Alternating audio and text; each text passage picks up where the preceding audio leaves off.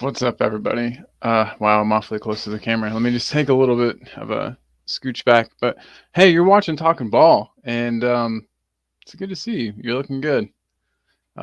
Anyway, God, there's no Spurs stuff going on this weekend. That's quite boring.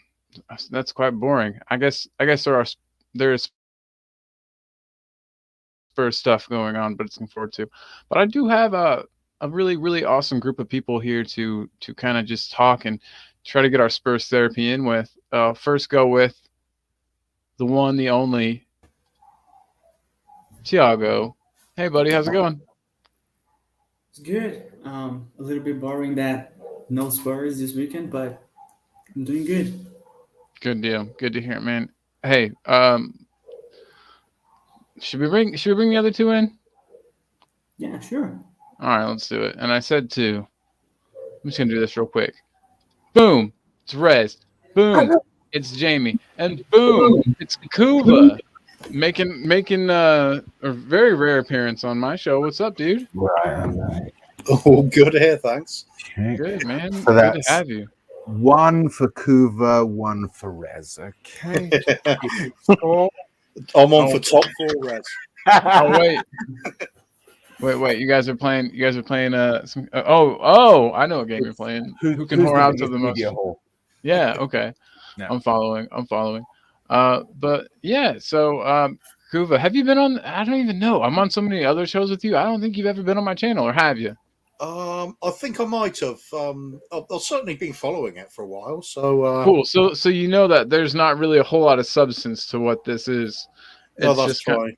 okay. It's Rez just, and I are on, so it's derailed in no time anyway. there you go. See, I just kind of want to talk to my friends about Spurs. And since And there's no others. matches happening, it's kind of weird. And I want to get some of the chats in because people in the chat, man, Mr. K, these are old. I'm going through old ones. Mr. K says, what's up, everybody? Hey, y'all. Uh, Mark Swift's not coming on. Oh, sleepy. Oh. Yep. Thanks for being here, though, man. And if you're asleep, sweet dreams. Kuva, hey, that's you. Never mind. We don't have to read your comment. You're here. Fitzy, what's up, everybody? Big up, Here's John the legend. Fitzpatrick. He's the legend. Mr. K, I think, showing his love to Fitzy and Kuva. Mark Swift, everybody. Oh, and Mr. K says he'll be here soon. And right as I say that, it's like I spoke it into existence. We've got somebody very, very special in the back room. Hold on, it looks like I don't know if he's ready yet. Give him a second. If it's He was Mr. on- K, he's probably doing his hair. Oh, Isn't he's gone. He was on camera, then he was off camera, and then he was gone. So hopefully he comes back. Come back, Mr. K. John Fitzpatrick, though. Hey, I'm doing really good, man. I hope you are as well. Only thing that's bothering me is I've got school finals and stuff, and it's wicked stressful. And Spurs is like my outlet and my usual like go to like put all my mind into and read about all week. And not having that, it's been kind of but yeah, life's good. If that's the worst, then everything's all good. But so I guess, how are you guys though? Everything good with you? I mean, we obviously have a member of our extended family that's doing very poorly, and we're gonna touch on that later, and just how everybody. I personally am not a big like prayers person. If you are, that's totally cool. But just like send out as many good vibes and good thoughts and prayers and everything to Bob Spur. If you guys, if everyone, I'm sure everyone knows him. Everybody watching, just send him all your best. He's a fight though. Bob's tough. He's just gonna tell COVID to piss off, and No, he's not. He only tells things he likes to piss off. He's True. tells COVID not to piss off. We'll tell it to piss off, or worse. Right. Yeah. Get for a start, Right. Yeah. Yeah. I feel like I'm kind of like stuttering because I can't even really think about it. It's just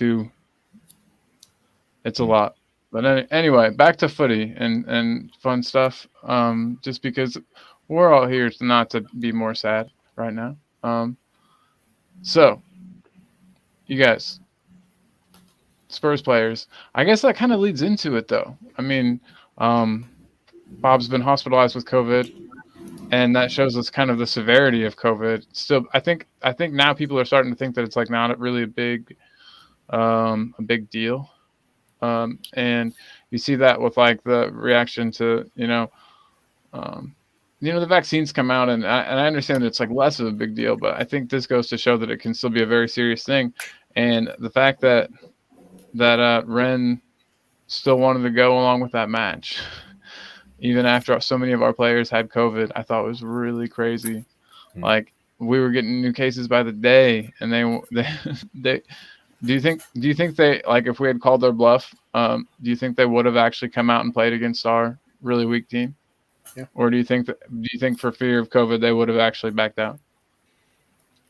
Yeah, I personally, I think they would have played it. I Really? think we would have done the same because you take advantage of your rivals if you can. Nature of Yeah. the game. Oh So- yeah, and see, it's not so much the like taking advantage of the game thing that for me, it's just the it's just the actual like risk of giving your players COVID. Well, that, You know what that I mean? shouldn't. That shouldn't even be in their hands, though, should it? That should be a government thing. It should be Yeah. an officially called off.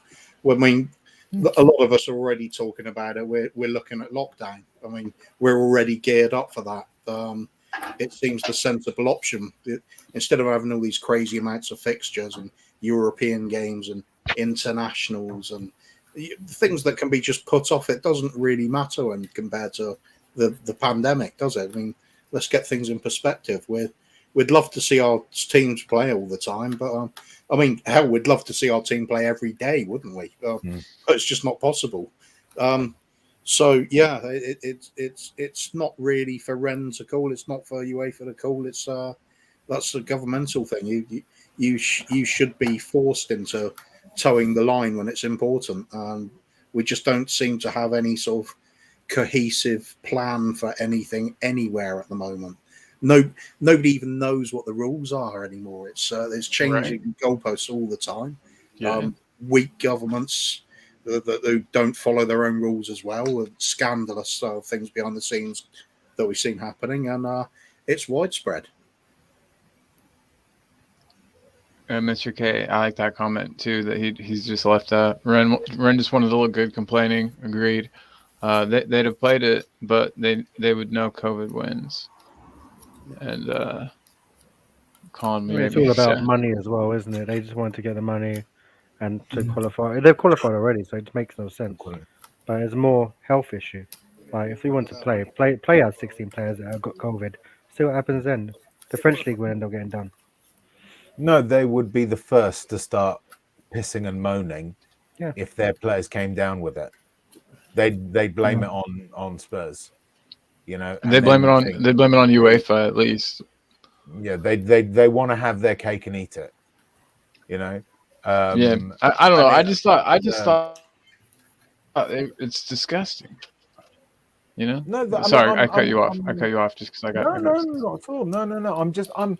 I am in a state of sort of exasperated amusement with certain groups. On the one hand, finding it utterly hilarious, and at the other side of it, just thinking to myself, do you actually have a cerebral cortex at the top of your spine? I mean, what do Ren expect? Is it just the fact that they paid for a flight and that's what they're pissed about? Daniel Levy won't reimburse them, so they would. Well, we wouldn't be paying for it in the first place. So they can, listen. It was a perfect opportunity to pick up some duty free. Don't get so upset. Bugger off back to Ren. and shut the fuck up. And how long of a flight is that? Like 2 hours or something? If that. Yeah, If no, that. yeah. It's so short. And they said they would have come by chartered jet. It's not as if they're flying with bloody EasyJet or anything, is it? Ryanair. Other airlines are available. Yeah. You know, so it's hardly as, I mean, yeah, okay, travel can be disruptive, but they were going to travel anyway. So you traveled. Okay, you didn't get to play. You have to travel back and travel again at some point. I understand the disruption. I do. But perspective, people, perspective. You know, you're sitting there pissing and moaning when something that is outside of our club's control has happened. I said this on the Four Hotspurs earlier on. If Rennes jet, God forbid, had, you know, developed engine trouble and crashed into the English Channel, they'd be a bit peeved if we said, no, you still got a squad, you got to play them. Yeah, circumstance. Yeah. No, you're 100% right, man. Wow. Why am I Josh? I have to change that. I forgot that he's been using my StreamYard. That's really scary. I was like, that's not my face.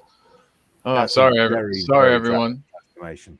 I'm really sorry that everyone has to see this. Close your eyes if you need. But here, I'll just come back. I'm eating crackers, but this is better than having to look at Josh's ugly mug for that long. But no, the whole thing is very strange. I understand that they, it,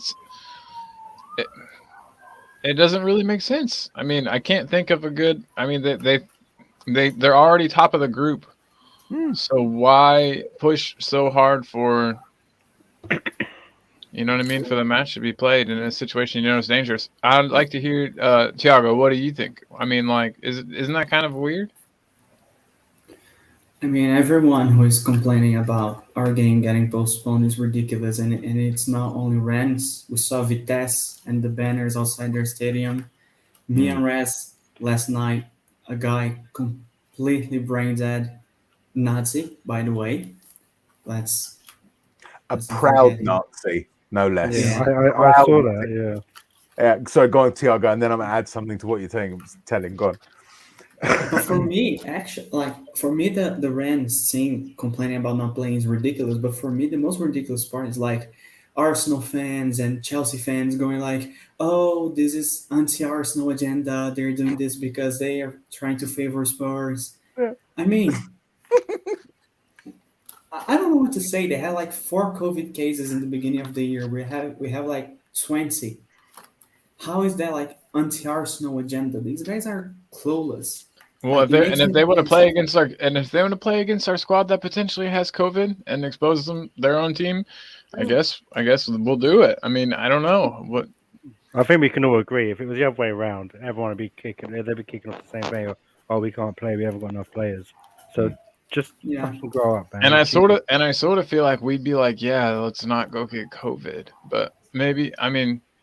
Because It'll be we'd already, horrible. if the roles were reversed, we would already be top of the group. I understand if like things were different in that regard, you could sort of argue, you know, I don't know their point, but they're top of the group. They're guaranteed to go through. So playing a week in Tottenham doesn't really do that much for them, except for maybe keep us from getting out of the group and potentially having to play us again later. For them, it's a dead rubber. The result is completely immaterial to them. The worst part for me is like So why? it's not that we didn't want to play because we're trying to get some advantage. We were in a good moment. We were getting good results. Conte ball in full flow. We were getting wins. Why wouldn't we want to play right now? Yeah. Like, what's the reason? Yeah. We're not trying to postpone the game because we want to get advantage. It's because we don't have conditions to play. And it's not only our players, it's not only Rennes players, it's everybody that works in the stadium and everybody's families. Mm-hmm. Like, I can't go to the stadium and catch COVID and spread to my whole family. Like, yeah, absolutely. And if you guys, I don't know if you saw, but my mom's here. Hey, What's Julie. Up? Hey guys, how's it going? What's up, Mama? Not too bad yourself. Good, thanks. I would say you just got to ask like 10 questions. Basically the same thing though. But yeah, it's good to see you. Thank you. What do you think about this whole thing? Ren were being kind of dicks, right? Crybaby assholes, yeah. That's just the best. That's the best comeback, isn't it? That She should be gets on a it. Yeah. t-shirt. Maybe we can get some made. Crybaby assholes, and then just has like their There's some logo. insults just sound better when it comes from the Americans, I think. It's true. I mean- agree about the other way though. No, listen, Yeah. no, listen. If I, in my very crisp sort of RP accent, said "crybaby assholes," it's just not the same. Okay. Very posh there, Renz. Yes, I do my best. Yes. But Yeah, yeah, I think- they're big Sorry. wussies. I mean, I can't understand how they would think playing would be a good idea. They just really wanted us to forfeit, so I don't know why, but they just did. Hey, and real quick, Shane brings up a good point that we touched on this earlier too, man. I don't know if you were here, but 100%. He says, "Hey crew, please wish Bob Spurs speedy recovery from COVID. He's in intensive care and really struggling from this nasty virus." 100%. Everybody, if you're into prayer and pray, and if not, just send him good vibes. And he's a fighter. We all know Bob. I wouldn't want to meet Bob in a dark alley. And COVID's not gonna want that. They're gonna wish they hadn't. And he's gonna beat it, and we'll see him soon.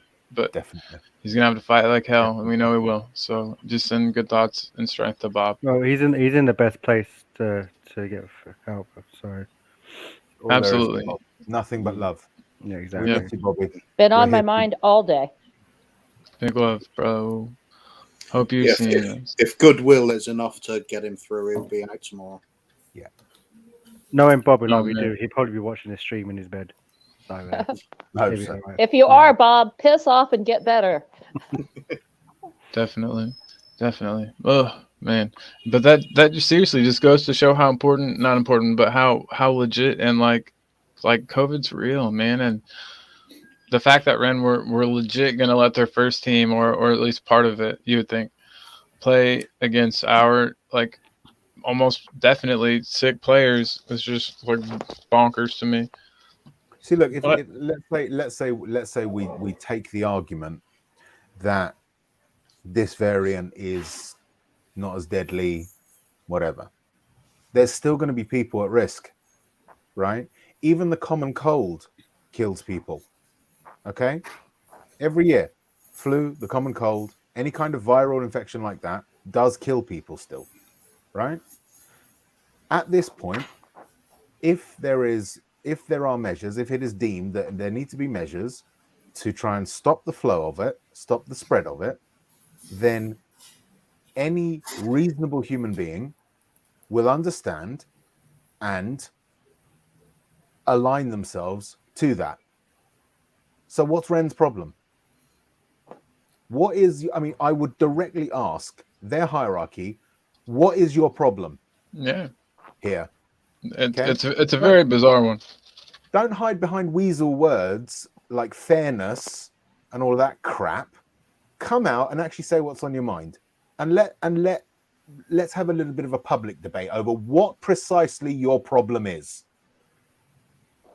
You know, It's not only that, saying that, I think they realised we've got so many players out. They thought, Mm. oh, we could take advantage of this and we can pass Yeah. them at their own ground because they're in good form. And it can show that we are actually the best in that league. I get it. I It's sort hope, of like I hope they get battered the next round. I really do. So do I. me too. I hope it's by I've got no us. respect for them now. I've got I no mean, respect. I don't think we can play somebody from our group in the next round, but I hope that later on No. that we get to smash them. Well, yeah, I'll be going to the game because I was supposed to be going to the game on the Thursday, but obviously what happened. So I've heard rumours that it'd be the 15th, but they're going to turn it down, aren't they? Rennes. 15th But we is can't too play on soon. the What, 15th.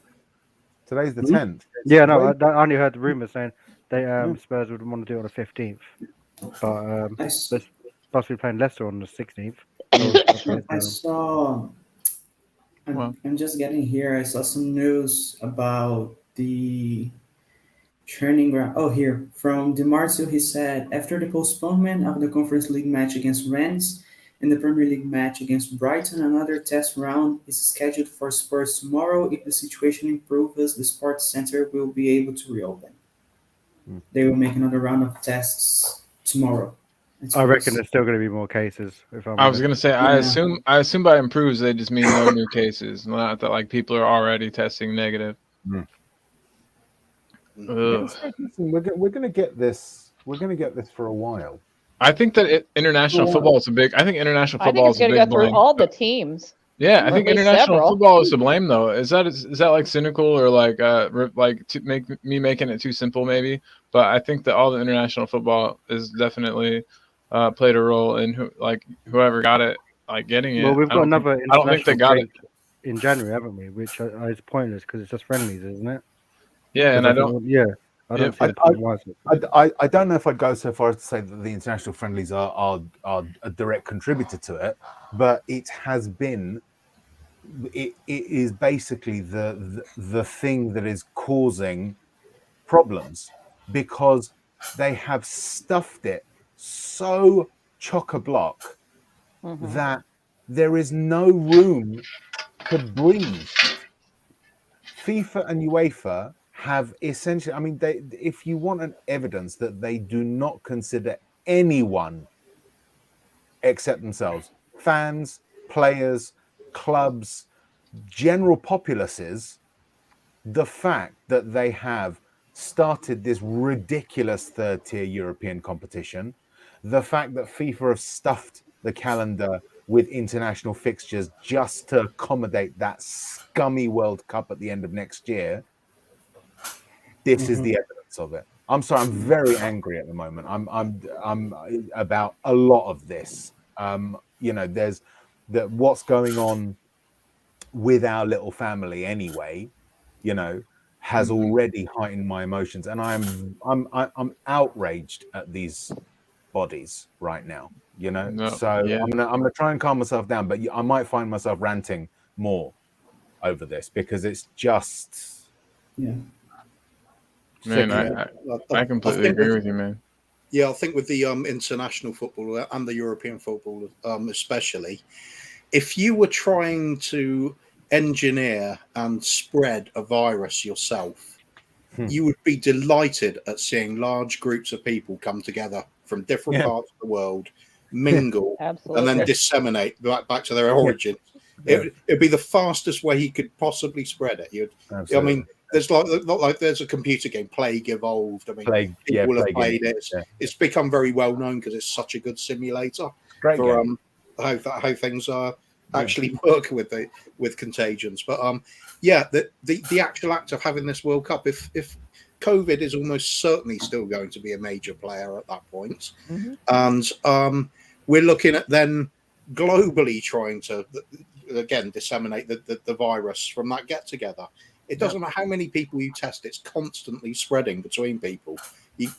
It's doing something like that. You cannot possibly contain it on that scale.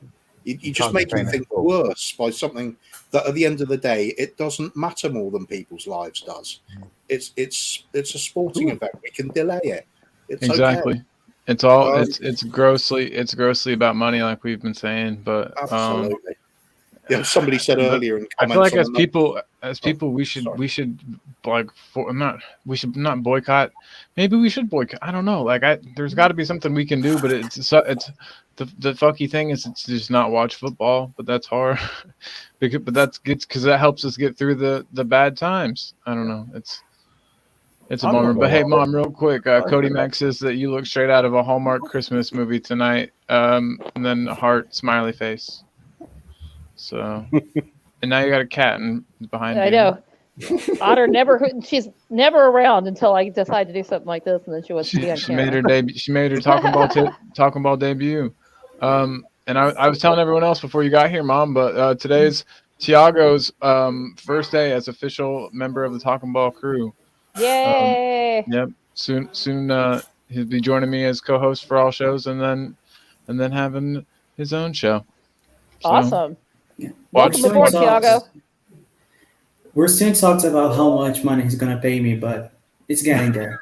He's never given me a dime, so I don't think you're getting met. He's a very tough negotiator. That's what he's very tough. He's gone to the Daniel Levy School of Negotiation. He'll pay you in hot chips. Oh yeah. Oh yeah. The one chip challenge. Oh yeah. Oh no, thanks. No. You Then don't no. want it? No. Okay. All right. If I eat that, I probably won't leave the bathroom for the next like 3 months. But I have to But- say Colin, we about haven't that, had a follow up. How was the after effects? I will say I did drink a ton of Pepto on and stuff, but like it's been worse. So yeah. Colin, I was going to say your missus took that like a champ, but you have 2 other guys were a bit wussy. You missed it. Oh no, I thought didn't see it. I did a pretty good job. No, I'm joking. With you, I'm I joking. thought I was gonna say she is No, tough she though. was hard She's as She really hell. couldn't tough. sit still though. She had to keep walking around and walking around and walking around. She had this. She turned it into anger. Did you see? You can see the anger in her face. She just was like, Hey, she's fuck one this chick. tough girl. She can take anything. Is The she English coming guy. to England as well? Yeah, man. The English guys. Do you think we should take the group for a proper sort of like hot curry? I don't know Oh, if they When can they come handle it, over. Americans. They can Oh. I love hot and Oh. spicy food, so let's do Let's it. do it. Let's do it. I, also- I've destroyed my taste buds on hot food anyway. I'm immune to it. Man, that chip I did the other day was a whole other kettle of fish. Well, if you could have just that one chip, imagine having a curry here. I don't think you're going to survive, mate. Oh, dude, I'm gonna have to get one of those chips and bring it. They're like $100. I'd No, literally they're get not. one. I almost bought some because they had them unboxed for only like $8, and I was going to buy some and bring them with us. And by the time I checked out, they were unavailable. I was so sad. God, So I man. thought, Isn't here's our isn't- chance. Isn't there a jelly baby that can get really hot? There's one jelly baby, and it's like ridiculous amount of money, isn't there? Mm, No. I'd buy it. I'm all I know, into I this just now. wanna This is see my I you like- thing. suffer, Colin. I like hot Thai food. Mhm. Thai food is the best. Hey, We're gonna- Kim. We'll take you for Kim, what's up? Hey, I know the extension's already been and you've already been invited, but Kim, if you want to join us, if you change your mind, pinned in the chat is the link. We'd love to have you on, and that goes for anybody in the chat. Thank you guys again all for being here. You guys have all hit the like and sub, so I don't really have to tell you to. You're the family. You're the Talking Ball faithful. But still, if you want to share the tweet about this show or something, that would be nice. And yeah, likes and leave me a nice comment. Tell me that I'm pretty or something. Well, Hey, I think it's safe to say. I wasn't laughing at the sentiment. I was just the fact of someone saying, that as if that's sort of the thing that you're looking for. yeah. Well, He I needs mean, validation. isn't it the thing? Validation. Isn't it at the very end of the You're a day? very at the handsome very end of child. it. That's what we're all looking for when we're on We here. all do, I mean, Jay. not completely, Seriously. but like to an extent. But anyway, hey, on that note, I wanted to go get my phone or my computer charger before it dies, and then Okay. Just do you want to add Kim to the stream before you go? yeah, she's here. Oh my god. Yeah. Okay, so sorry. I don't know how long you've been in the back. I never see the second row of people. Hey, Kim. Oh, bloody ages. She's Kim, been waiting for 48 hours. 48 hours. I'm gonna leave this up real quick while I run, and I'll be right back, you guys. Kim, good to see you. So good to see you. Sorry that I look like Josh right now. How are you doing? Well, when Cody says something like that, though, is it in a sort of deliverance sort of way? Yes. You got a pretty You- mouth. Your you got a- banjos? You got a pretty mouth. Put the lotion in the You're basket. around here, are you, boy? Dude. I really apologise for the awful accent. I'm so sorry. I don't Calm know. down, Jamie. Oh no, I'm so sorry. It was a joke. It's brilliant. It's brilliant. I can't come back without I think apology. I'm done for the night now. Yeah, but I What think this he is. has done. You see, we underestimate Colin's influence. When he's here, this sort of stuff doesn't happen. The second he steps out, we just go to pieces. We attack each other. Children. Oh, Oh, he's Colin. back. Everybody behave. Everybody behave. Look busy. There's no behavior code on this show, so you can act however you'd like. No, I think I've news ruined and it. stuff. Cody doesn't want to be put in the box. I missed that. And then Brian Daigle. Brian. Come Brian. on, He was. come on. Yeah, And join yeah, us. Brian. Join Brian Join said us, he's Brian. big up. This is Mark Swift. Brian, we love you, buddy. Hope you're holding up, man. Let us know if you need. We love you, brother. But so I keep doing this really abrupt. I feel like rude. Like so back to Spurs, but it's just because I'm trying to distract myself from life at the moment with Spurs. But so we've determined before you got here, Kim, Ren suck. Fuck them Yeah. for valuing Yeah. a weird match that didn't need to be played over the Yeah. safety of their own squad. So fuck them. I've got quite And- a hot take on this, Colin. As you're probably all aware, I've got someone near and dear to me currently in intensive care at the moment as a direct result of COVID. And these idiots want to expose themselves to that. I mean, I know not everyone who catches COVID will end up in intensive care, but as Bob proves, some will.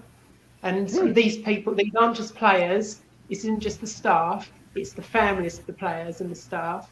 And you just think, you idiots, you absolute idiots. And Why all the would people you that all the people that they'll have contact with when they go shopping, when they go see their friends, when they go for a coffee. Mm-hmm. Yeah, so, Irresponsible, just terribly irresponsible. Irresponsible and weird. This like there wasn't even push from UEFA. I don't feel like to make this. Is it just because they actually had already traveled? Wow. Did not expect to see this many people in here. Wow. Josh, Hello. What is up, my brother? What are we talking about? Right now we're talking how. Yeah, go ahead, Kim. My bad. I was going to just say French people being French. Oh shit! No, don't get me started on the French. Jesus. We're just pissed There's off. only two things I don't like: intolerance and the French. Oh, there's only one thing I don't like, and it's the French. But for real. Anyway, Josh, how did Ren? What was Ren's thinking behind wanting to play the match yesterday? Do you think? Because they knew that we were struggling. They knew that we have to field a shit team, and they knew that it'd be an easy But win. we weren't struggling. We're on a run of wins. But what I'm saying is 8 first-team players, man. 8 first-team players out. We have to play a second string. They're first as a group. Did they just want us out of the group that bad? Or, I mean, we're a threat later on in the tournament, dude. We're one of the favourites to win it. we're gonna fuck them up once we come to see them. Don't you worry. Fuck the French. Oh man, I think the world was trembling after the Mura result, wasn't it? That was awesome. Yeah. That's probably how I brought my camera because stupid thing. I would pay good money to watch us stuff Ren proper. Oh, Proper. 7-0.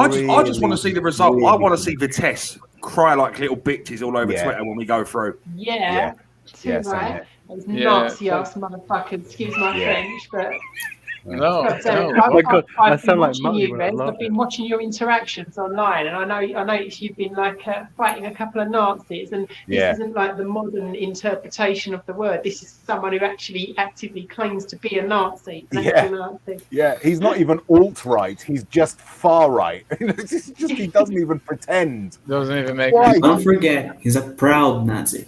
Yeah. Yeah, He made it very clear, absolutely. he's a proud Oh, Nazi. Kim, I don't know if you heard, Tiago. You got to change your name on here, man. You got to change it to.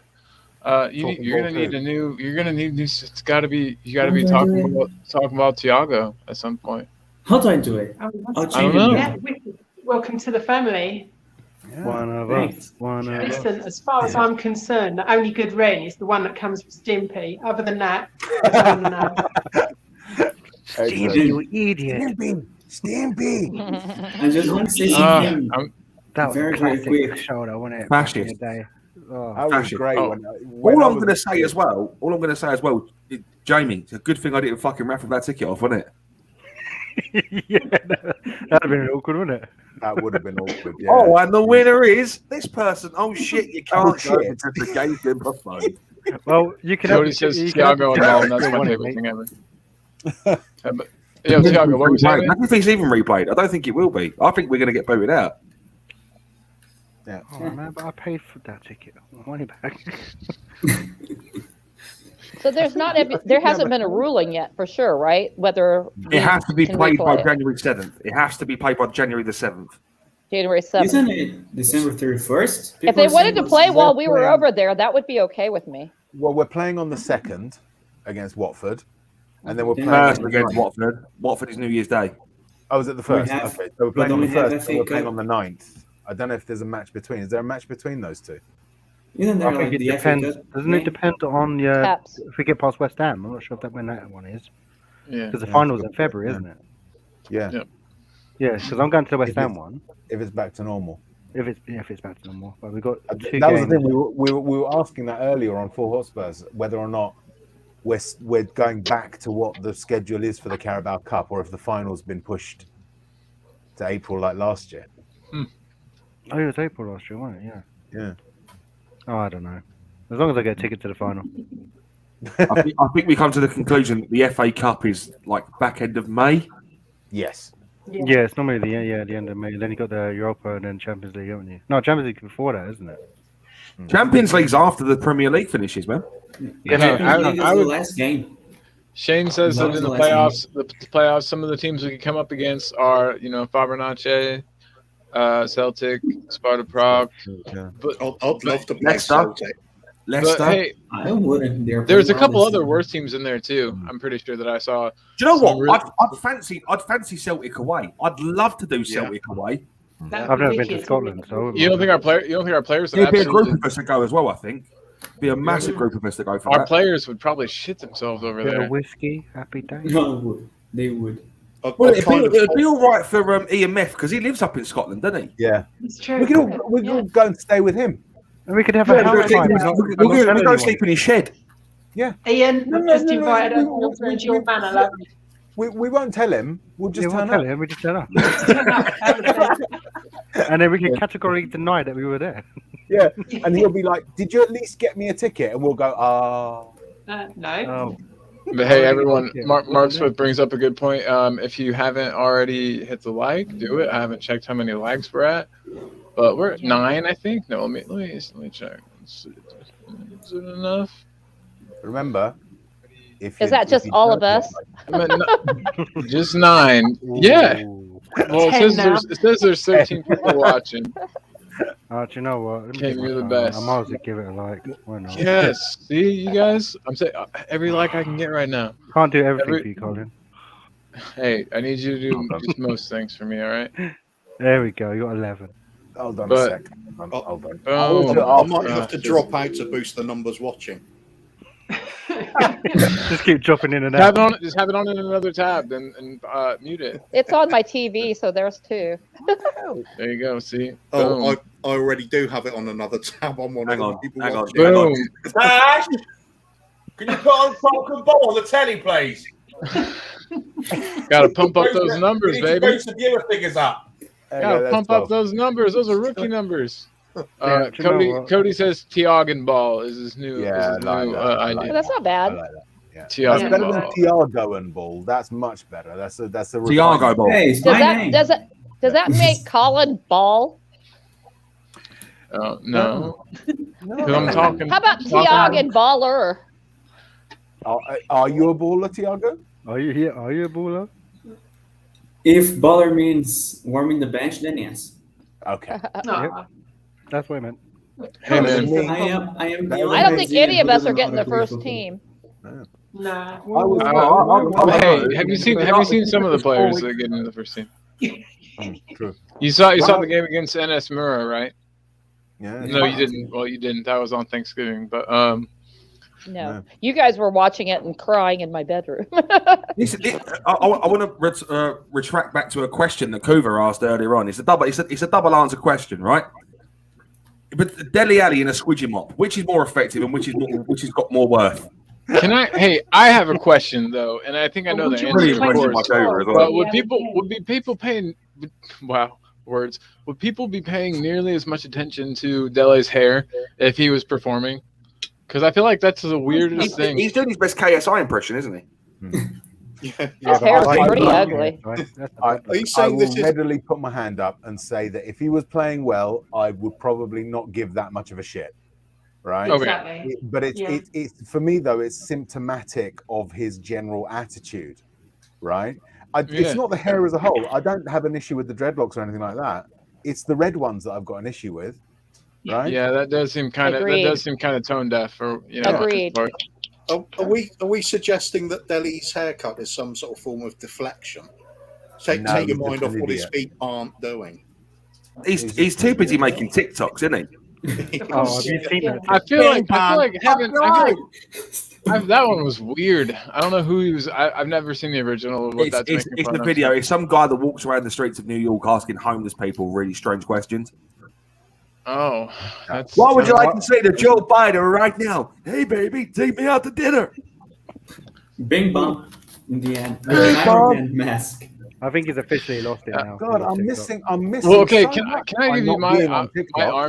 my armchair analyst Dele thing? Is that he just like, I don't feel like there's no people around him that legit like love him. I know that sounds really stupid, but like if you're a rich young person and the people around you don't like love you, they're just gonna like use you and only be with you for your money and be bad influences on you. And I don't think he's clearly found out that money doesn't buy happiness. He doesn't seem happy.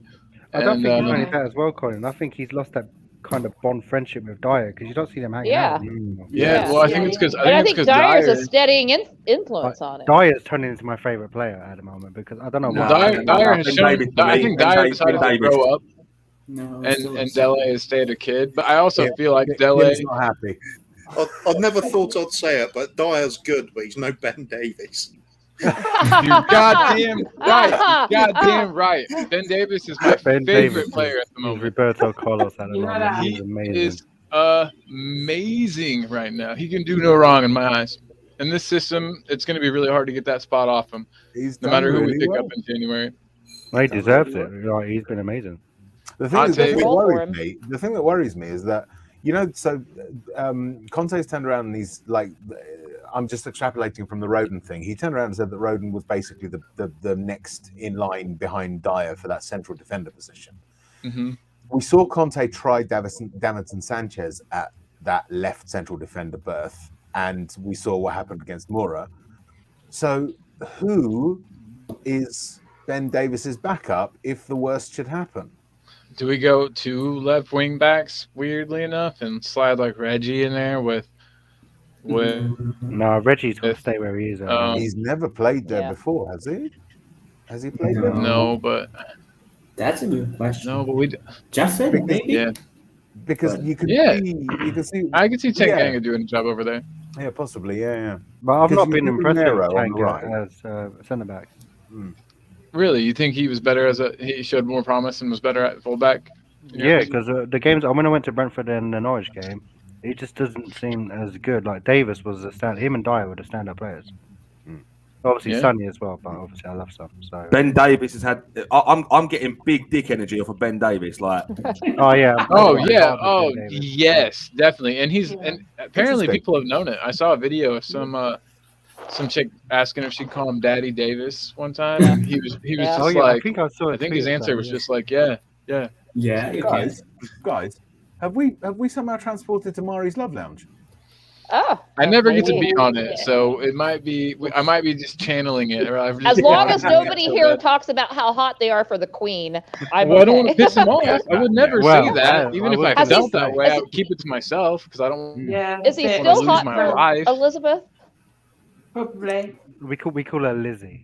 Like Liz. I call her boss. Lilibet. She is technically my boss. I wouldn't say I'm hot for her, but I lick the back of her head on a regular basis. And then send an email. Showing where I've stuck it. Dear Lizzie.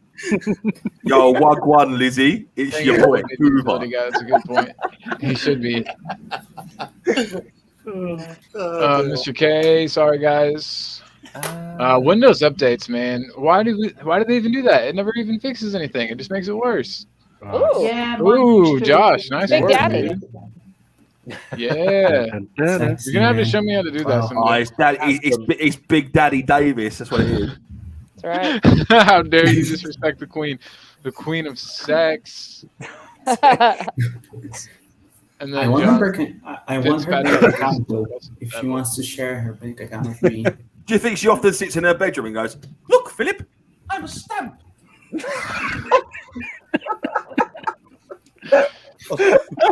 She probably says, "Hey, Mari, there's this young boy named Mari who thinks I'm very attractive."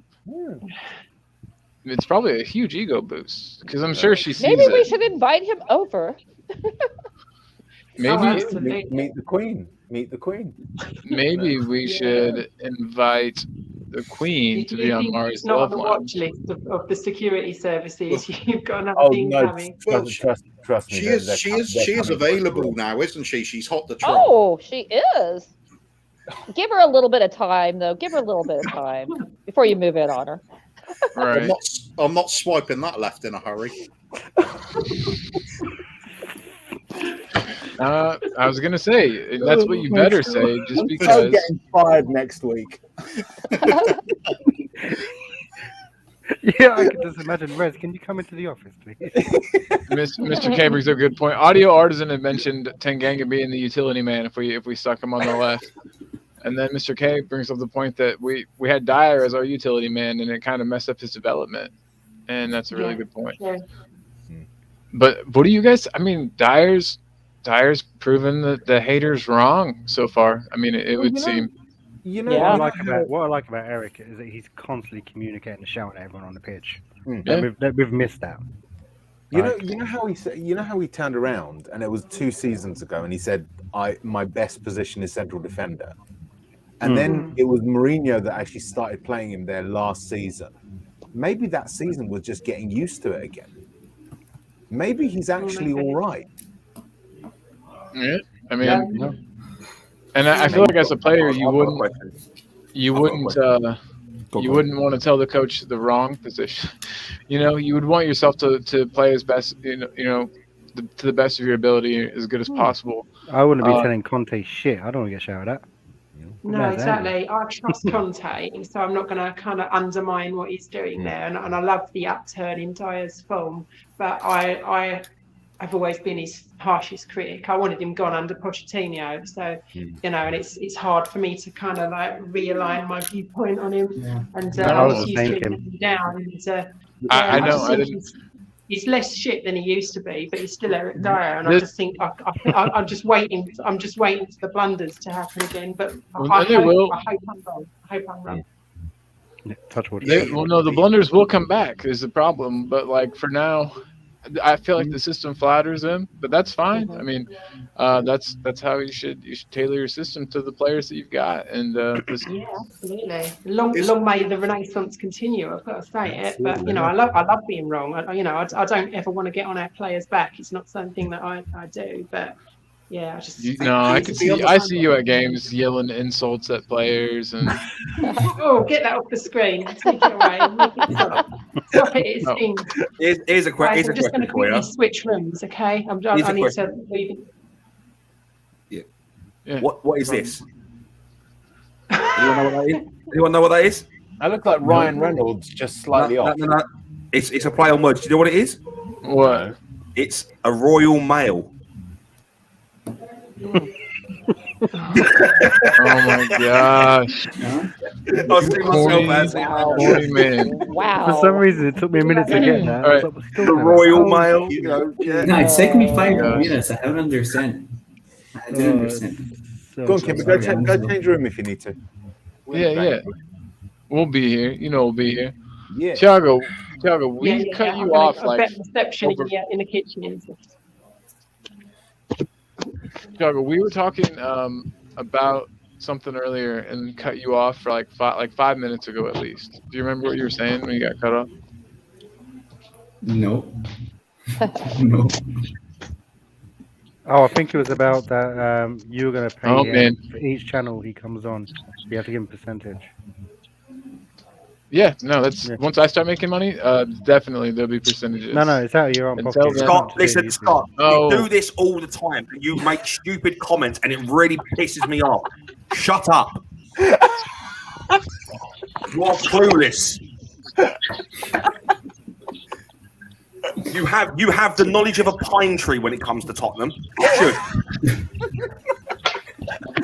There are lots of them in Canada. What Yeah. pine tree in particular? I don't know, but I That's don't. racist to me saying you've got the knowledge of a maple tree. I don't hate the comparison here, Scott. You know I love you, but you know that you're wrong here, man. You're entitled to your opinion, but your opinion's wrong. Right? Yeah, like you're You can just have wrong, a wrong you know? opinion if you need to. Kim, what do you have to say? Do you think Scott's on to something here? Or do you think that he's on something here? We know what's legal. We know what's legal in Canada, Scott's Scott. bang on, yeah, I think Scott's bang on the money. No way. Yeah, Are you serious? he's been quite competent, which is quite unlike him. But Big I Daddy wouldn't say he's Dyer. been a well-done player. Big Daddy Davis.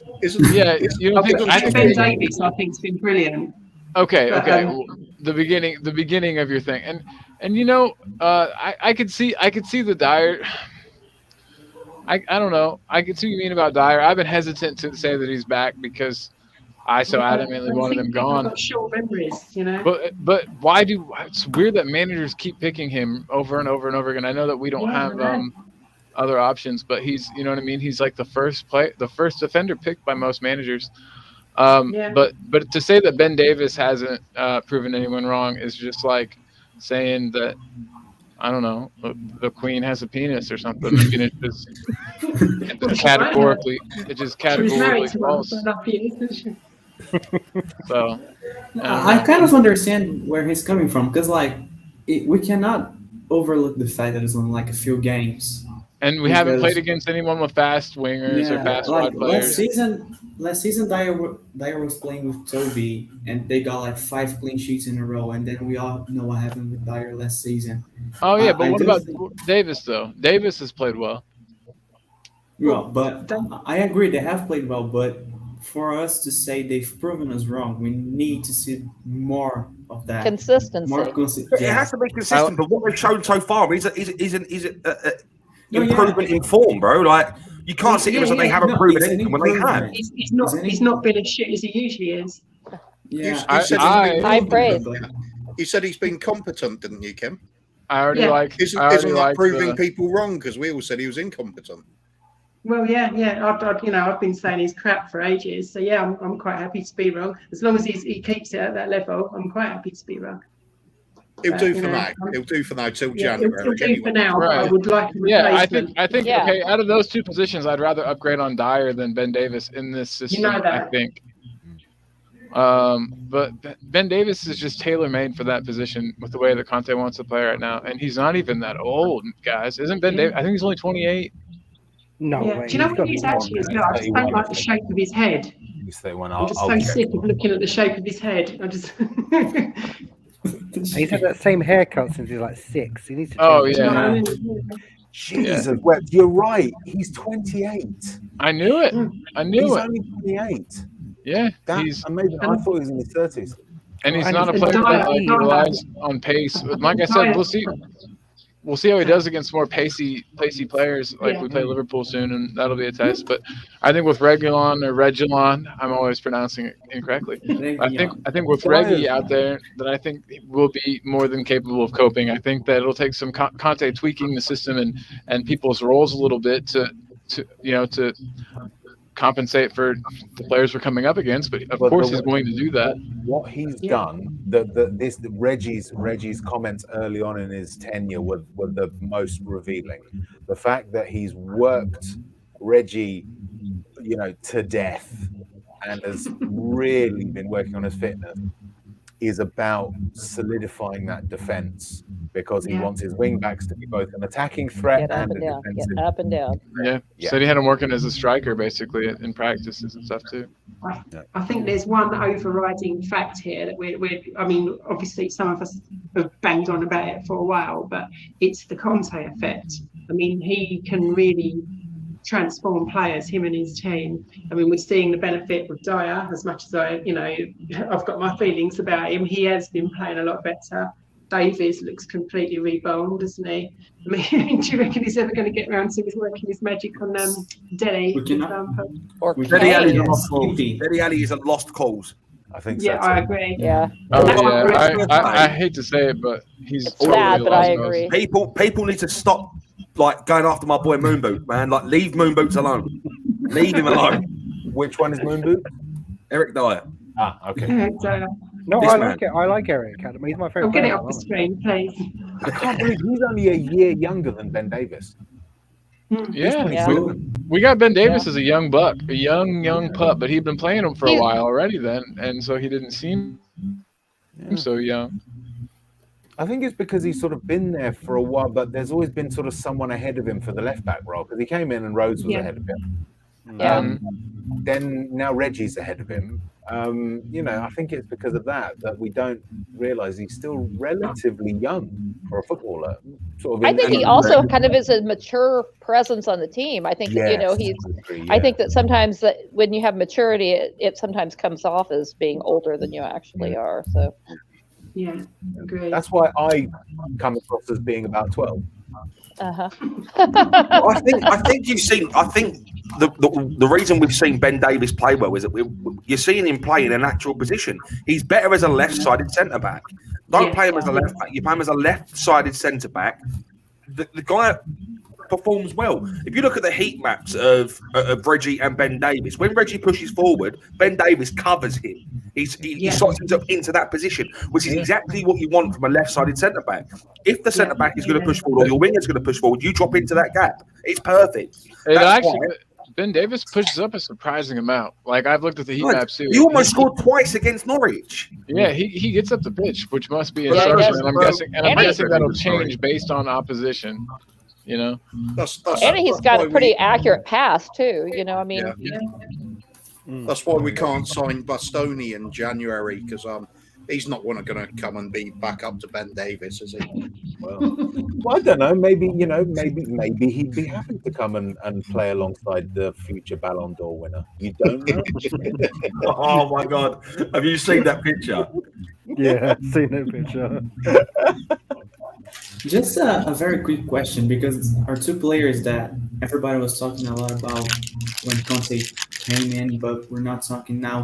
What do you guys think is going to happen to Lo Celso and Ndombele from now on? Giovanni the shit show. I could not give a flying toss about it. He could leave for all I care. On Ndombele, I reckon he's going to stay, and if he doesn't get a tune out of him by the summer, then he's gone. Yeah. I'm just saying, Frankie de Jong is leaving Barcelona. Tang, you wanted to go to Barcelona. Wow. Yeah, I have a theory that Ndombele will be sold in January. Whether or not he'll exit the club in January, I don't know, but I reckon in January he'll be sold. It's just an inkling I have. There's no information. I think Stevie, Bergwijn, and Dele will be gone in January. Dele? Oh, I don't think he's going. Who in wants January, Dele? Newcastle. Newcastle. No, they're going for Lingard as well. They're talking to United to sign Lingard. Jesse Lingard comes to us on a free in the summer. There's no point as to why we should try and even negotiate with Man United. They will not do it. No one of any high caliber. If he can't perform for us, what makes you think he's going to perform for United? Newcastle would be the perfect place for him to go and reboot his career because number one, he's going to prove one or two things. He's either a shit Premier League player or he's a sort of player that can help the team out when they need it. Yeah. For us, he's doing nothing. For Newcastle, we could be their saving grace. That would be the perfect place for him to go. See, I got a lot of stick saying about Jesse Lingard. I would love him at Spurs. I'd love him. I would. No, over Dele Alli all day. I've always said about Dele Alli. I'm selfish. I want Anthony. I still want Martial. Nah, Martial's finished in the league. I've always said about Dele Alli, or I've said about Dele Alli since he sort of started going off the boil. He's the type of player you need to build your team around. If you're not going to build a team around him, he's going to be useless for you. I feel that. That's what I think. That's what I reckon it is. Because he's selfish? No, because he can only play in a limited way. He kind of got into a mode where if he wasn't nutmegging people or doing something clever, he couldn't just play solid Yeah. ball, and he couldn't just pass. He had to always be what I mean. doing something tricky. Yeah. And I just feel like when people kind of got his number and would shut him down, then it just.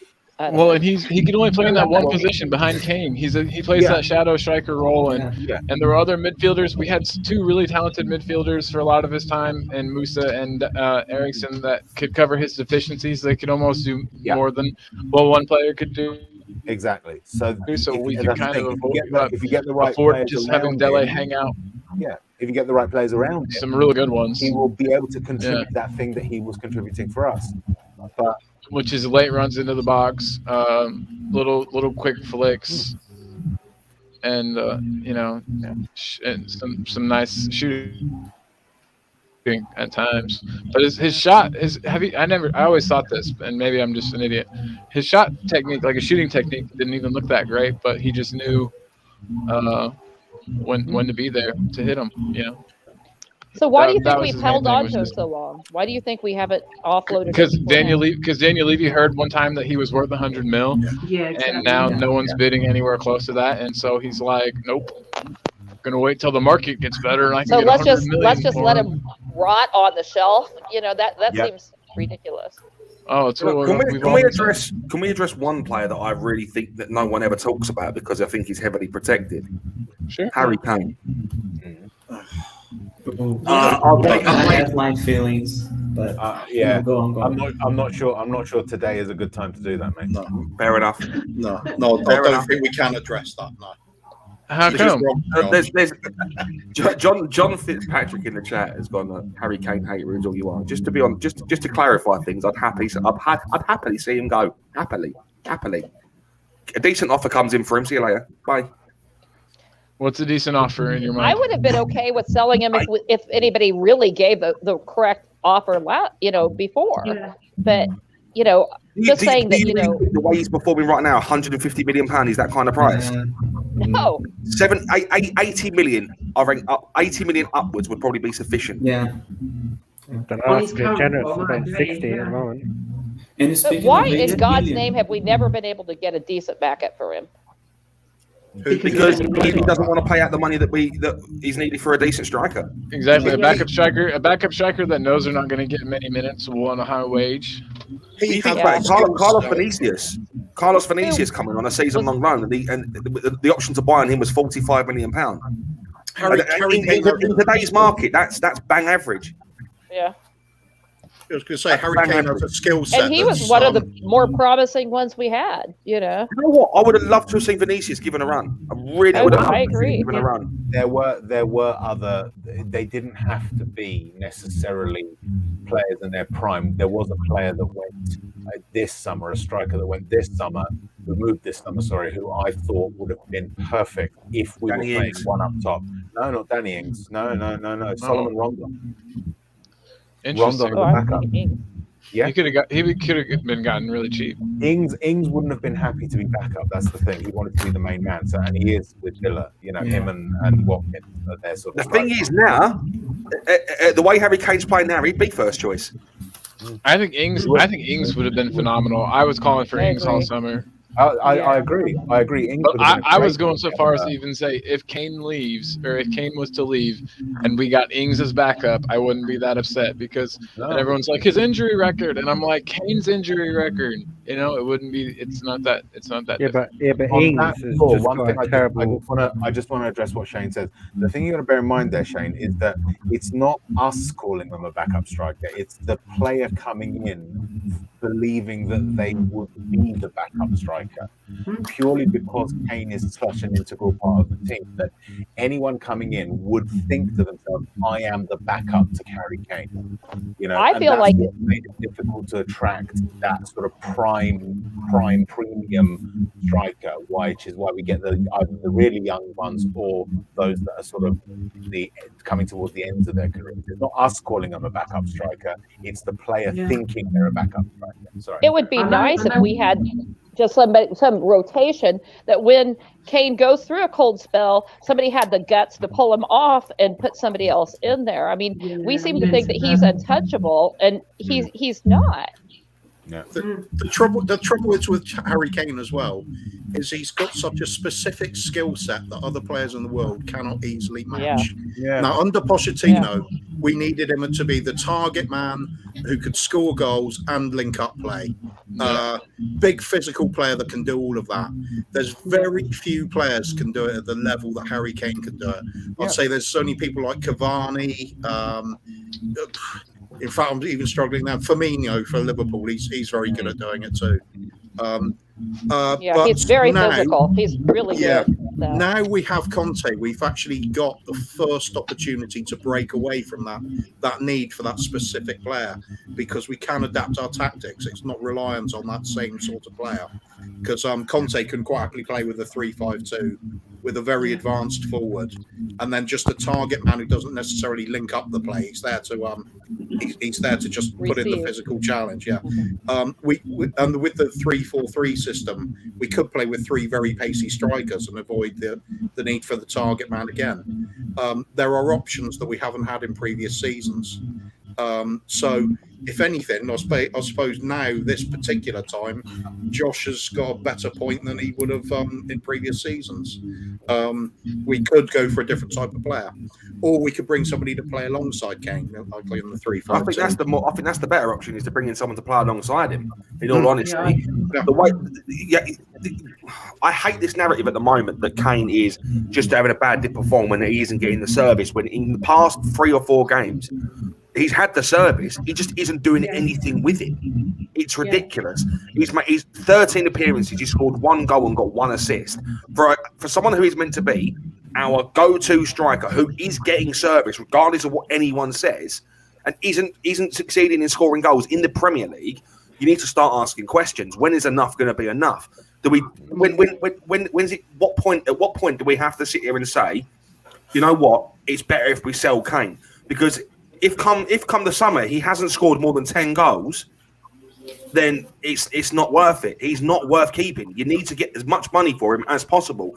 And come the summer, if he isn't bagging goals, you don't get that money that you need for him.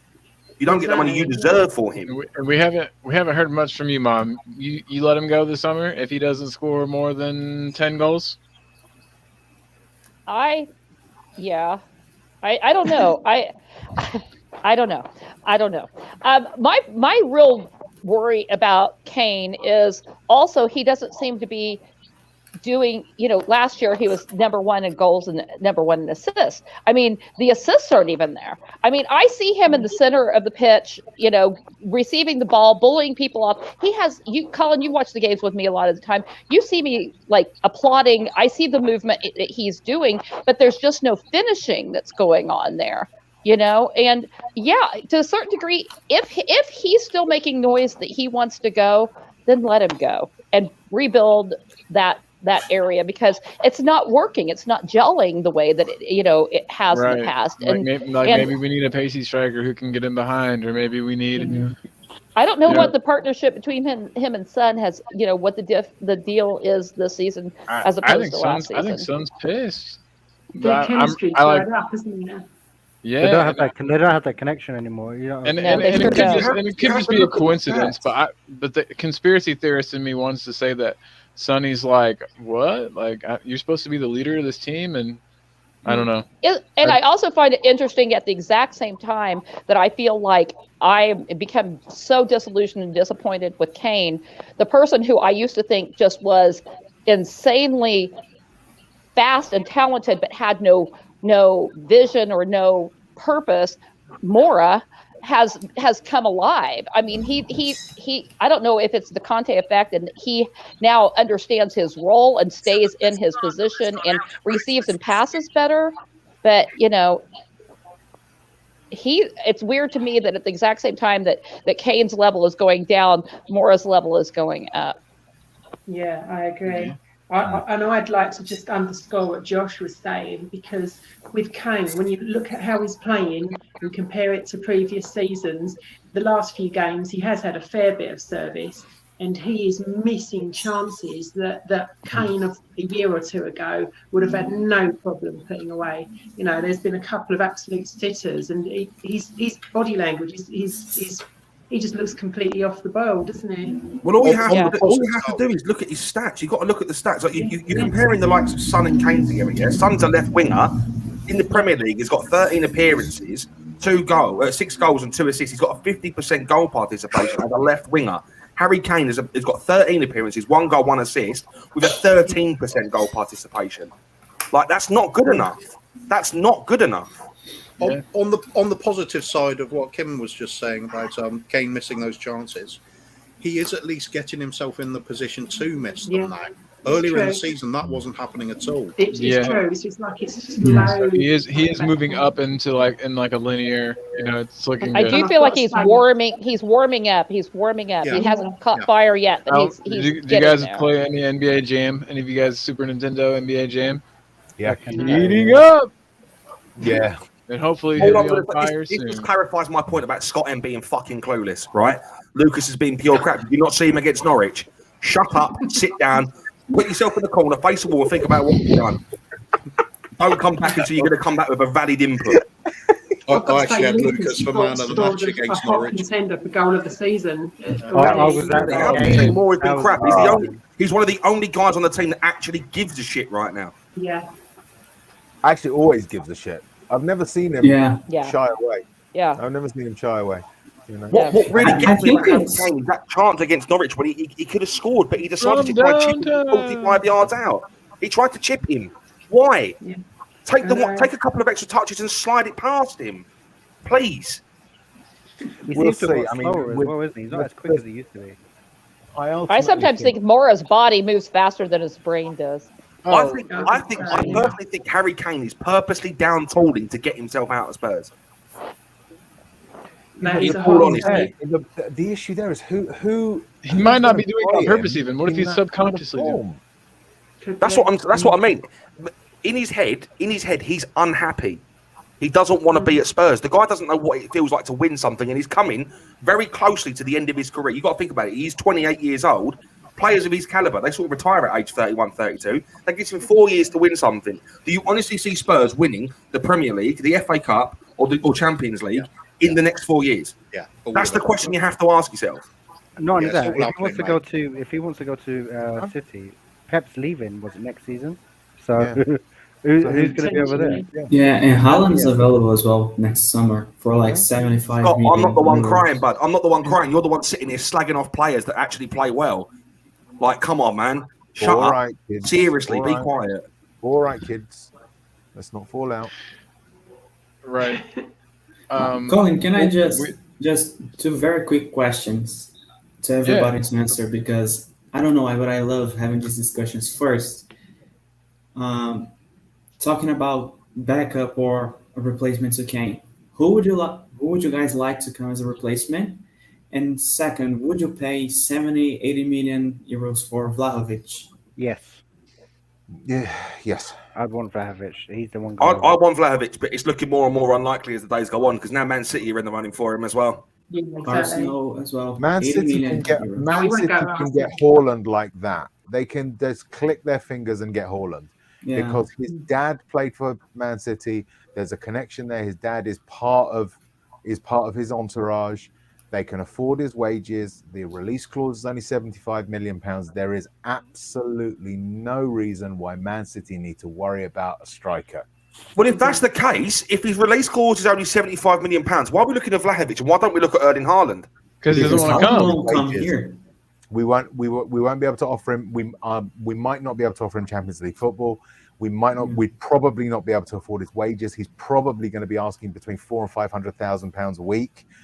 It's not just the release clause that's the issue for us. We're out of the running Yeah. for Haaland. We were never I in know, it. but could you imagine him wearing a number 9 shirt? Oh, It'd be amazing. It'd be absolutely amazing. You could imagine it, can't you? You could just picture it, Erling Haaland wearing a Spurs kit. that's one for the wank bank. It's like, oh, Wank bank, bro. You know, we're out of the running with that. The striker market. Yeah. There are 2 certainties. I'd put money on them now: Haaland to Man City, and Mbappe to Real Madrid. Those 2 I can see. Mbappe's going 100%. He's leaving on a free, isn't he? No. This doubt is whatsoever. so crazy. Like Real Madrid offered 200 million euros for PSG, and they said no.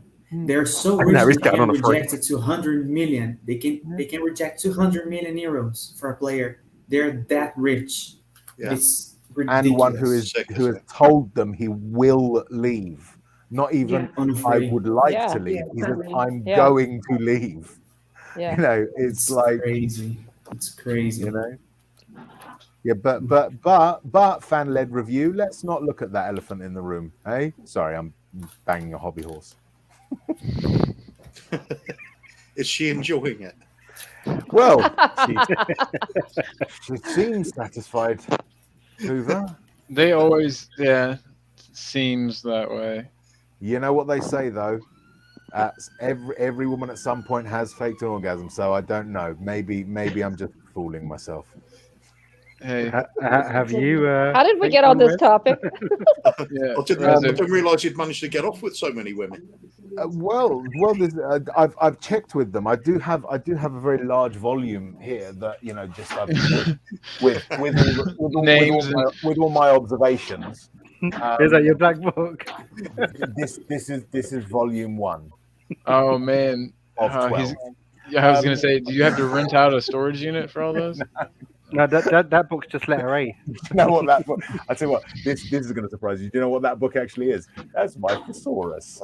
Oh, nice. That's cool. That book isn't even the letter A. That book's the fucking welcome letter. That's the index. I thought that was your pet name for him.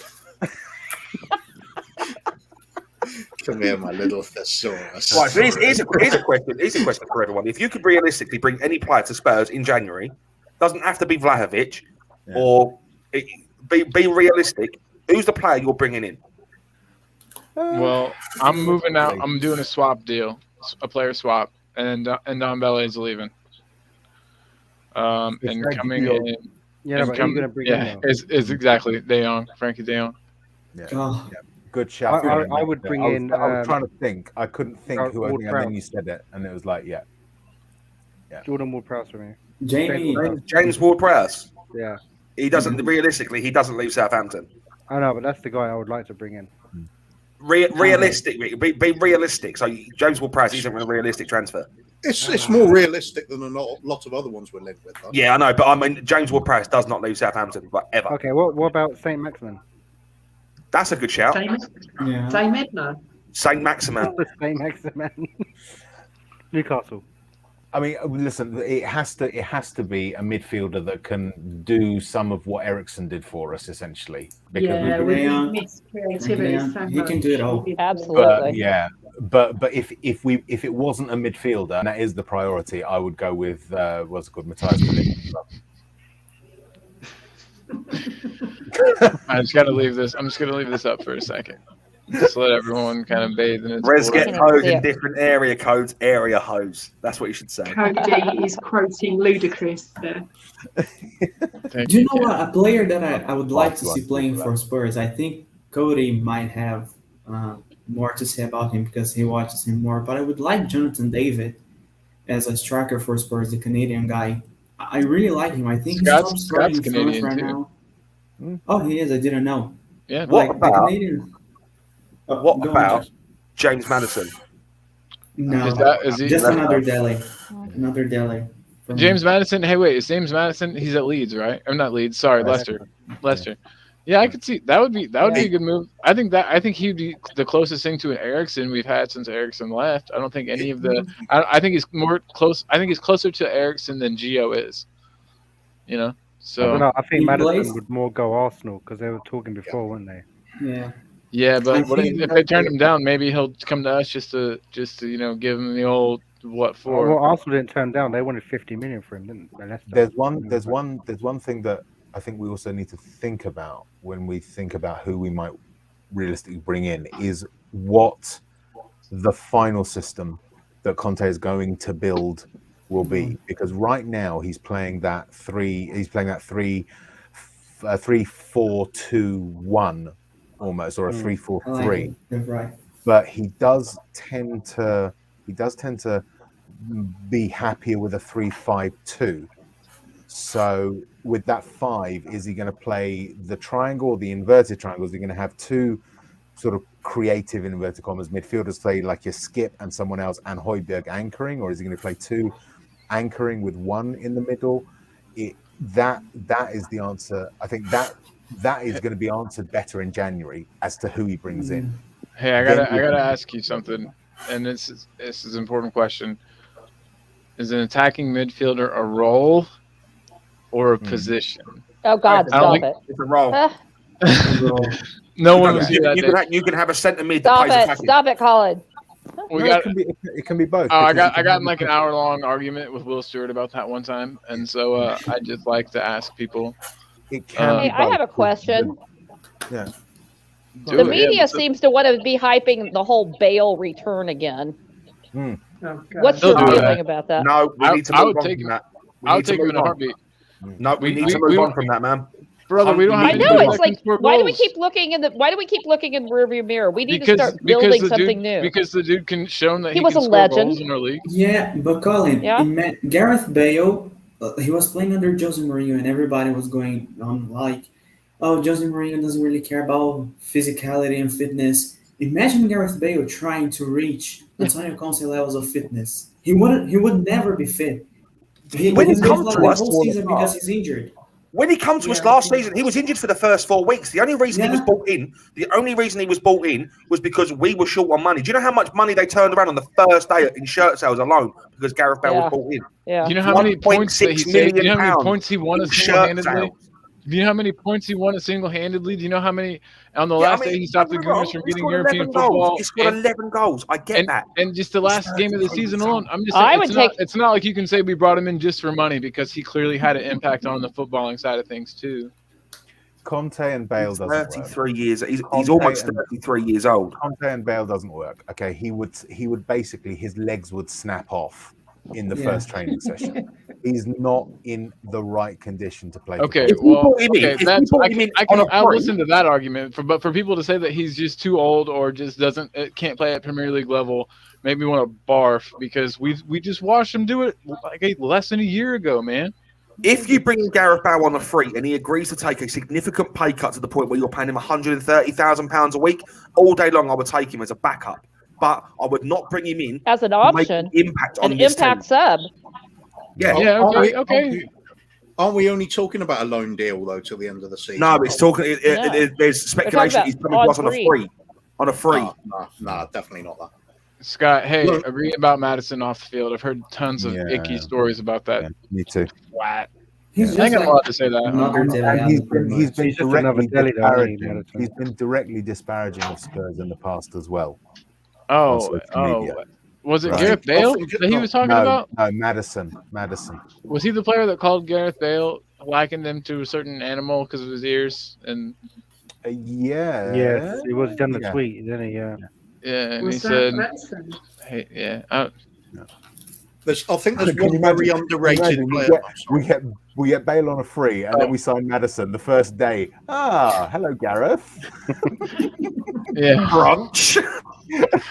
That would be awesome. Just make him talk about, just answer for what he did. Yeah, I've been expecting you, Mr. James. Guys, listen. Gareth Bale just stroking his cat like. I've got to bounce, guys. I've only got about 3 hours sleep last night, and like, conversation's evaporated. Sending our love to you and Bob. For real, tell Bob. Hey, I know you've got 100 people to keep track of. Tell them we all love them, though. Okay.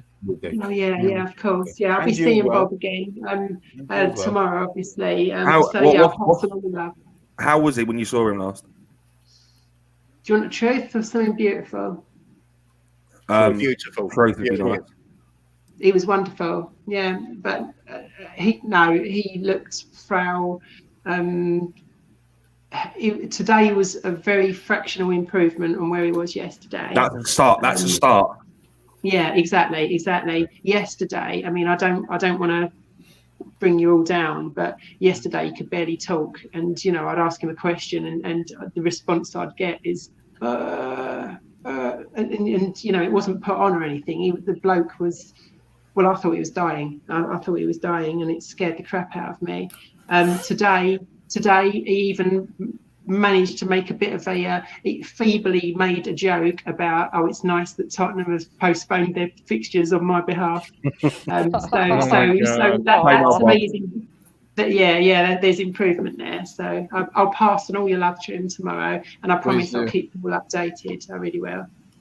You're the best, Kim. Stay strong. Yeah. I love We're all you here. too. Good luck, Talk. guys. Yeah, Love you all. talk, Kim. Okay. Bye. Be good. Bye. And I think it goes without saying that everyone here is, praying for Bob and wishing him a speedy recovery. Like 2022 is only around the corner, and it won't be right without Bob with us celebrating, bringing in the new year in style. So, Bob, I know you're not watching, mate, but if you ever do see this, or someone shows you this clip, we really, really wish you a speedy recovery, dude. Like this isn't right. You of all people. And no one deserves this, but you of all people, with what's happened with you over recent weeks, you No don't kidding. deserve this. You do not deserve kidding. this. So, Bob, we love you, and as always, with all love intended, piss off. Piss off, Bobby. Piss off, Bob. Love you, man. Yeah, I'm an atheist and I don't believe in prayer, but there's some people I'll give it a try for. Yeah, no, that's Aw. Kuva. I'm right there with you, brother. So, I'm the same, yeah. Kuva, we don't know. Who knows? I do believe in positive energy, if nothing else. So Ultimately, I think look, you can yeah. send that. yeah. Ultimately, what harm does it do? What harm does Absolutely. it do to think it? To think it. I don't think about that sort of stuff myself, Kuva. But okay, I've got nothing yeah, to and I make sure. And I Bob do mean has it. to- you know? Bob has to make the recovery because otherwise he misses out on the quadruple this season. Well, exactly. So yeah, That's true. there we go. That's it. not happening. So No, precisely. There'd be So there we something wrong with go. the universe if that happened. There we go. Fuck Levy. Yep, I had to change the subject. Had to get it onto something a little less heavy. So less heavy. That's heavy. a little bit from where we Brian were Hagel. to where we are here. I can't make it too drastic of a jump, so I had to just go here. Oh, okay, you're easing us out. Gently. That's fine. That's okay. Unlike Levy. Cody said screenshotted you a lot with that banner and sent it to Bob Hart. You're a Awesome. good dude, Cody Mack. Yeah, man. You're a good dude. And I hope the beard's doing well. I'm sure it is. I'm sure it's almost back to normal. I want to see. I'm Cody sad that I didn't get to see him without the Yeah, beard. we can't wait. To, Oh, Does anybody have a nice picture of that they'd like to share? does anybody have a nice Oh picture? yeah, give me 2 seconds. I'll find one for you really quick. Yeah, Cody. Yeah, Josh Brace is on it. yourself. Brace yourself, Jay. Brace yourself, though. Seriously. It's seriously. I've seen It's like you maybe should. It was He like, looks a bit like Do you have Are any we bleach? sure it's really him and somebody didn't just take his place for a while? either that. I mean, I'm fully convinced that the beard didn't actually shave it off. I'm convinced that it grew sentience and actually left, and is living somewhere in the outskirts. Maybe the beard. Colombia, Maybe making a living as a the lumberjack. beard was prosthetic all along. Yeah, but yeah, it was. It looked like someone who could have been Cody if he Perhaps, didn't have yeah. a beard. Perhaps it is that beard and the cap that is Cody, and the rest. Maybe of it's it was just like- Cody's little just like a- brother. Yeah, maybe. Cody didn't really want to shave his beard, so he sent his little brother in. Who Perhaps the doesn't human like Did part anybody of it actually also, see the yeah. beard go off? Yeah, maybe that's possible too. That is possible. Yeah, actually. he did. He did have like half a thing with half of it on. Okay, like okay. you know, like Okay, kinda that's down the hard. That's middle. harder to fake. No, Okay. Colin, that was photoshopped. That was Good photoshopped. I would say deep fake. Yeah. Deep fake. We all know about those. Maybe it's like on Alien. He stumbled across one of those eggs, and it opened up, and then a beard and the cap flew out and onto his face. Attached to it. Yeah, Cody, is that what happened? I think that's what happened. That sounds plausible to me. There you go. See, I knew it. I told you. It's all a big conspiracy because you've got to bear in mind that Cody is a genius who controls the world. No. That's why he's so good on Twitter. That goes without saying. Oh, he's mega mind, definitely, 100%.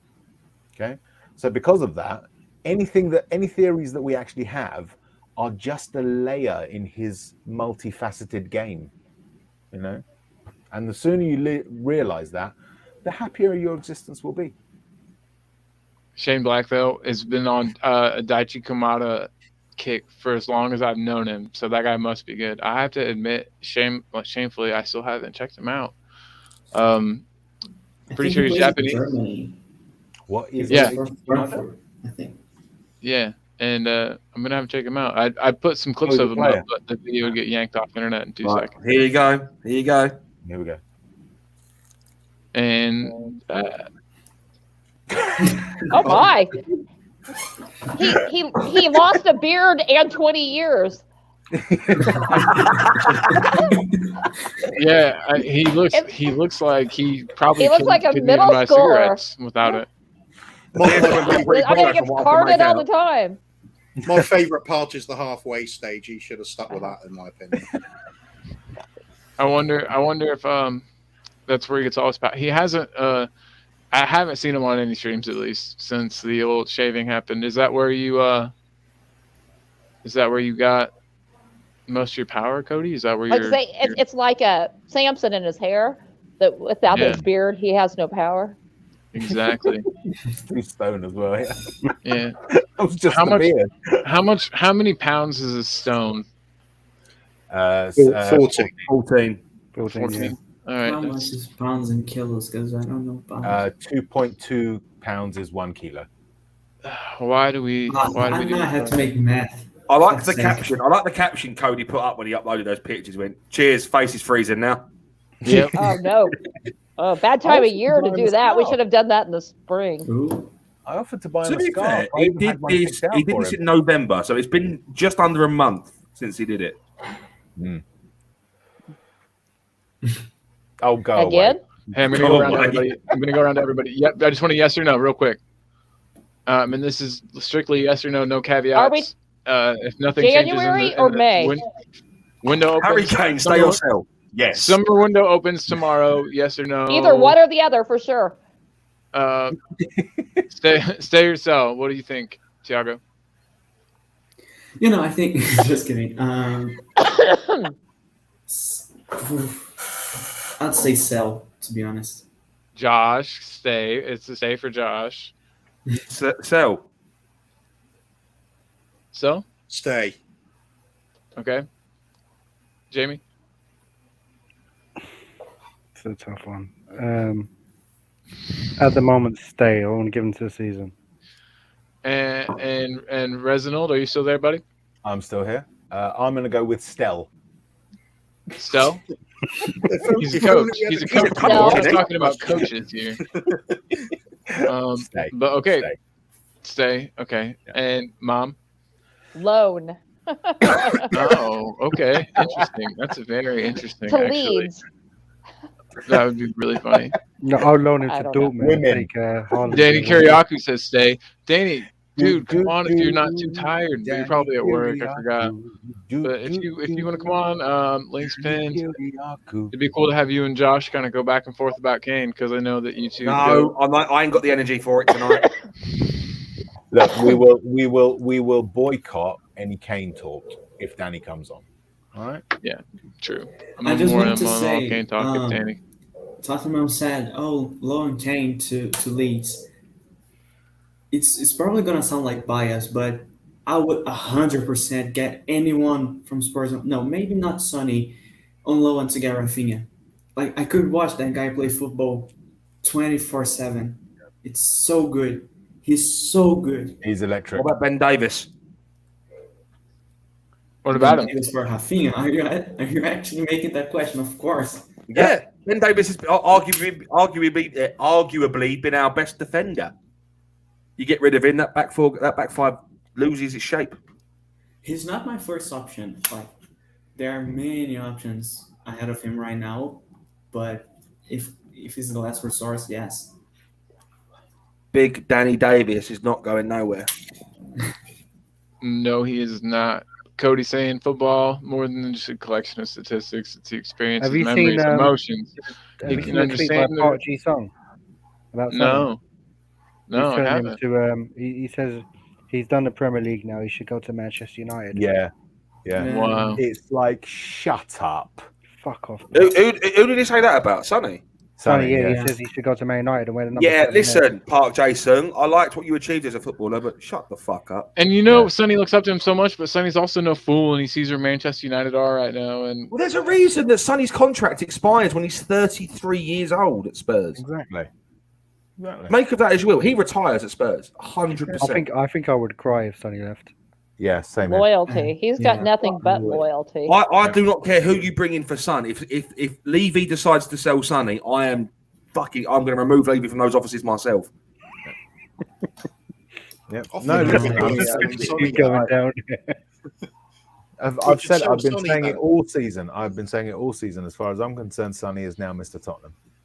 He Yeah, is Mr. 100%. Tottenham. Yeah. He's on FIFA. Like when you walk out of the stadium now, he's a big picture, isn't he? Harry Kane's not there anymore. Yeah. I think Harry Kane, I'm going to go back to my thing. I'm going to say sell because I think his mind, I don't think he's committed to the club in any way, shape, or form, not even in a short Thank term. you. And I think that if he's going to feel that way, he's never going to regain his former glory with us because You don't think he Conte's doesn't enough have to he turn doesn't him have around the to make him commitment. want to play anymore? Huh? I think a couple good January transfers come in. I think Conte's still here. I think that he changes his mind and doesn't. Possibly, but he's not said. He had every chance to say, "I'm excited about the Conte experiment or the plans that the team has." He's had he's certainly gone to the media when he wants it when it suits him, but he's not. There's not been much even on his social media like there had been in the past, and I don't know. I kind of feel like the spell is broken, and I'm not sure it can be repaired. The only pose a time I question? will turn. Go on, Rez.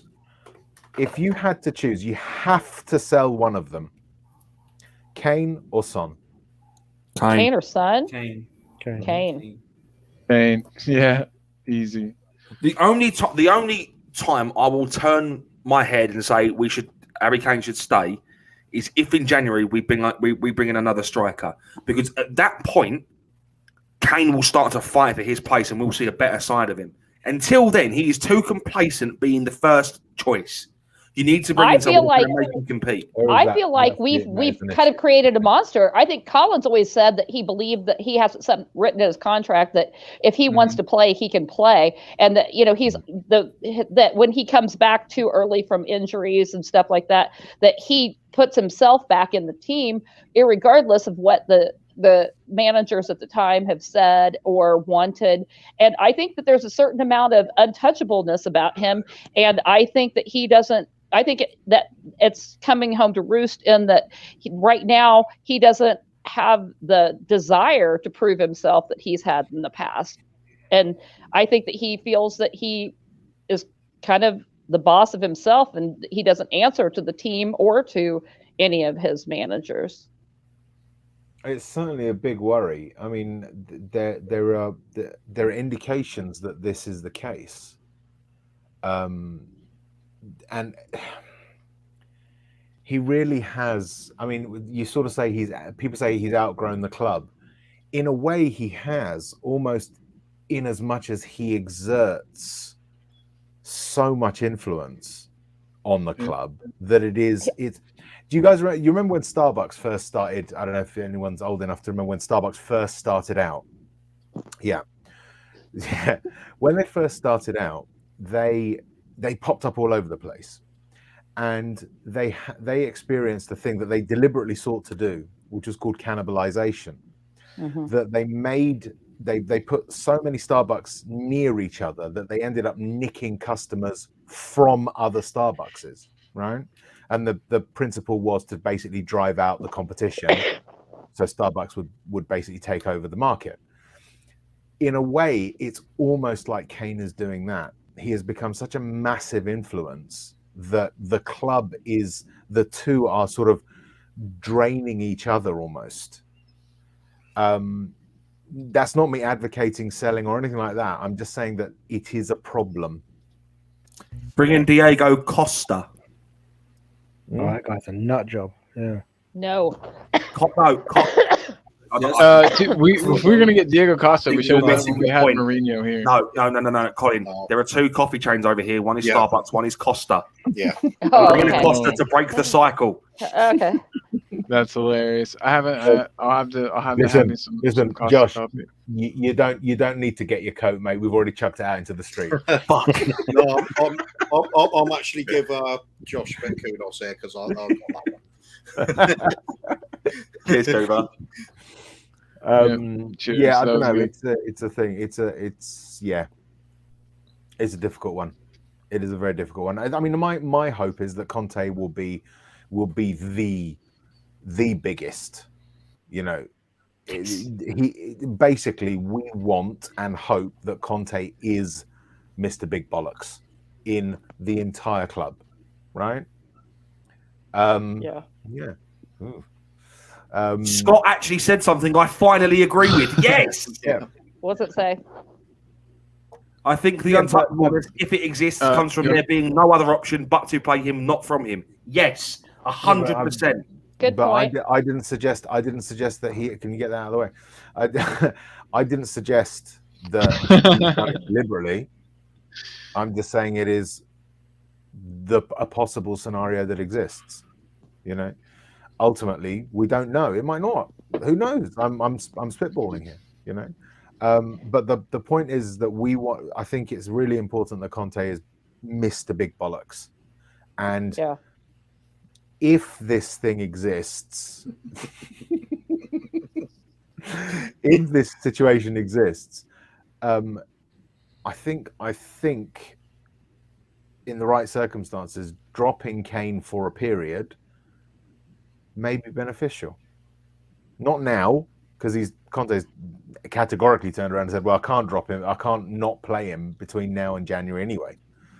But when circumstances present themselves, it might do him some good to know that he's not untouchable. I think that's what he needs. He needs to stop being too complacent. I'm not sure it's necessarily complacency. I think I mean, in a way, it might even be the opposite of that, Josh. It might be that he's just tired of being the one who's always being called on, as well. This is where Danny Kiriakou gives me a massive fucking bollocking as to why Harry Kane should stay. No. I want it. Yes, what is up, man? Danny Kiriakou. Hey, good to see you. You've been all over the place today. You've had a busy one, man. Yeah, I know. Have you been whoring yourself out as well, Danny? Wait, that might have been yesterday. I'm losing my days. No, that was yesterday. Yesterday I was on David's show for the first time in a while. It's been a while. We did Kinnicky Answers Me, so that was good to be back on that. But yeah, I've kind of got a bit more free time again now because the project I've been working on is pretty much done. So it's good. Get some more of my own time back, which is nice. More of the boon. Yeah, how's everyone doing? How's everyone? Oh, dude, good. I know you mean about time. I finish school on Tuesday, and once that's over, I'll have all the time in the world, man. I can't wait. Exactly, yeah. Exactly. Well, the next few weeks it's going to be a lot easier for me. So, yeah, I'll be able to do some more streams, which is good because I always love doing some streams. So I'll be able to come on some more channels and do some things that I'm working on as well. I'm booking you for Shelfside Spurs. Oh, dibs! I got dibs. Yo, Danny, we're gonna have to meet up when all the creators meet up when I come to foggy London town. Oh yeah, definitely. When is it? What's the date you're coming again? Be here on the 29th of December. December, yeah. Okay, and how long are you staying then?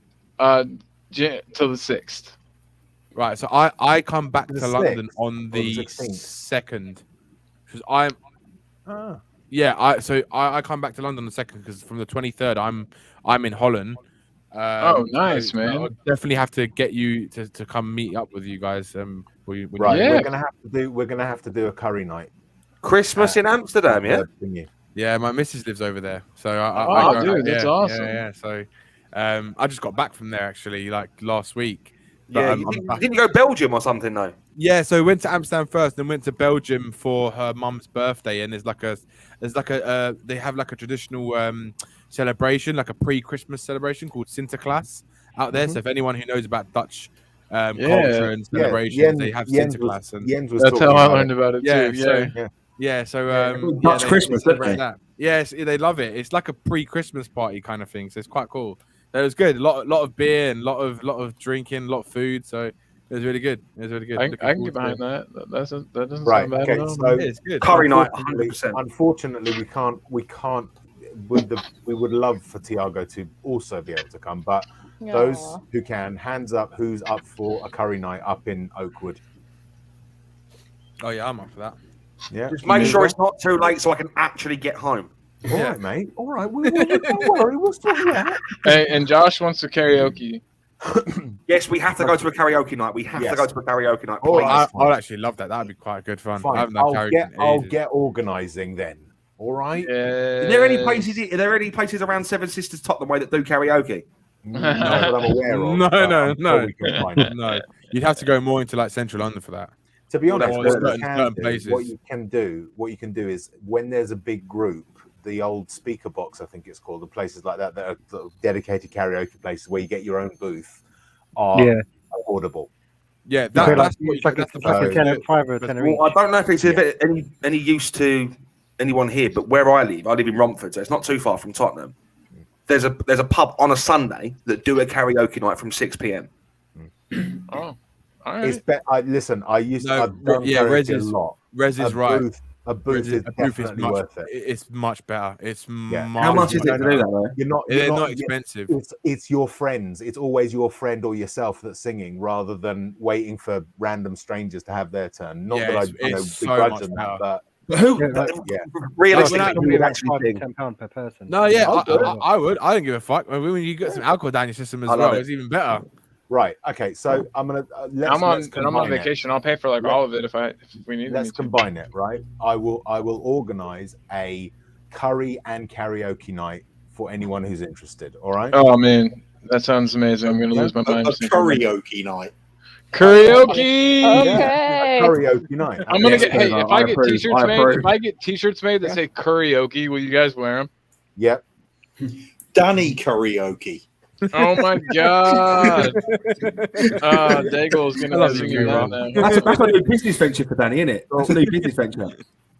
Karaoke, curry, All and right. curry, and So karaoke I will night. be coming round to you guys and the wider Spurs streaming family in the coming days to try and get that sorted. All right. Wonderful. Are we going to do it on a Friday or Saturday?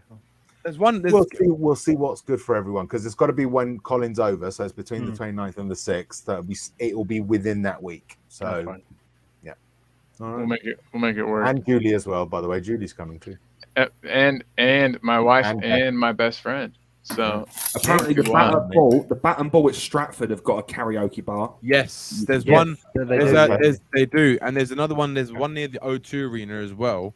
I think they do booths there. I'm not. 'Cause I think Well, I'll tell you what. when I'll set up. I'll do a WhatsApp group for it. Okay, and then if people have got places that they know, shout them out, and I'll go and check all the details. Yeah. Does that work for everyone? Fabulous. Cool. That sounds Yeah, like sounds fun. good. Well, let me know once it's set up, because I won't remember otherwise. Awesome. Good for me. oh, I'll be on you. I'll be on you about it. Cool. I'd love to be able to go, but even if I could, Boom. This is people would exciting. just say, "Is this your dad?" Or I'd say yeah, maybe. No. That's fine. That's I wish. But Kuva, we are the baldy beardies, so it's fine. Maybe I'll shave my head bald for the trip too. But no, so back to a little Spurs. You wouldn't have to go very far, Colin. I know. That's the thing. I know. I only said it because he worries about it, so I was trying to be mean. Sorry. Don't worry about it, man. Look, it's beautiful. It's actually a lot of fun. Especially, I've just done mine in about 13 hours. It will be just at that fuzzy stage, and it's so nice just to sort of feel the Oh fun. yeah, Danny wouldn't know about that because he's got. Oh no. hair. Oh no, I would. I No, don't have trust an me. issue. I'm all right. I've gone through every hairstyle under the sun. When I was younger, I used to have all my hair off as well, so I know about all the one all over. So don't worry about that. The difference is that you had a choice. Look at Jamie here. Jamie's I know. got Hey, a I ton know of his hair. first Look at all and that. last Whoa. name. If anyone wants to send him any hate mail, I just had that recent cut as well. 2 weeks I've shown this picture before, but I was this is gonna me- say, this did is you me go- with hair? go to the same guy that Rooney went to. Well, that's you. That's me with hair. 30, no, Dang, not 30 man. years ago. 25 years ago. You used to be a blonde as well. yeah, just to clarify, I'm this one on the left. Yeah, I see it. I thought No, so. It all makes sense. Oh, Danny, I don't know if you've ever met my mom before. I've seen her on the streams, but I've watched. I haven't actually met like on a stream, so it's good to Danny, meet. Julie, Danny. Yeah. Hi, Danny. He's The pretty only much thing- the coolest. I've just looked at the bat and ball, and you can only book it for an hour, so I don't really think that's good. No, No, there's definitely places where you like Rez was saying, where you can book a booth. It's so much better. It's a lot easier as well.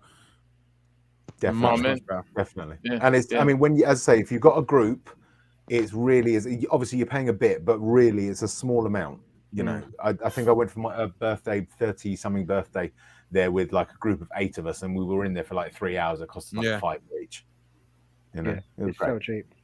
Boom.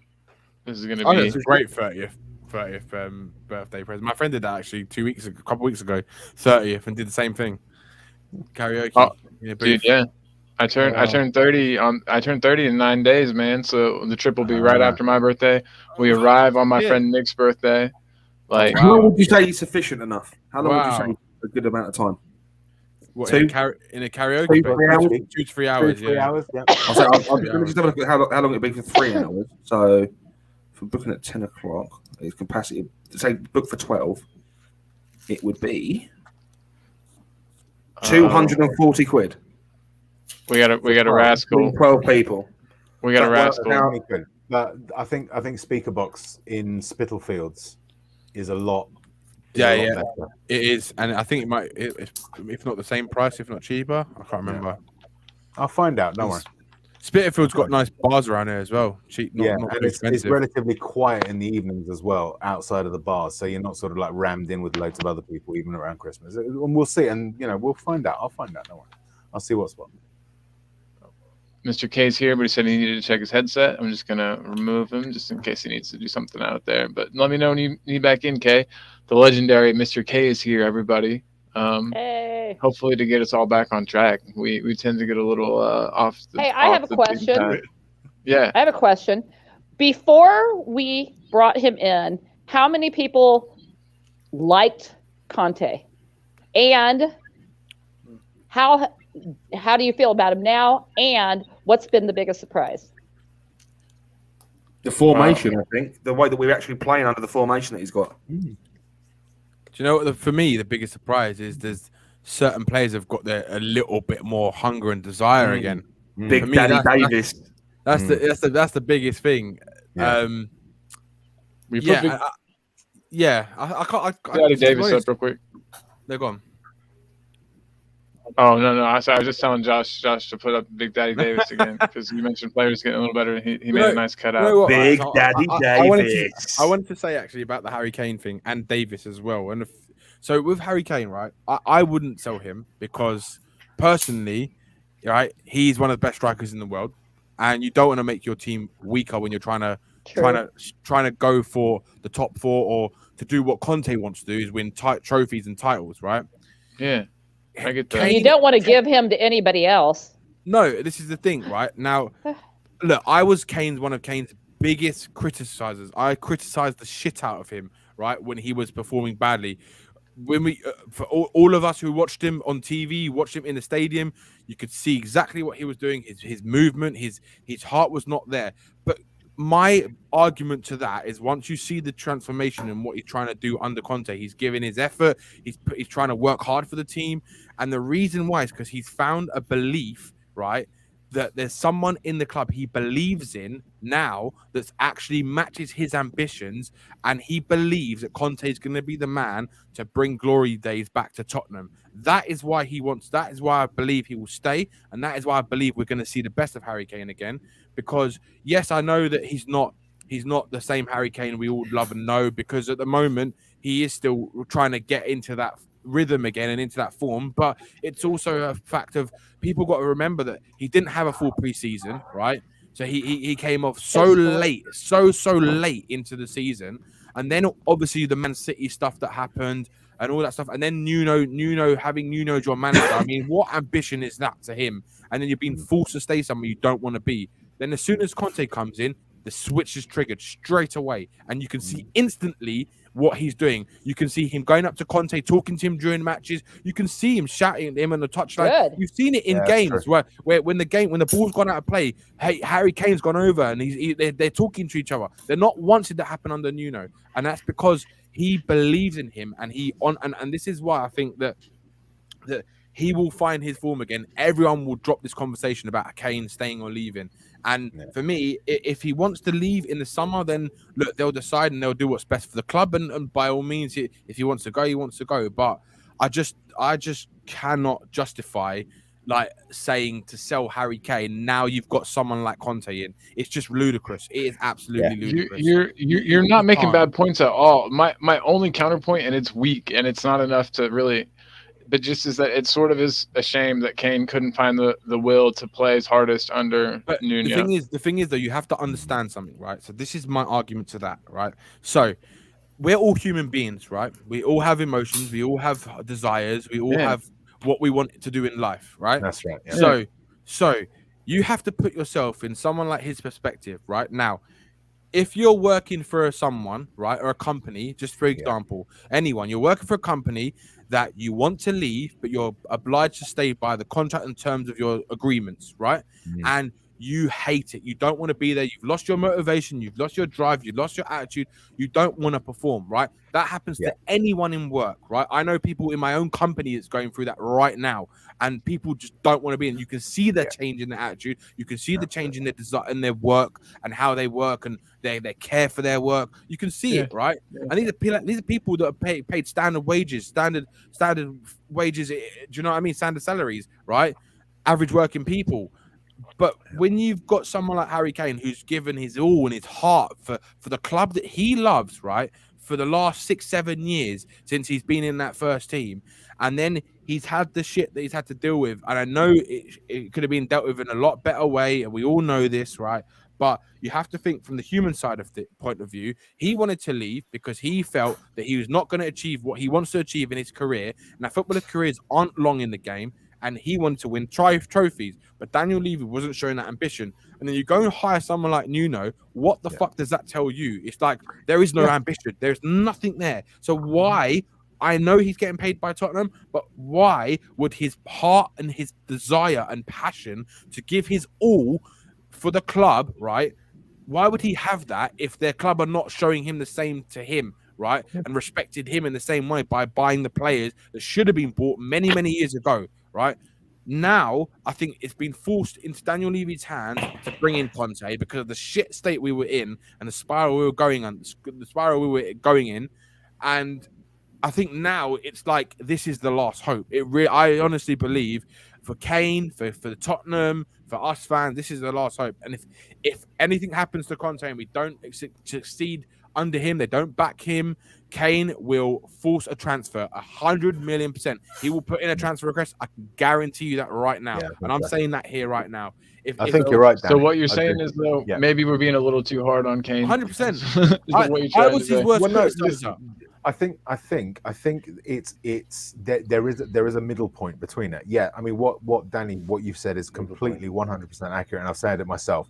Ultimately, you've got to bear in mind this is a workplace we're talking about, right? They are essentially working for a company, and all of the things that a regular non-footballing human being goes through in their workplace will be in some fashion replicated there as well, right?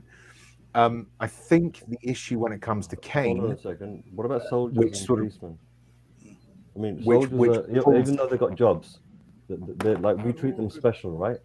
Hold on, Kate, you need to let me finish. You need to let me develop the point first. One second, please. Sorry, 1 second.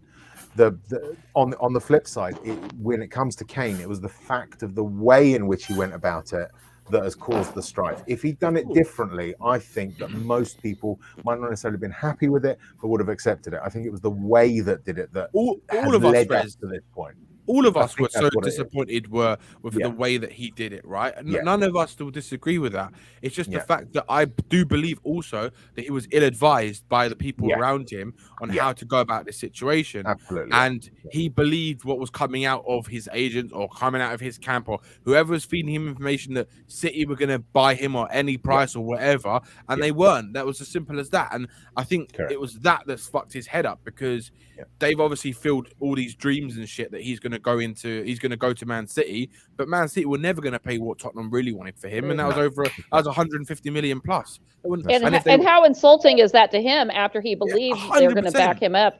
100%. I mean, and then he's got to be, of course, his confidence pissed on that too. It just looks like shit whenever. He feels himself unloved by one and uninspired by the other. Yeah, it's like It's like going from Mr. Tottenham, right, to like the golden boy of Tottenham, the hero of Tottenham, to like people hate him. They're sending him hate messages. They don't want him anymore. And look, we all know and all agree that the way the transfer situation was handled was poor. It was done in such a poor manner. But you have to also take into account the human aspect and element side of the whole situation as a whole, because we all are all humans at the end of the day. And when you've got someone like Daniel Levy filling him with absolute lies, like I'm gonna match your ambitions, I'm gonna do this, I'm gonna buy this player, and that doesn't happen. It's like a kick in the teeth, really, every single time he lies about something. So I think this is why I believe Conte is his last hope for me. Right. And I think he will stay as long as Conte is there, because he was willing to give Jose the time. Right. Yeah. As soon as Jose went, that was it. He wanted to walk. Yeah. Simple as that. Right. And now Conte is here. Conte now is at a higher level than Jose Mourinho was, right, at this moment in time, because he's an elite manager and he's current and he's winning top 5 managers in the world right now.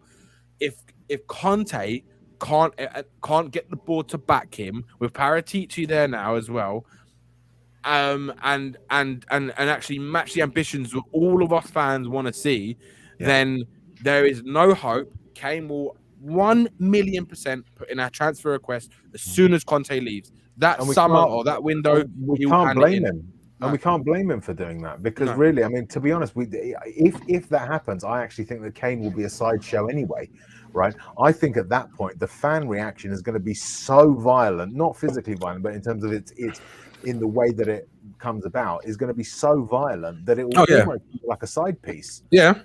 Kane. And do you know what? It's like, hold on one sec, Mr. K, just one more thing. And it's what Cody alluded to in the comments, right? I will only want Kane gone if Conte wants him gone. If Conte says sell Kane for the better of Tottenham, we can build. I will be 1,000,000% behind Conte, because Conte is a fucking genius. And that man, Conte we trust. Exactly. In Conte we trust. Absolutely. Sorry, Kay, we've dominated you. Do apologize. No, I didn't want to disturb you guys. I just wanted to first of all check my microphone, say hello to everyone. Thank you very much, Colin, for having me on your show. Hello. Great to see all the rest of you. Josh, get off. I hate you. You don't like Kane. Right, question I wanted to ask. I'll see you later. I just wanted to ask 2 questions. If anybody knows the first one, that'd be really great. Just yes or no. Did Harry Kane hand in a transfer request this summer? Don't know. No. As far as I know, no. Second one, have any of you guys ever traveled to a red-listed country for a holiday and come back? No, why? No. Right, because if you come back from a red-listed country, you're not allowed to go straight to work. Yeah. I think that's okay, enough. so those 2 points there, I just want to make sure that these points are absolute facts. I'm following you. I'm seeing where you're going. Red-listed country, right, over summer, right, and then they came back. Yeah, obviously he's come from a red-listed country. Can he go straight back to work? The answer is no. The question did he hand in a transfer request? And the answer is no. So anyway, you guys can carry on. I think Kane may have been advised, ill-advised, whatever it is. At the end of the day, I think there's a little bit more going on. But that's my own 2 pence. At the end of the day, if that's what he's done, he's stupid for doing that. He knew what his position was. Yeah, why would he go to a red-listed country towards the back end of the summer? Josh, it doesn't matter whether he was stupid to go there or not. The point is, when he came back, could he come straight back to work? Well, the thing is, though, okay, the one thing that you've got to bear in mind, and this is also a fact, is that at the end of a season, before the players do break up, to use a school term, there is a dedicated employee or dedicated team within Tottenham that discusses with every player what their itinerary is going to be for the summer. Yeah, I get And that. his return and the scheduling for that return would have been discussed with that team before he left. Yeah, did Tottenham put out any statement at all saying that Kane was expected to be in training but has not turned up? Or did they just say he's not there? There's a reason why Tottenham didn't come out with any statements, Mr. K. So they came out with. The reason why I believe is because they didn't want to. They wanted the heat on Harry Kane rather than on the club themselves. They would rather put the pressure on him and let him deal with it, right? Than come out and say, oh, if we want to sell Kane, it's going to cost you 150 million. Just like other clubs knew about Grealish. Grealish had a clause in his contract. They knew the price to pay, right? Same for Haaland next summer.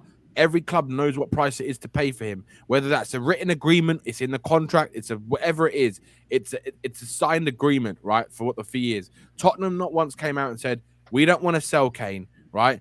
We want to keep saying that we want to keep Kane. They didn't say it at all. Daniel Levy, in his stupid little video he did at the end of the season, says we will do what's right for the club. That's what he said. And that's again is the genius fucking idiotic fucking comments that man always likes to make and leaves people guessing and makes people believe that he's going to do what's right for the club. It's just like an open comment. That is, it's just the most vague comment you can possibly ever make. We'll do what's right for the club. What is what's right for the club? Is it selling him or is it keeping him? Tell us what you want to do. Define it exactly. And this is the problem. This is the exact problem that that surrounded the whole Kane situation. They didn't say anything because they wanted to not have the heat on them. They wanted it to be all pointed to Harry Kane, so that Harry Kane looks like the bad guy if he leaves, or it's his fault. Do you know what I mean? It's not Daniel Levy's fault. But the problem is, it's all Daniel Levy's fault. The one thing I'll say with regard to that comment as well, the club as a whole is generally very tight-lipped. 100%. Much more than other clubs. They very rarely will. I mean, they one thing that they avoid, like the plague, is commenting on media speculation. It takes a lot for them to talk. I mean, look what happened with the ESL. We were the last ones to issue a statement, because it was like, we don't do it, So this idea that because the club didn't make a statement, we can verify anything else, or we can verify anything from it, is a little bit iffy. Everything that we say is going to be speculation. But we have to try and draw as much truth out of it as we can, knowing, however, how tenuous that truth might be. What we know is that something was going on and it was not handled well. And the reason, and this is a fact, it's not handled well because it led to a very negative response. Yeah. Doesn't matter what the truth is. In terms of handled. When we're talking about negative responses and stuff and people trying to take the heat off the club, there's something I just want to bring to everyone's attention now that I think the club have done that is absolutely fantastic. All the surplus food from the Rennes game has been given to a charity so they can distribute free meals to vulnerable people in the local area. And I think, as from a perspective, from a fan's perspective, that is a bold move from the club, and I think that's fantastic. Don't tell Vitesse fans, because then they might complain about that being unfair as well. Yeah, no, I think that is a great gesture from Spurs, 100%. Absolutely. Hey, that's a nice fella in your background, Colin. You should tell him to give us some of these players to kick up the backside. He could probably just give us a couple of his surplus players from PSG and we'd be in pretty good shape. Right now, I'd take some of the players that can't, get any game time over there. It's amazing how much crap he's taking from his own. We should just loan some players back and forth. Fans. Get some kind of a special relationship going where they, sell us their best player or something. I heard are French people just cranky as a whole? Yes. Wow. Yes. I don't think I have a single French subscriber, so say what you want. They're all on his ass over there at PSG. I mean, it's just like everything I hear from anybody that's a French fan is just negative, negative, negative. Well, it's like, are they just the crankiest people on but real earth? quick, I want to. We like to tell the truth. How do Whatever you happens, say fuck I want off? to say. Yes. You know?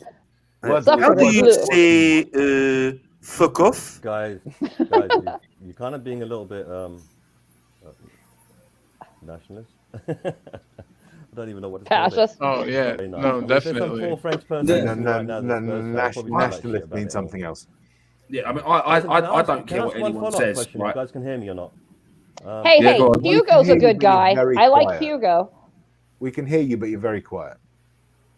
Okay, just Very one quiet. follow-up It's- question, because I haven't had Danny on like the same panel as me for ages.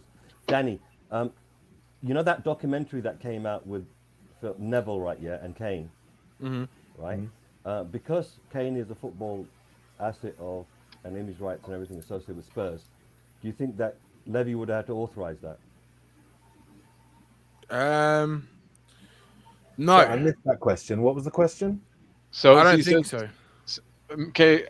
Okay, actually, I'll let you just repeat yourself because I don't want to accidentally misquote you at all. Does the club have to authorize the interview that Kane did with Neville? No, because he can do whatever he wants in his personal life.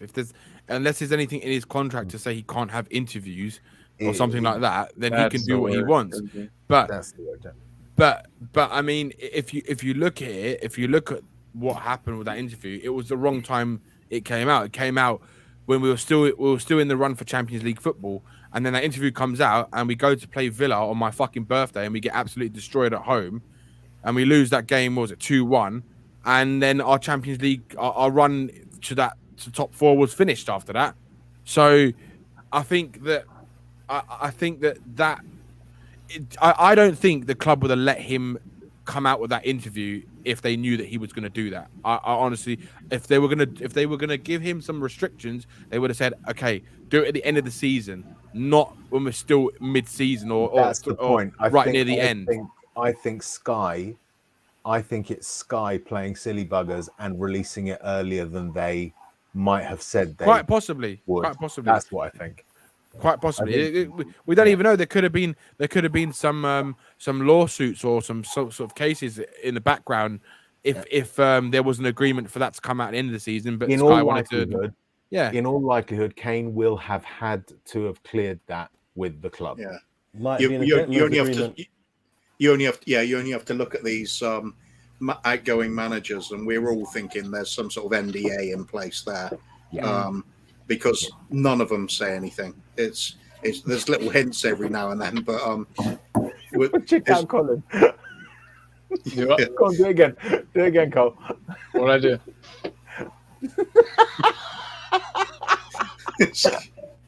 Uh-oh.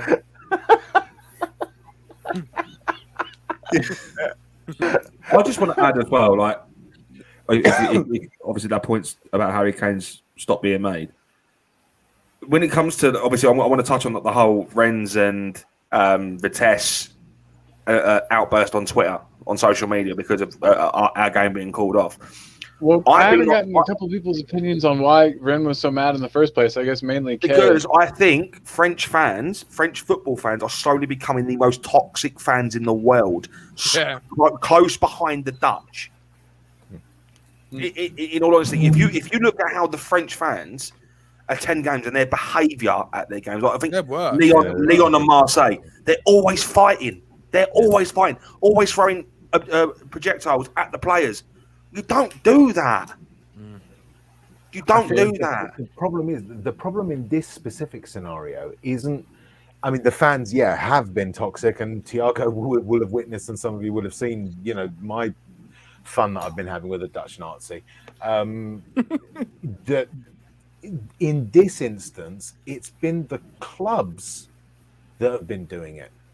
It's been the clubs saying things in the most irresponsible way you can imagine. Just really, I mean, nothing they said was in any way conciliatory or sympathetic. It was an all-out attack by both clubs at Spurs for reasons that are difficult to grasp, to be generous.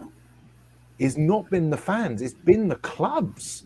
That's what's so shocking about it. I don't know, Chief. I think that the banner where it says "fuck you, for fuck Tottenham." That was after Vitesse's statement. That was after Vitesse's statement. That's the thing. They made Ren didn't do that. Their fans didn't do that. They did that ridiculous statement. And even when it was confirmed that it was UEFA that was basically saying that the match is called off, they still, when they were backtracking, did it in a really aggressive way, And then the Dutch, the Dutch fans of Vitesse, when they put those banners up, that was just taking a signal from their club, Real quick, this is why I love Scott. I can disagree with everything he says to the point where I'm just like, oh yeah, that's just Scott. But then he'll say something that I think. Then I think he'll say something I completely agree with, like this. That's the beauty of being friends with people you don't always agree with, because sometimes they have great points. I don't know what Rams is saying though, because when we played them in the first game, I think Spurs fans couldn't go to the city center. They couldn't. They had like an area they had to stay. I think there was a place that Spurs fans couldn't use the shirt because if they were, they wouldn't be allowed to stay in the city. What are they talking about? Yeah, I mean, I said it. Those Vitesse fans, Josh, you were there. You were there with me. Yeah. They were fighting with the police. They were making Nazi salutes. It was the fans are definitely. There's no doubt that the fans that came to White Hart Lane were really a big section of scum, right? Yeah. I'm not saying all of them, because I'm sure there will have been one or two well-behaved ones who didn't want to join in with that, but they were. Excuse me, a little fly. But they were scum, right? I've never seen it before in my life. I was at that game, and then I was in the McDonald's in Seven Sisters, and they were kicking off in there as well, like every Spurs fan. Yeah. So they definitely came just for a fight. Yeah.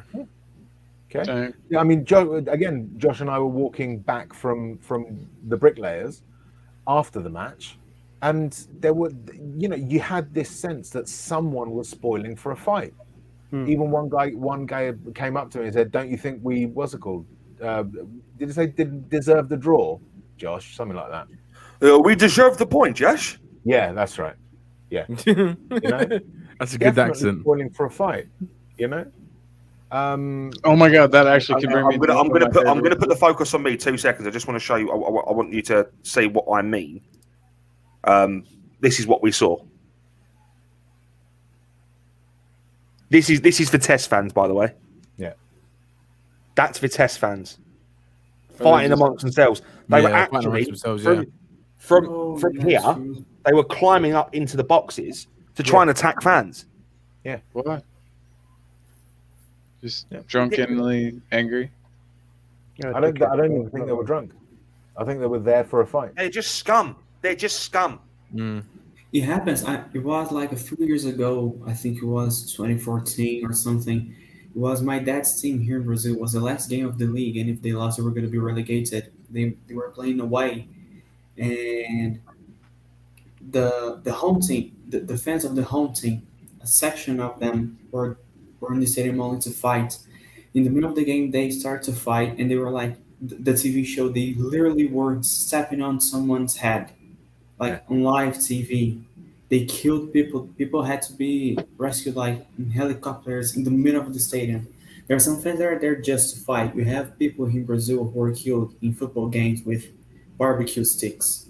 Yeah, it's disgusting. If you go and watch on BBC iPlayer as well, Making Macclesfield FC, fans are fighting amongst themselves there in a non-league capacity. What the is going on? Yeah, state of football now is disgusting. Yeah, But the weird thing is that hooliganism here has actually declined. Right?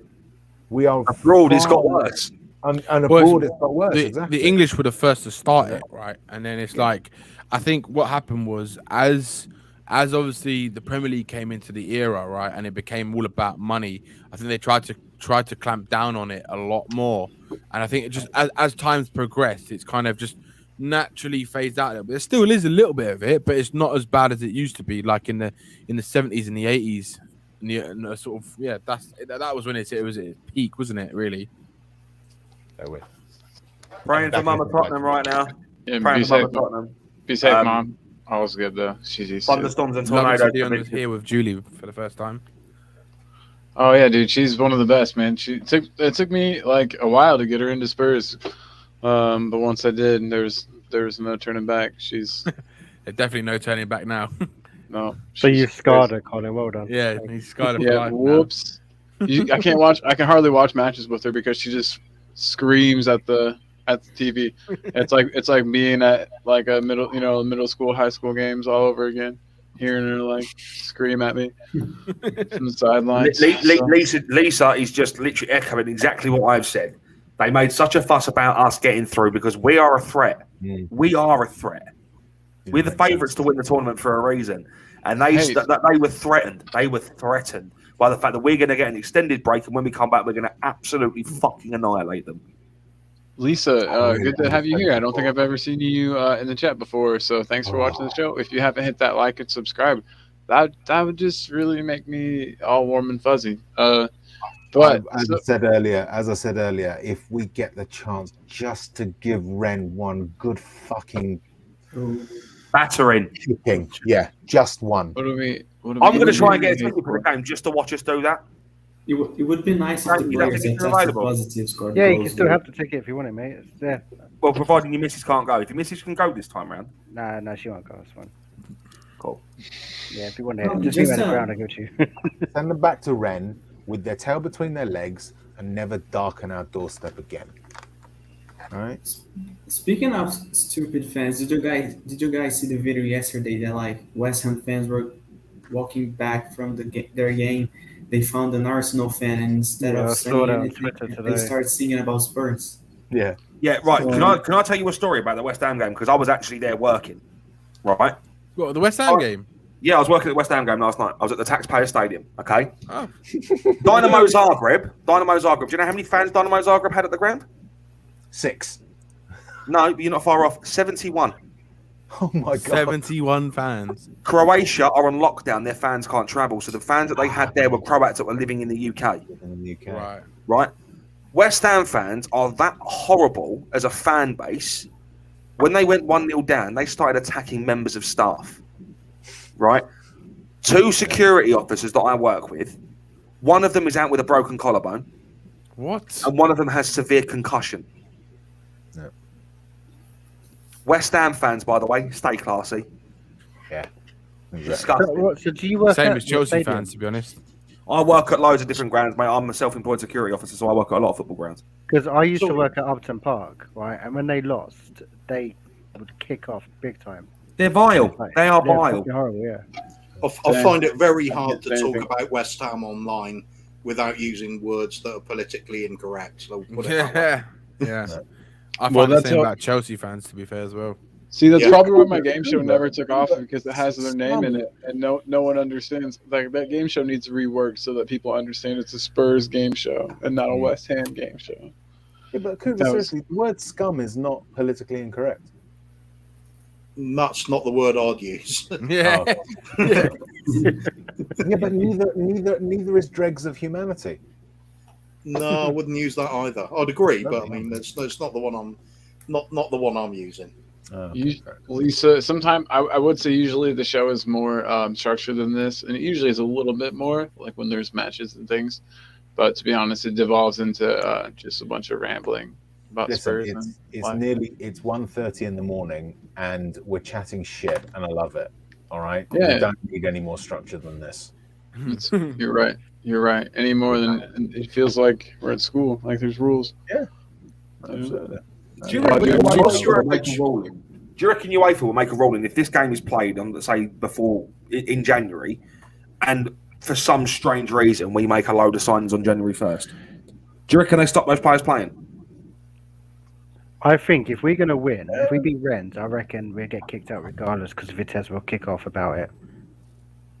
Vitesse You have got no think? right It to kick off over it. matter. They Well, no, don't. because he's supposed to be Hang on. playing the same time. That's what it's Yeah. about. Yeah. It's like Yeah, unfair. But I Yeah, mean, we but can't young, help but no, COVID. no We're way. fucking right I for know, the I moment. know. I know. I mean, Wait, I know- United, and Young Boys. Wait, isn't that who United played the other day? That game Yeah, didn't happen. it's That true. game didn't happen at the same time. No, but the difference is that like we were playing a game we could qualify. Vitesse were in another game.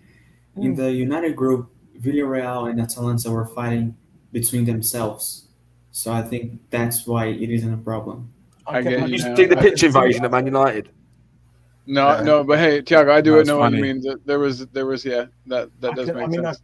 I can see that. I can see the argument they've made, but we're talking about exceptional circumstances. That's the point. You know, if they do try and I mean, I think it was Cody actually did a tweet. You know, about Vitesse taking Spurs to court, and it'll be like, what's the case? Oh, they didn't play at the same time because they didn't have a full squad, and the judge says case dismissed. Next, you know, something along those lines. It's true though. Yeah. It's like what if happened to them, right? And like 7 or 8 of their first team players got ill with COVID, and they couldn't field they couldn't field 13 outfield players for that game. They're going to be in the same boat. They're just bitter about it. That's all it is. They're just bitter because they know that that if we had a full squad, we might have got through anyway. So it doesn't really make a difference. They're just trying every little thing in the book to try and get us to be disqualified or whatever. But the fact of the matter is, we're living in a COVID world, and unfortunately, this stuff happens, and it's happened to some people close to us as well. So it's like you can't foresee something like that, and if it happens, you just got to fucking get on with it. They can't be bitter about people getting COVID. It's ridiculous. It's just it's a farce. It's what it is. I actually, I tell you what, I did a bad analogy earlier on, right? There's actually a better analogy. Let's say, for instance, Rennes' squad were all in a coach on the way to the airport, and the coach crashed, and they all suffered minor injuries, but injuries that stopped them from playing. Don't you think that they would have been demanding that the game be postponed? Yeah, 100%. Yeah, 100%. Yeah. That's it. That is the precise analogy, as precise as you can get, without actually it being another COVID situation, right? That is what Rennes, Vitesse, and their fans need to get into their heads. Okay, once they do that, if there's there's plenty of space because there's a lack of brains in certain members of them, so there's a lot of space for that concept to enter the head. Maybe they'll be a little less idiotic. You know, I'm very angry with them. I really am, and I did warn that I might rant about this, and I've been doing it all. Are you smoking? I am. Yes. You're allowed to smoke on camera, man. Oh, cool. Right.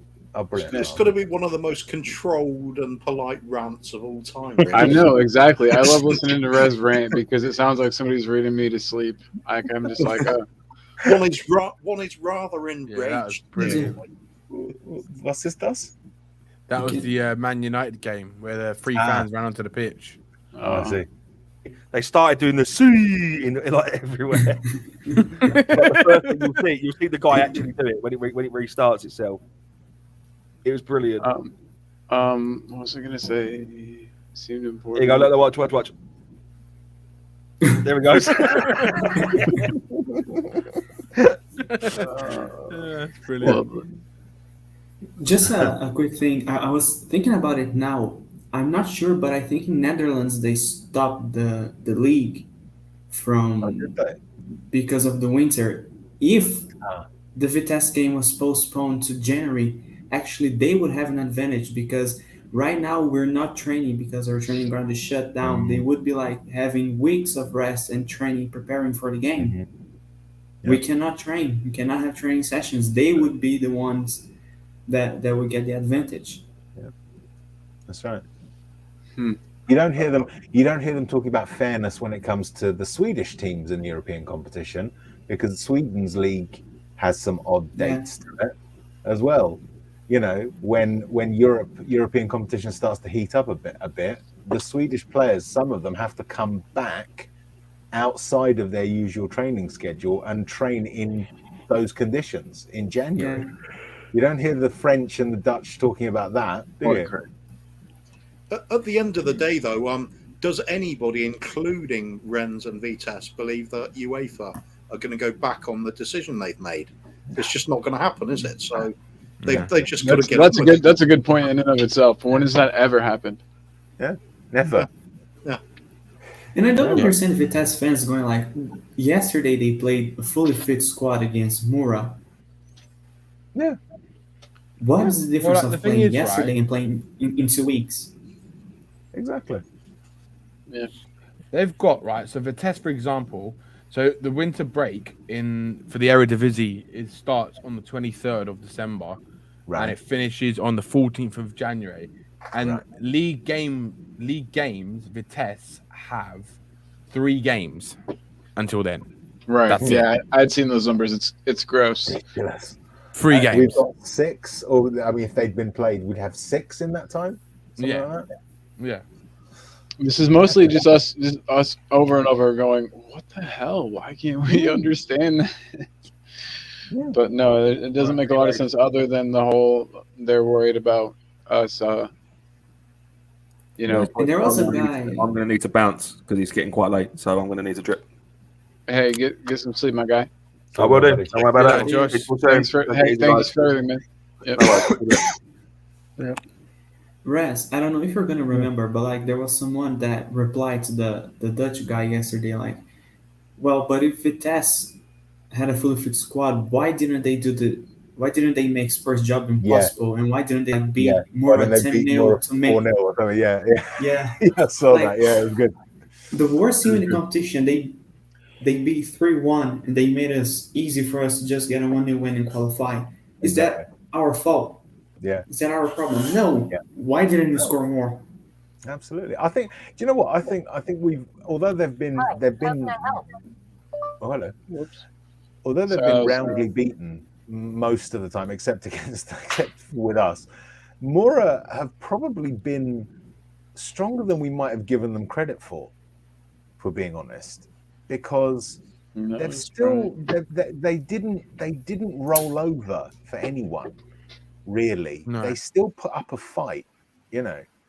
And so I think there's an element of the Vitesse thinking it should have been easy and it not being easy. Yeah. And they're aggrieved at that as well, as if that's our fault too. Oh, I'm sorry. They actually gave you a match.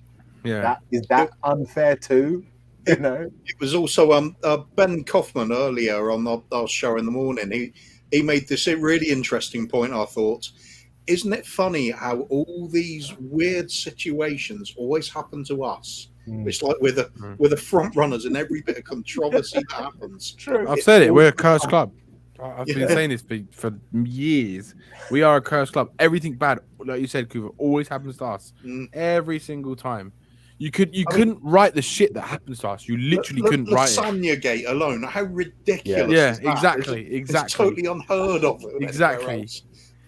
On the last game of the season to finish in the top 4 for the first time. Yeah. And we play West Ham, and all our best players, we probably would have won that match if they were starting. All of them. I mean, I think Robbie Keane came. He managed to play half a game. I think it was. White as a sheet. Yeah, and I think Defoe came on or played again for a little bit of time as well. But you could see the performances and the players; they were just all fucked. And it's like they couldn't play. Parallels as well. There's another parallel as well, sort of. It's not exactly parallel, but West Ham were in the FA Cup final that season against Liverpool, and Pardew was their manager, right? And he did not have to play a strong squad at all, right? He could have played a thing because there was no jeopardy for West Ham. They were already safe. They weren't in contention for Europe. They needed a strong squad to face Liverpool. Instead, because he's such a small-minded prick, right? He played a strong team against us, beat us, and then his players weren't fully fit when they faced Liverpool and they lost. Badly, 4-0, I think it was, or 4-1 or something like that. Is that when Stevie G done that belter? I think so, yeah. Yeah, I think it was. so. Jamie, I was about to say you've been quiet for a long time, man. I was going to check if you're okay. Oh yeah, no, I was fine. I was thinking of what I've got to do tomorrow. So I've heard more. Yeah, You're not working on the weekend, are you, Jamie? No, I don't work weekends. I've got presents to buy. I was just trying to figure out who I'm buying. Oh, fair enough. Yeah. Oh, Well, hey, just but over. before long, I want to hear all you guys do your best, just to break things up, just to do your best American accent. Okay. I just want to hear what people like. What Are you English? going to give us the words to say? No, you can say whatever you want. All right. You kind of put us on the spot because, like, you know, I'll do my British one. Okay. Go on, Rez. I'm terrible at accents. I used to be good. I'm not good anymore. No, I'll go last. Kuva, try to sound American. I don't know, any time period, any particular dialect. No, just whatever you think I sounds. don't know. I'll have to think of one. I've got sort of Chicago sort of gangster Ooh. type thing. All right, cool. In mind, but I mean, it's just whenever I do my like English, I just like bastardize like 8 different like little like dialects. Are you gonna be the all right, let's give it a go then. It just I've only got part of the sentence I'm thinking of though, and it'll just be talking about the Woikin Goyles. That was good. I do hear the Chicago. I almost feel like a Chicago. It's very nasally. That was good. Who's going next? Tiago, you got one? Nah, I don't. I mean, I learned how to speak English with American accent. Yeah. Like, I don't know where in the States it is.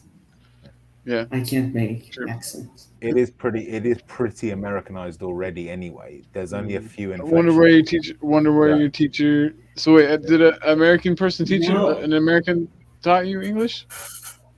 No, it's because my accent in Portuguese is a lot like the American accent. The sounds of the letters. So yeah, the way makes all it the easier. For example, the word makes door a ton of sense. in Portuguese is porta. In my state, we say porta. The letter R is a lot like, so it makes it easier for us. Another letter as well. Interesting.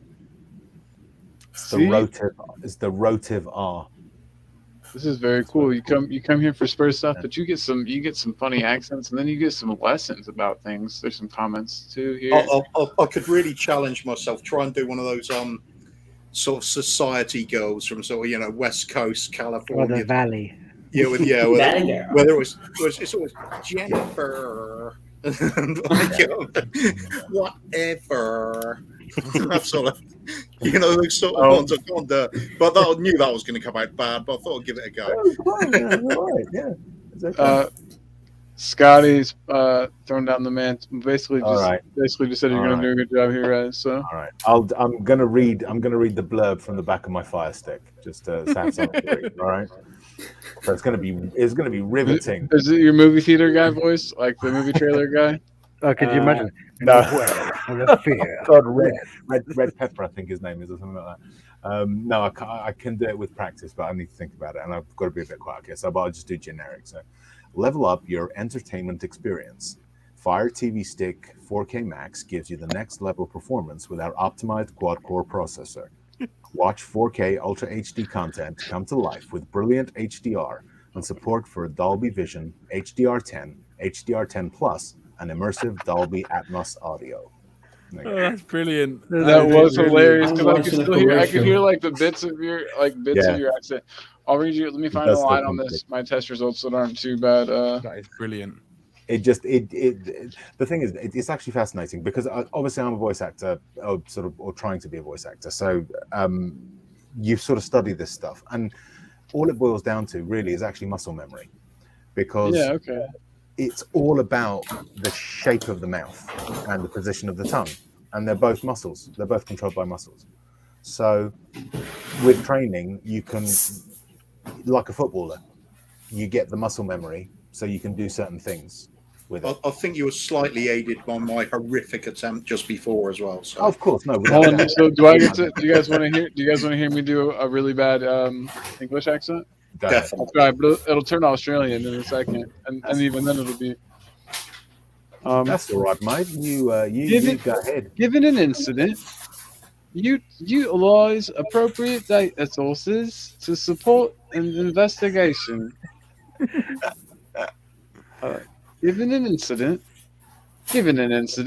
Applaud mitigation techniques. No, that's very Australian. Where did that come from? It's too I find hard. Australians easier to do, It's isn't it? do you know why Explain Americans the know why aspects Americans of actually find it digital difficult? forensics.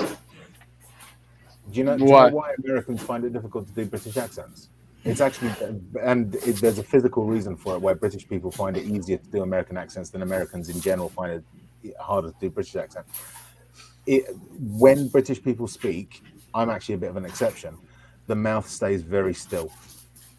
The lip, the aperture doesn't move very much. So when it comes to widening the aperture to get around it's mainly the rotative R that they need to get round. It's easier because you open your mouth thing. For an American to tighten their lips and keep the aperture quite small while they speak is a lot harder because they're used to, it's like if you're used to doing this and sort of expanding yourself a lot and then you're into a closed space. Whereas if you're in a closed space and you open yourself up, it's a lot easier. And that's the physical reason why it works in that particular way.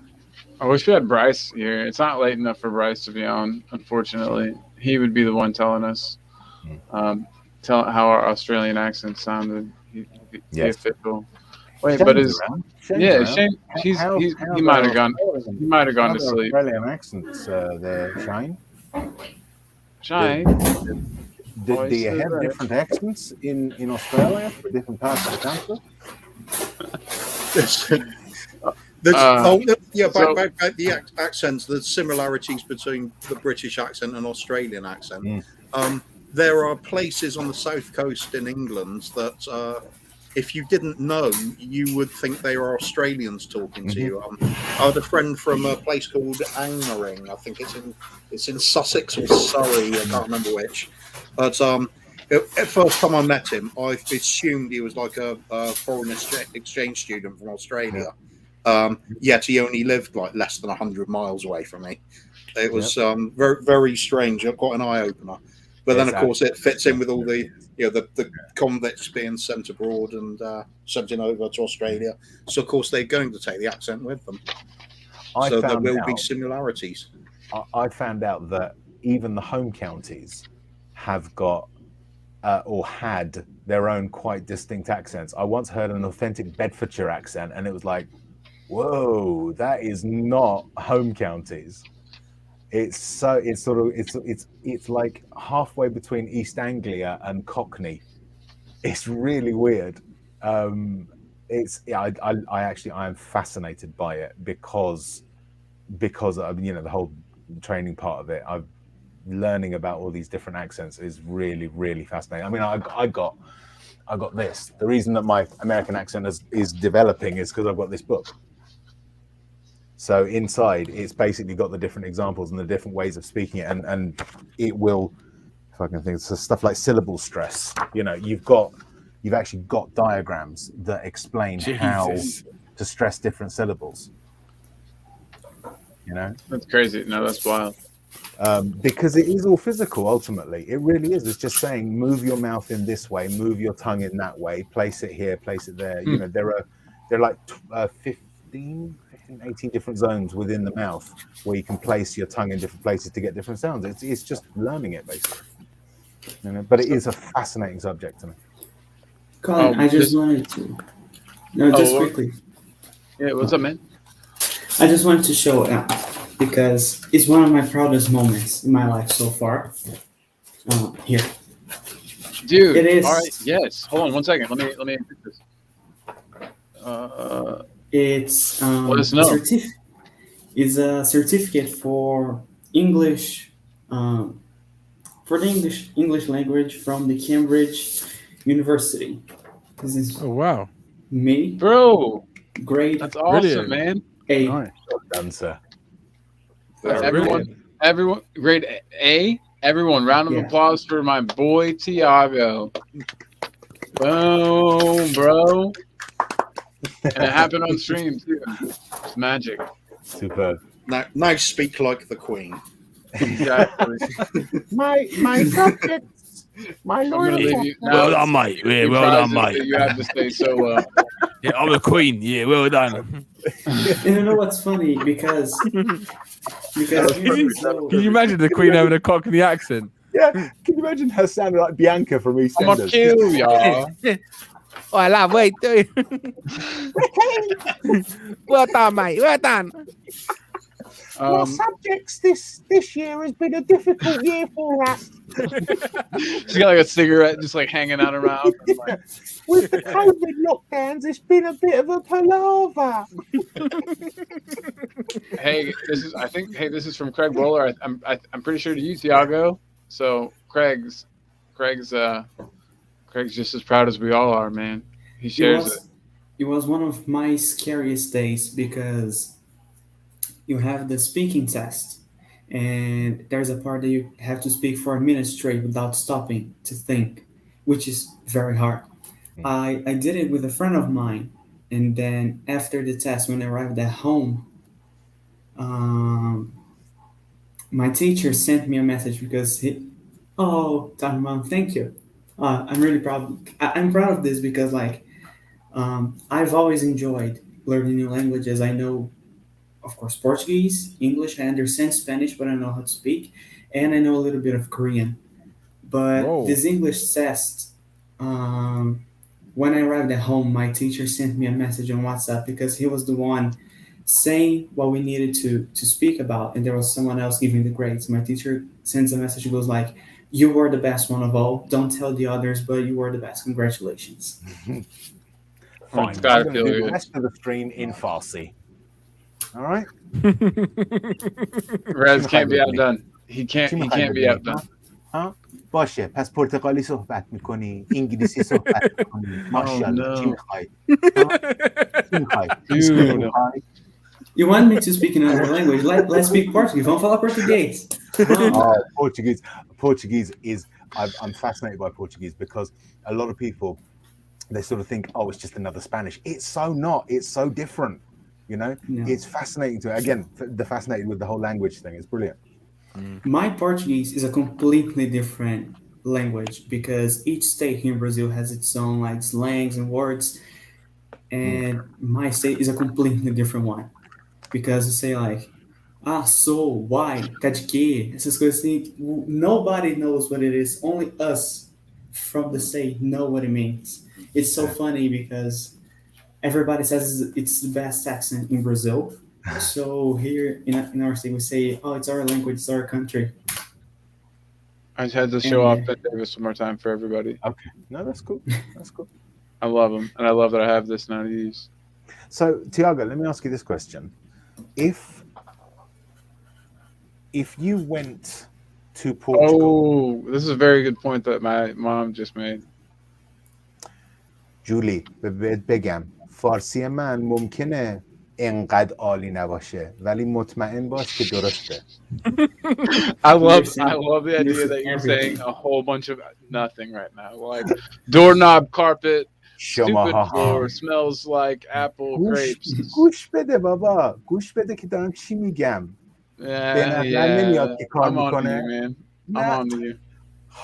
باشه وقتی که آمدی میبرم تلو مامانم باهاش صحبت میکنم بعد بهت میگم. When I'm over there, you're gonna teach me. You're gonna show me that you can really speak it. That's what you just when said. you come over, I'll speak to my mum in front of you, and she'll tell you. How did I see? I speak it too now.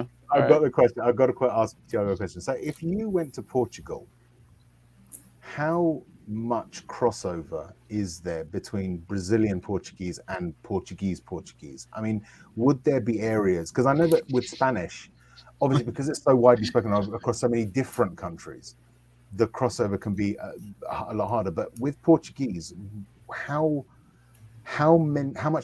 many obstacles would there be, or potential obstacles would there be between your version of Portuguese and their version of Portuguese? I think not many, to be honest. Their accent is completely different because, let's say, a sentence.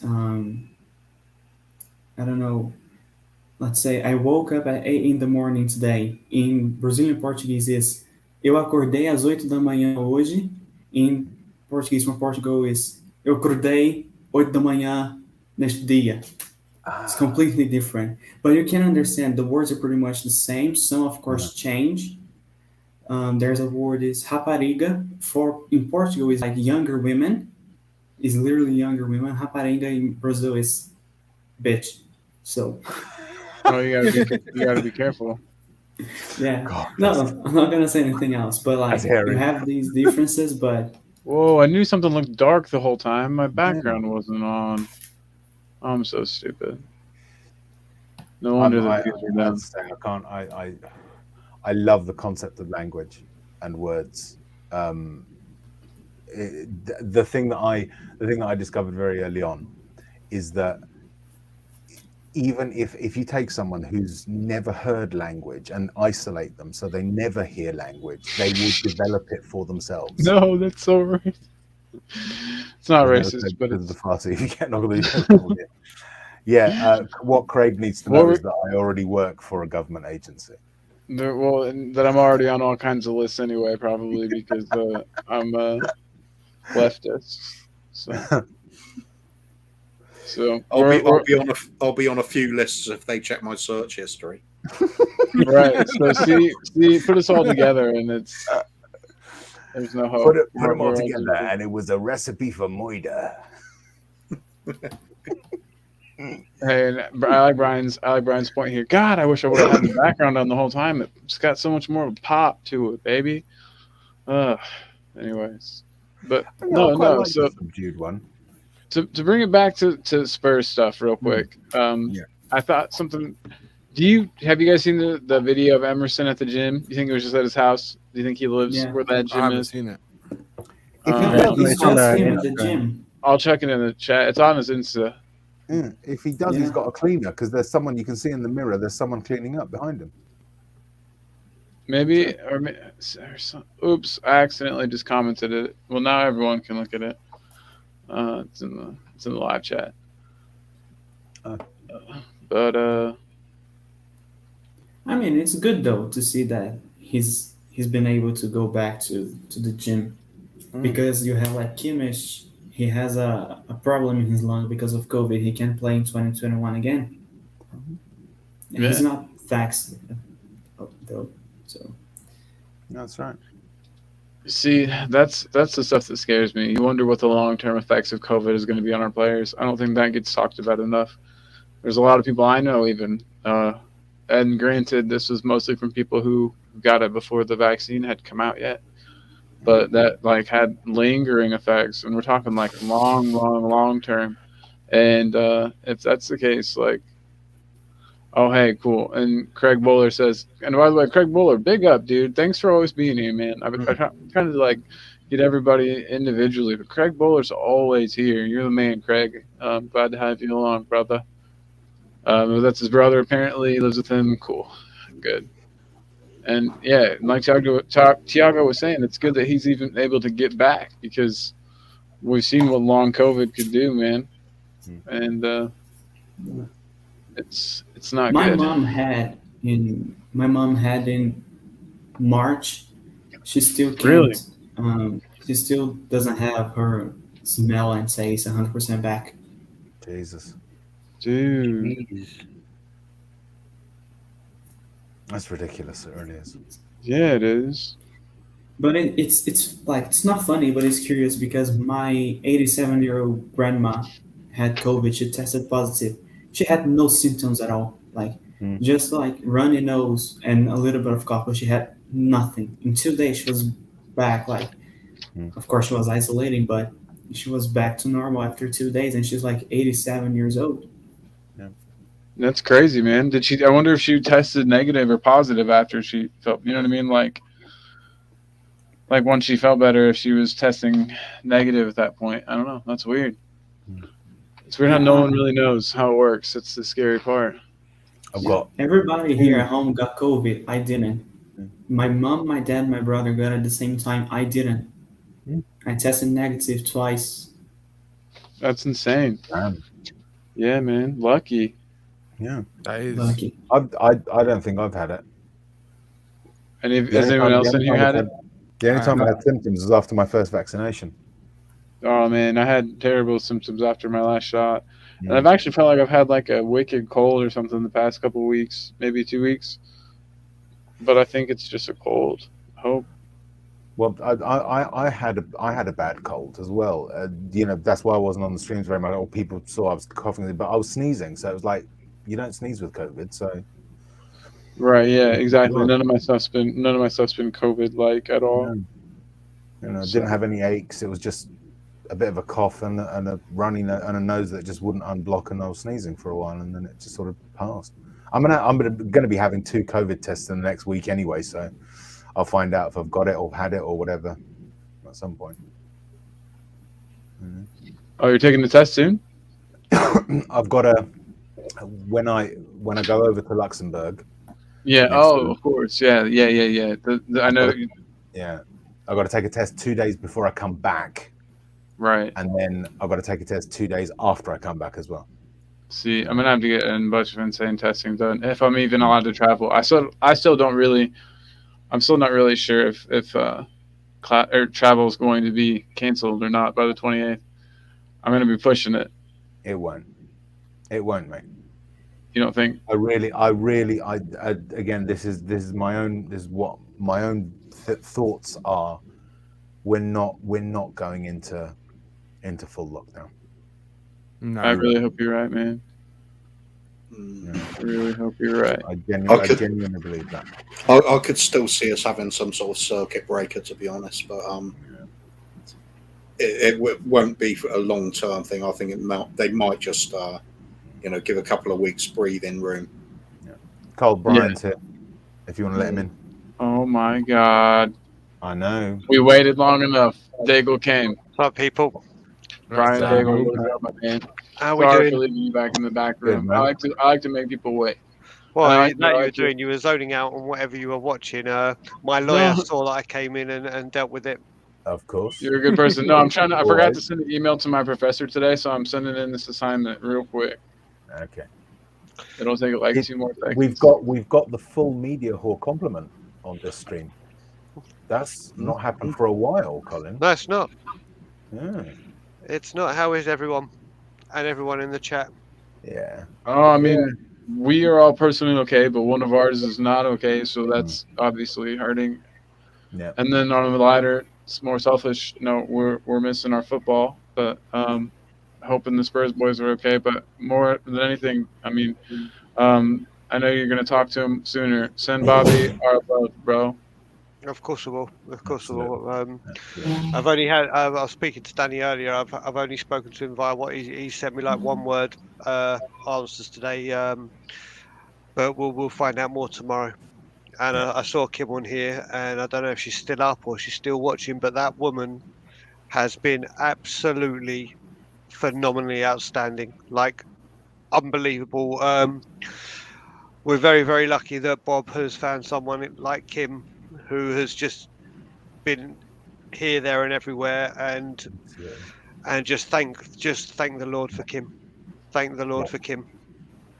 Definitely. Yeah. Is what I will Amen say. to that.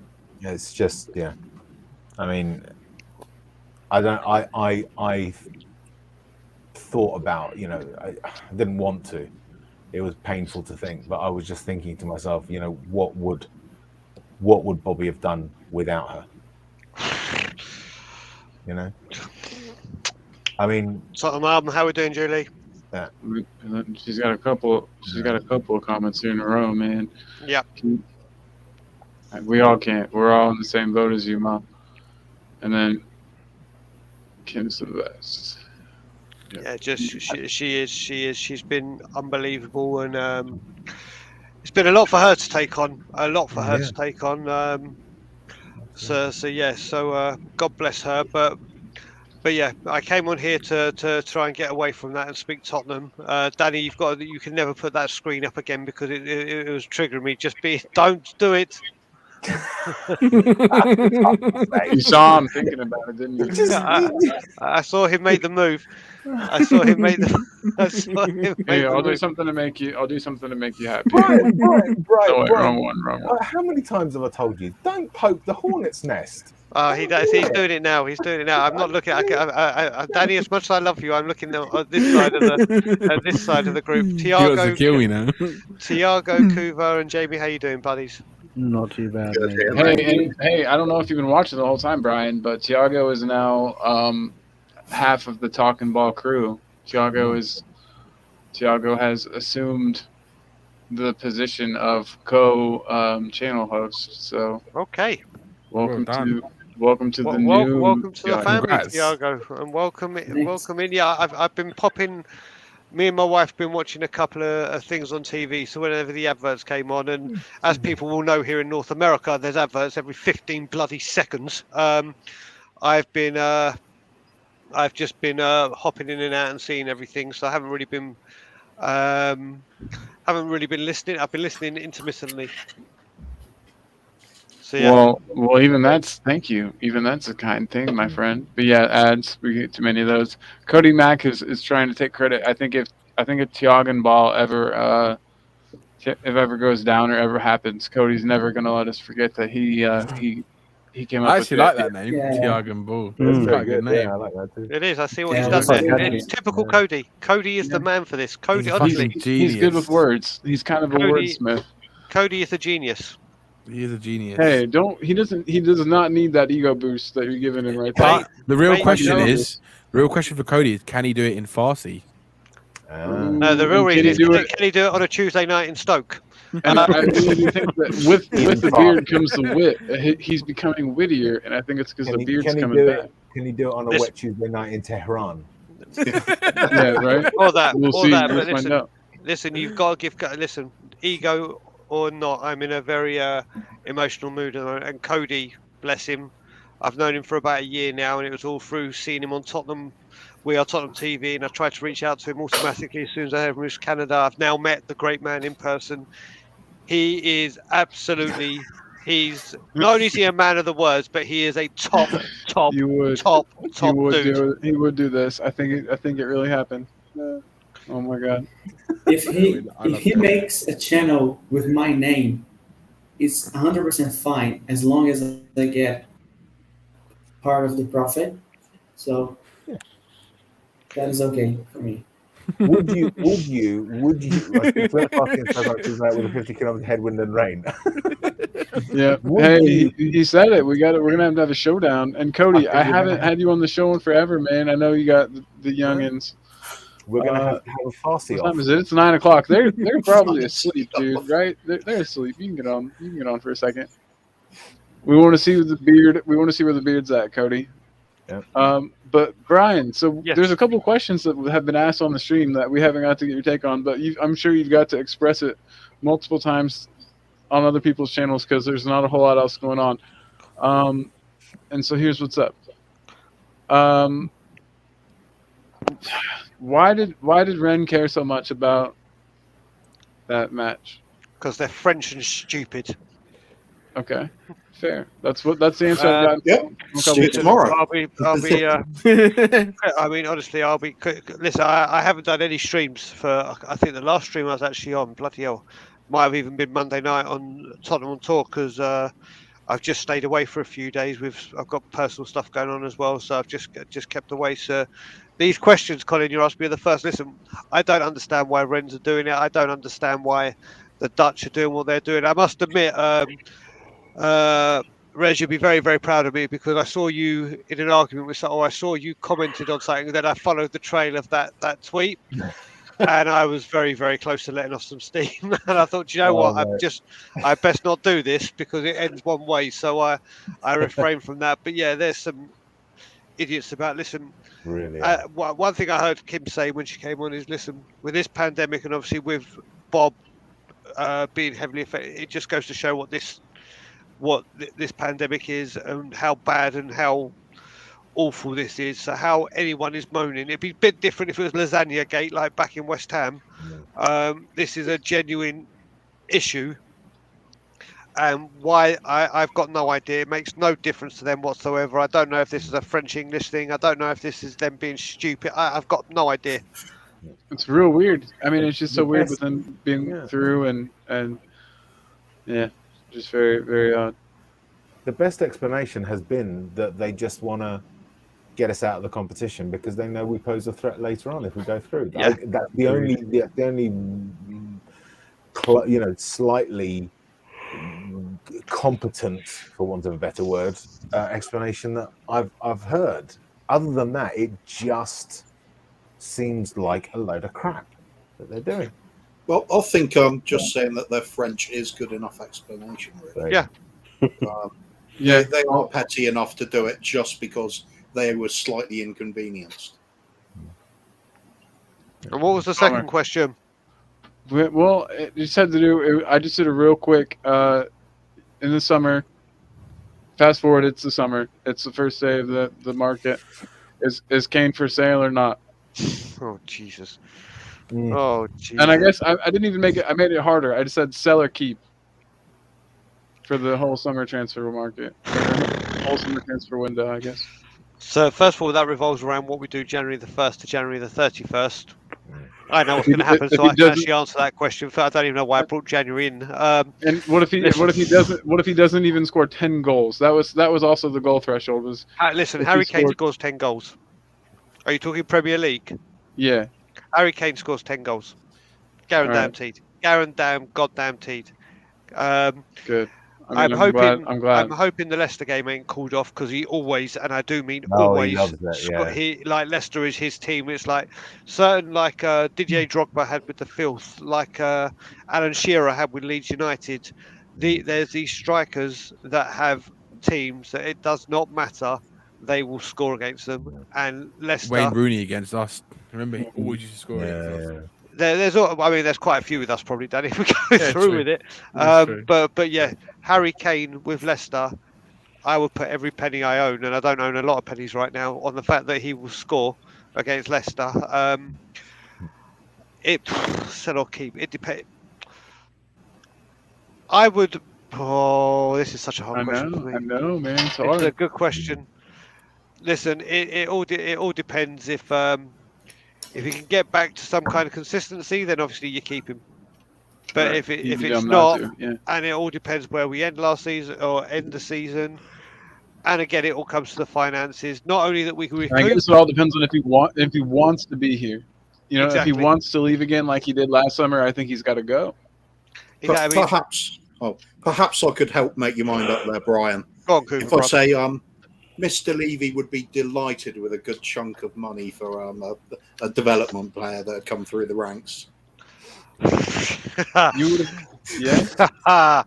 Then if it happens like that, I'll be back on a flight in August, mate. I'll be back in September, and we'll go for level 3. But yeah, listen, Brian. If Levy's all about making a profit, he won't mind getting rid of Dele this summer.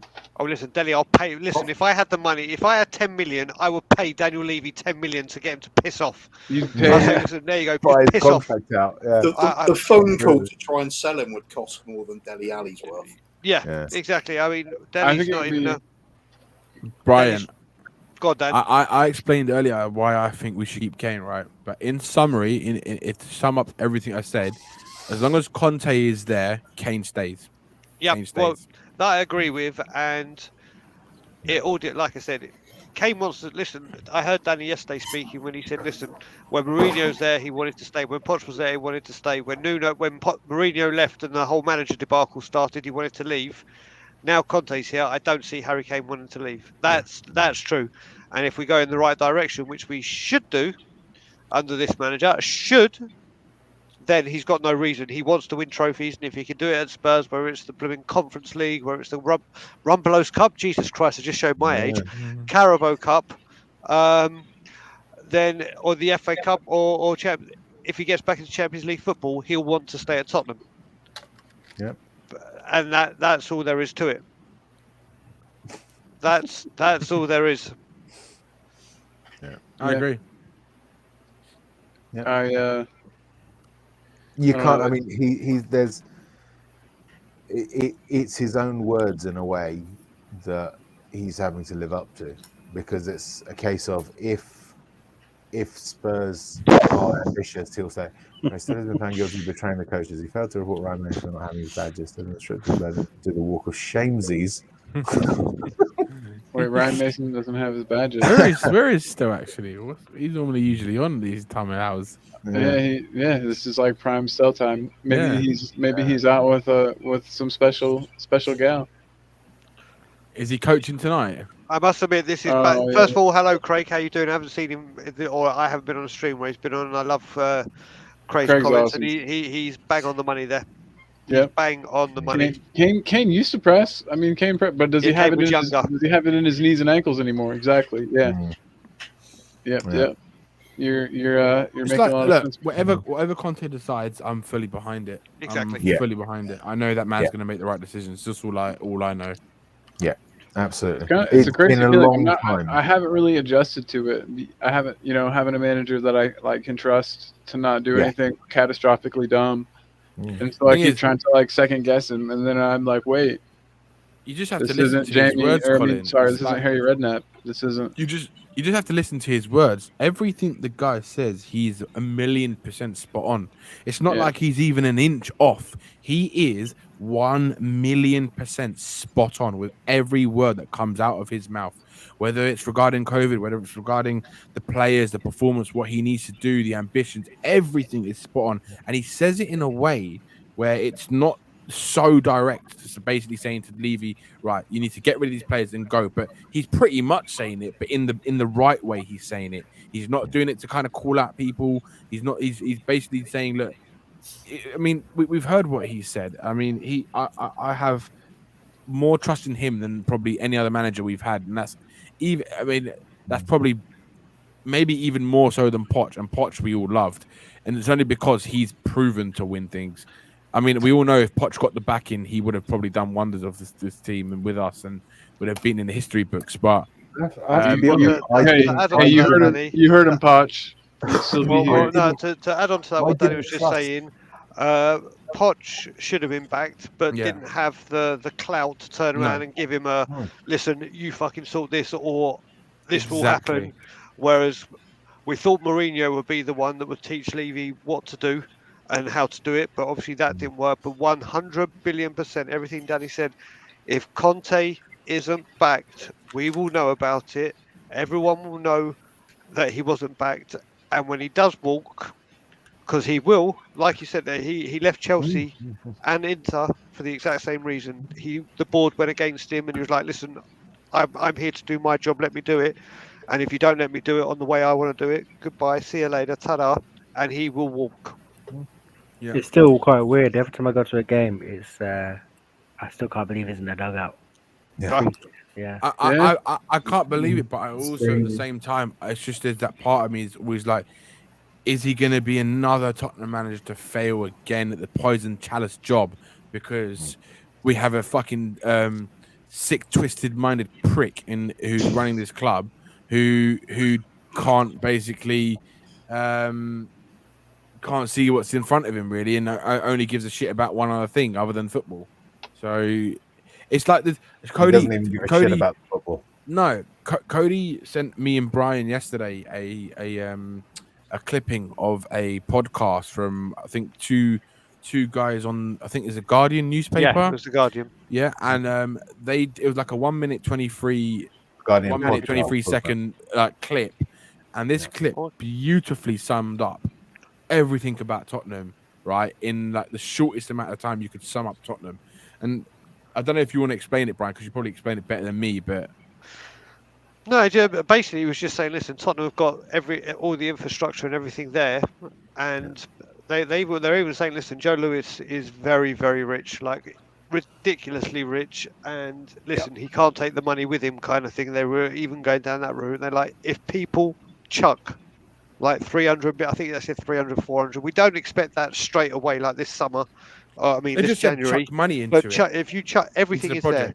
Everything. You've got the stadium, you got the supporters, you've got the manager, like the. I've said it before. Apart from Chelsea, Chelsea, Liverpool, and Manchester City. If I was to walk into any club around the world and said, right, do you know what? Right now, doesn't matter where you are in the league, right now Antonio Conte signs for you if you sack your manager. Every single other team in world football sack their manager instantly. That's how elite this manager is. Yep. That's how elite this manager is. So when you get this elite manager in, you don't say, okay, I've got you in, but now you need to learn new skills. You get him in because of what he does. And the opportunity is staring them in the face. It's staring them in the face. And the reason we've got to spend a load of money is for all the damage and mistakes that he's made during the years. So now it's time to pay the piper. Well, yeah, and they were basically saying like how we also fill the stadium, right? And obviously we're gonna have all these things coming in now, and probably potentially within the next 2 years, we might get a naming rights for the stadium and all this kind of stuff. But essentially saying that Conte will walk if he's not back, basically, essentially, because he knows it's known. well, yeah, he knows that it's a Tottenham are a worse off situation than he initially thought, and it needs a lot of changing. And it's whether or not Daniel Levy wants to listen to him about getting rid of Dele Alli and Harry Winks and Ndombele and all those kind of players that need to leave this club, basically. Well, he has to do it, otherwise two small events happen at the same time. Yeah, there'll be a plane leaving Canada. Yep. And from Daniel Levy's office, there will be the angel of death appearing on the horizon. True. Yep. It's ridiculous. He's got this opportunity. I think you are though. Paratici's gonna get us some deals. Hopefully they're just Well, I all mean, like, listen, if it doesn't matter if it's Levy or Paratici that does it. We're talking about the club as a whole. Yeah. The club as a whole has to change the way that it's been operating. right. It doesn't matter who it is who's in charge. It doesn't matter if it's Levy doing it or Paratici doing it. We have to see a change in paradigm. It's not about the people necessarily. It's about what the club does, right? What Levy has to do, although there is individual action for him, what he needs to do is not interfere, right? Yeah. Not interfere. Put the club's resources at the hands of whoever is in charge of bringing in things, and fuck off to your property development. Well, what you got to look on top of that as well. I was saying it to Danny last night. When this, especially with this COVID breakout, you've seen how bad our squad has been ripped apart and the lack of strength in depth. These players need to be signed within the first week of January. None of this, okay, we've opened negotiations. Yes, it's dragging on for 2-3 weeks.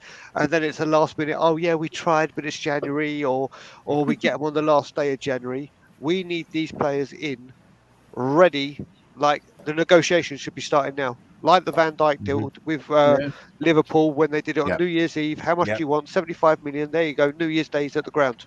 Couldn't play, but the next those games, these players and these deals need to be, and this is what Paratici is there to do. He is there to get these deals going. So when this window opens up, Conte can strike and get what he wants quickly.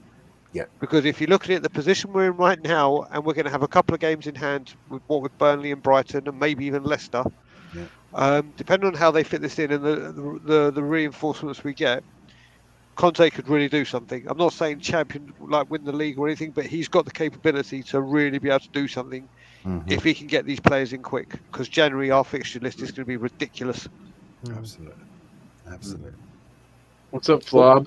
I've never seen you in the chat, but I'm glad you're here. But what is this? Yeah, we don't really know either, man. I don't know. Brian, can I ask Brian, how many players do you think we're going to get in January? How many Don't ask him that. You know the answer. Right. We're split it into a couple. Do I? How many of the like the elite players that we're kind of linked with do I think we're going to get?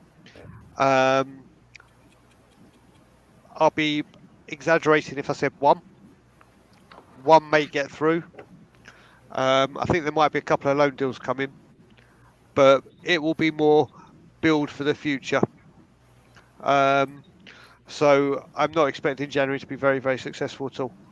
I pray to God, and I do every single time, pray to God that this parasite proves me wrong.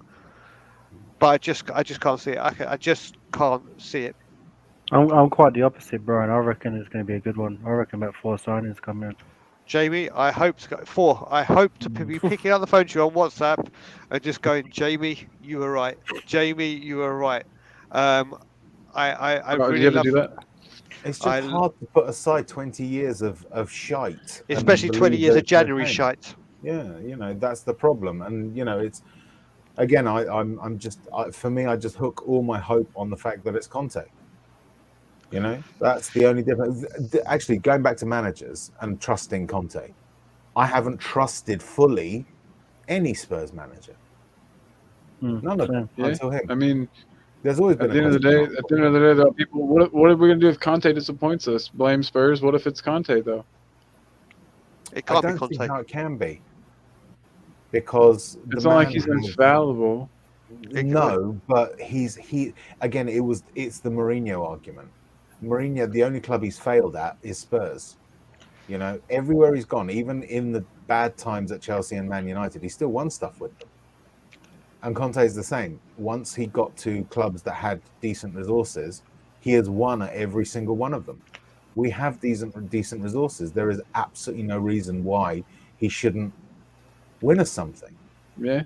Of course, the possibility exists, Colin. You're right. The possibility does exist. You can. I guess, as I've said before, there's no guarantees, but it's the closest to a guarantee you can get. Put it this way. If in January, and I'm just picking these 3 players out, if we got Vlahovic, James Ward-Prowse, and Skriniar, and things didn't go right, then it's Conte. Then you're like, right, okay, something's fundamentally gone wrong. You've been backed. You with the people you want. You've not lived up to your expectations. But if we go get like an Everton Solomon Rondon, bring in a rank midfielder and a 2-bob defender, which is not Conte, which from previous records, then it's one man and one man only. Conte gets what he wants. He wanted Ashley Young at Inter Milan, a 35-year-old left back, because he said, this is what I need to get the job done. And he got it.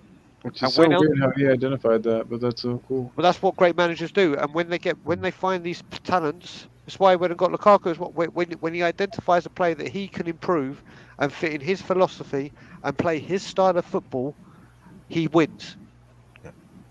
So you've seen what he's done with Ben Davies and Eric Dyer and Davinson Sanchez. Not saying they become miracle workers, but they are night and day to what they were under Mourinho. Night and goddamn day.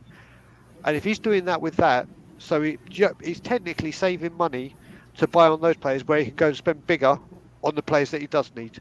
So it's not like I need 6-7 positions now. I want 3 key players because these people could do a job till the summer, and he needs to get them. And that's the only time you blame Conte. If he got like those 3 that I just mentioned just randomly, and things went sideways, you can't blame anyone else but the manager. Yeah. No, I think you're spot on. But that's why the trust that I have for Conte and the fact that anyone with half a brain will be able to realize that I've got this manager, I need to back him. That's what gives me hope. If it was any other manager, I'd be exactly what Brian's saying. Yeah. No hope whatsoever. It's only because it's Conte that I have some measure of hope, and I'm willing to not ignore, but put the 21 years on hiatus just for this, let's say this window dependent and the next window. If it was any other manager, it would be like, forget it, there's no point. But it's because it's Conte, and it's a case of, has Levy got enough brain to realize that? It's that killer word, hope, again, isn't it? Yeah, absolutely. But he has to. I don't think. Okay, so we all know that Levy's an egomaniac, and I don't think he would make himself look like an idiot twice. Colin, could you be any more chilled? Yeah. Chilling with Poch. Like, listen. Yeah. Me and Poch are just having a good one, man. But no, you know what I mean. He wouldn't want to make himself look like a complete fool 2 times, and I think the Mourinho thing made him look pretty bad. I don't know, Tiago. You think that he's gonna back him? Do you think he's getting backed?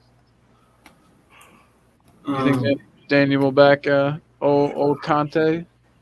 I think it's a mix between what Brian and Jamie said. I think January could be successful, but I think Paratici is going to work on players that are living on a free, like a Kessié, or because that's what he did a lot of Juventus. Get these type of players that are in the end of contract.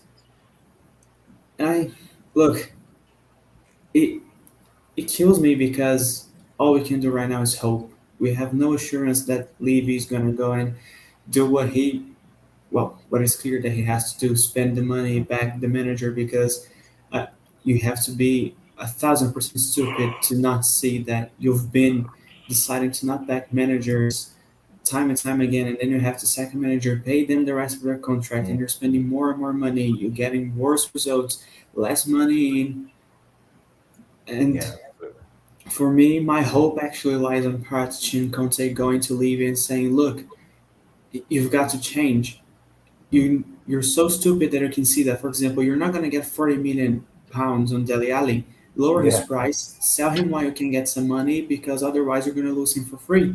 Yeah. And then you're going to lose even more money. The same with Winks or with whoever player Conte wants to sell. And you have like Kessié, who would cost 45 million pounds. You can get him on a free. Okay, his wages might be big, but he's on a free. If you can sell him in the future, it's a profit because you didn't spend anything to bring him in.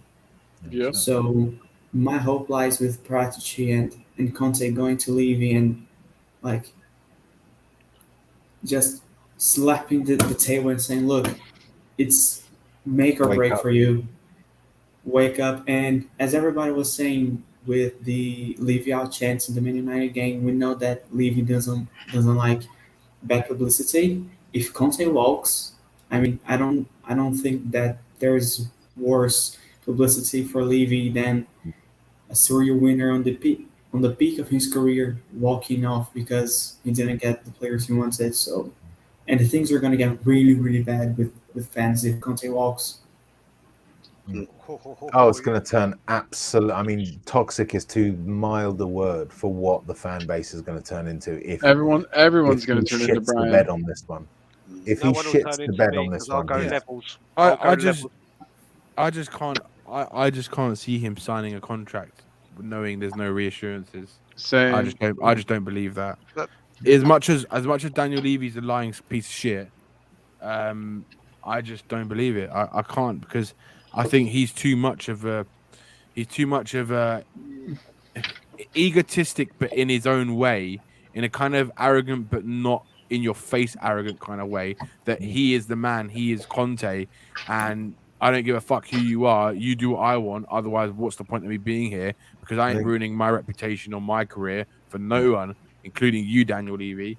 It's like, yeah, he's self-assured in the way that he knows what he wants to achieve, and if he's not going to have the tools to do it, we know what's going to happen. We know it. We know. Listen, it's very sorry that it's very, very easy for me to Paratici to go, these are my plans and this is what I'm going to try and bring in.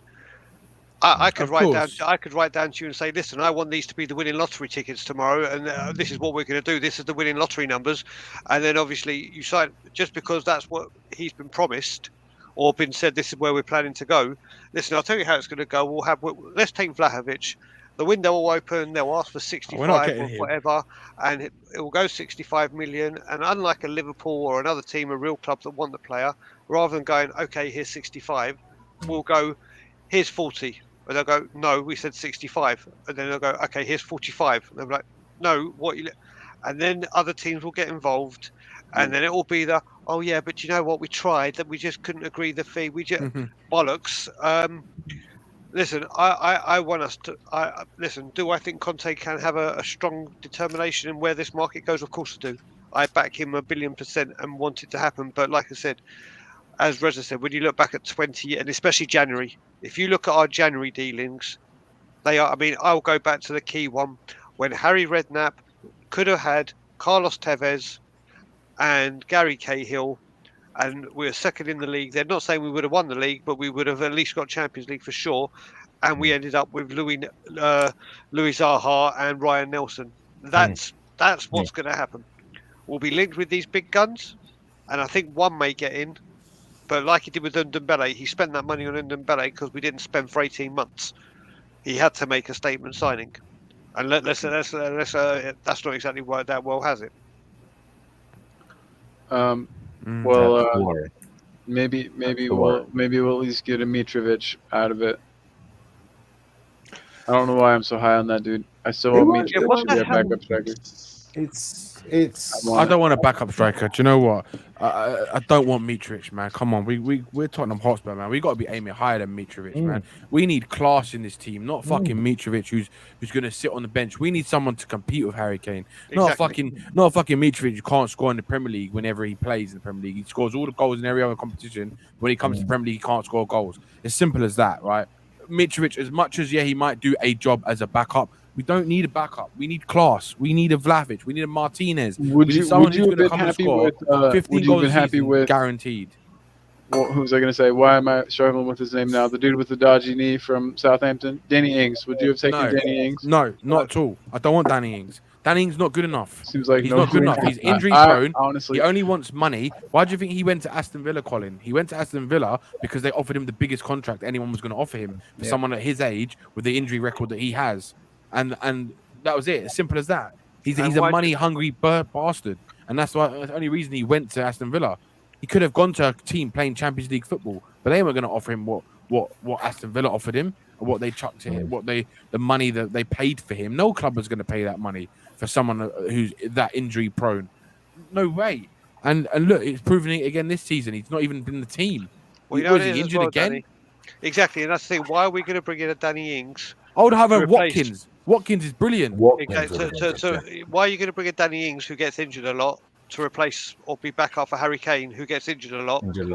And then they're both known are like get injured at the same time. And you're like, well, that's good. We've got Danny Ings who's on 100. and knowing us, that would happen. Why are we overlooking our talent we've already got, though? I mean, we got Jack Clark, for Christ's sake. I mean, for a half second, you're so good at the sarcasm, because for a half second I was like, oh god, Kuva. Who have I forgotten? Right. No, it's you're going to say he's a bad signing or something. Who else can fill that role of sort of floating in the background, and you're not even sure if he's in the development squad? He just does nothing. Or if he's got a squad number. have we even signed him, or is he just someone that turned up one day? It's like a stray cat. I think he's Doris's son, and he came in wearing a Spurs shirt, and everyone just thought he was one of the squad, and they just he hasn't been brave enough to just tell people. That's funny. There's a joke about the actor Michael Cera, the American actor. There's a joke that he wasn't even an actor. He just accidentally showed up at the wrong place one day, and they handed him some papers, and he was too embarrassed to say he wasn't an actor, and he just stuck with it. And I could see it. That dude's so awkward. Eugene's in the chat. I don't know how much longer we're gonna be on, man. But you should hop in. Boys, I'm off. I can't stay awake anymore. No, you are all good, Jamie, buddy. my man. It's Jamie, probably it's so late, but it's good to have you on. Thanks for being on. I miss you, I thought it'd man. only be like an hour. I didn't realize it'd be nearly 4.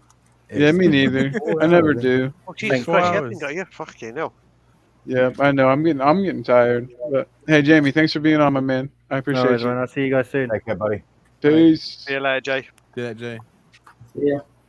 Yeah, sorry for this being so long. Anyone can jump out when they need to. I haven't done this in so long that I've been like jonesing for my fix of Spurs therapy. So as it should be. I would love someone like Ollie Watkins in our team, man. He'd be brilliant. Dude, I know. Brilliant. See, and that's what we need to. I know the championship gets overlooked, but we need to be looking at the lower leagues. I think at least scouting there. You know what I mean? Like I don't know who's top scorer in the championship this season so far, but do you know what it is, Colin? Right, I'll be really honest with you.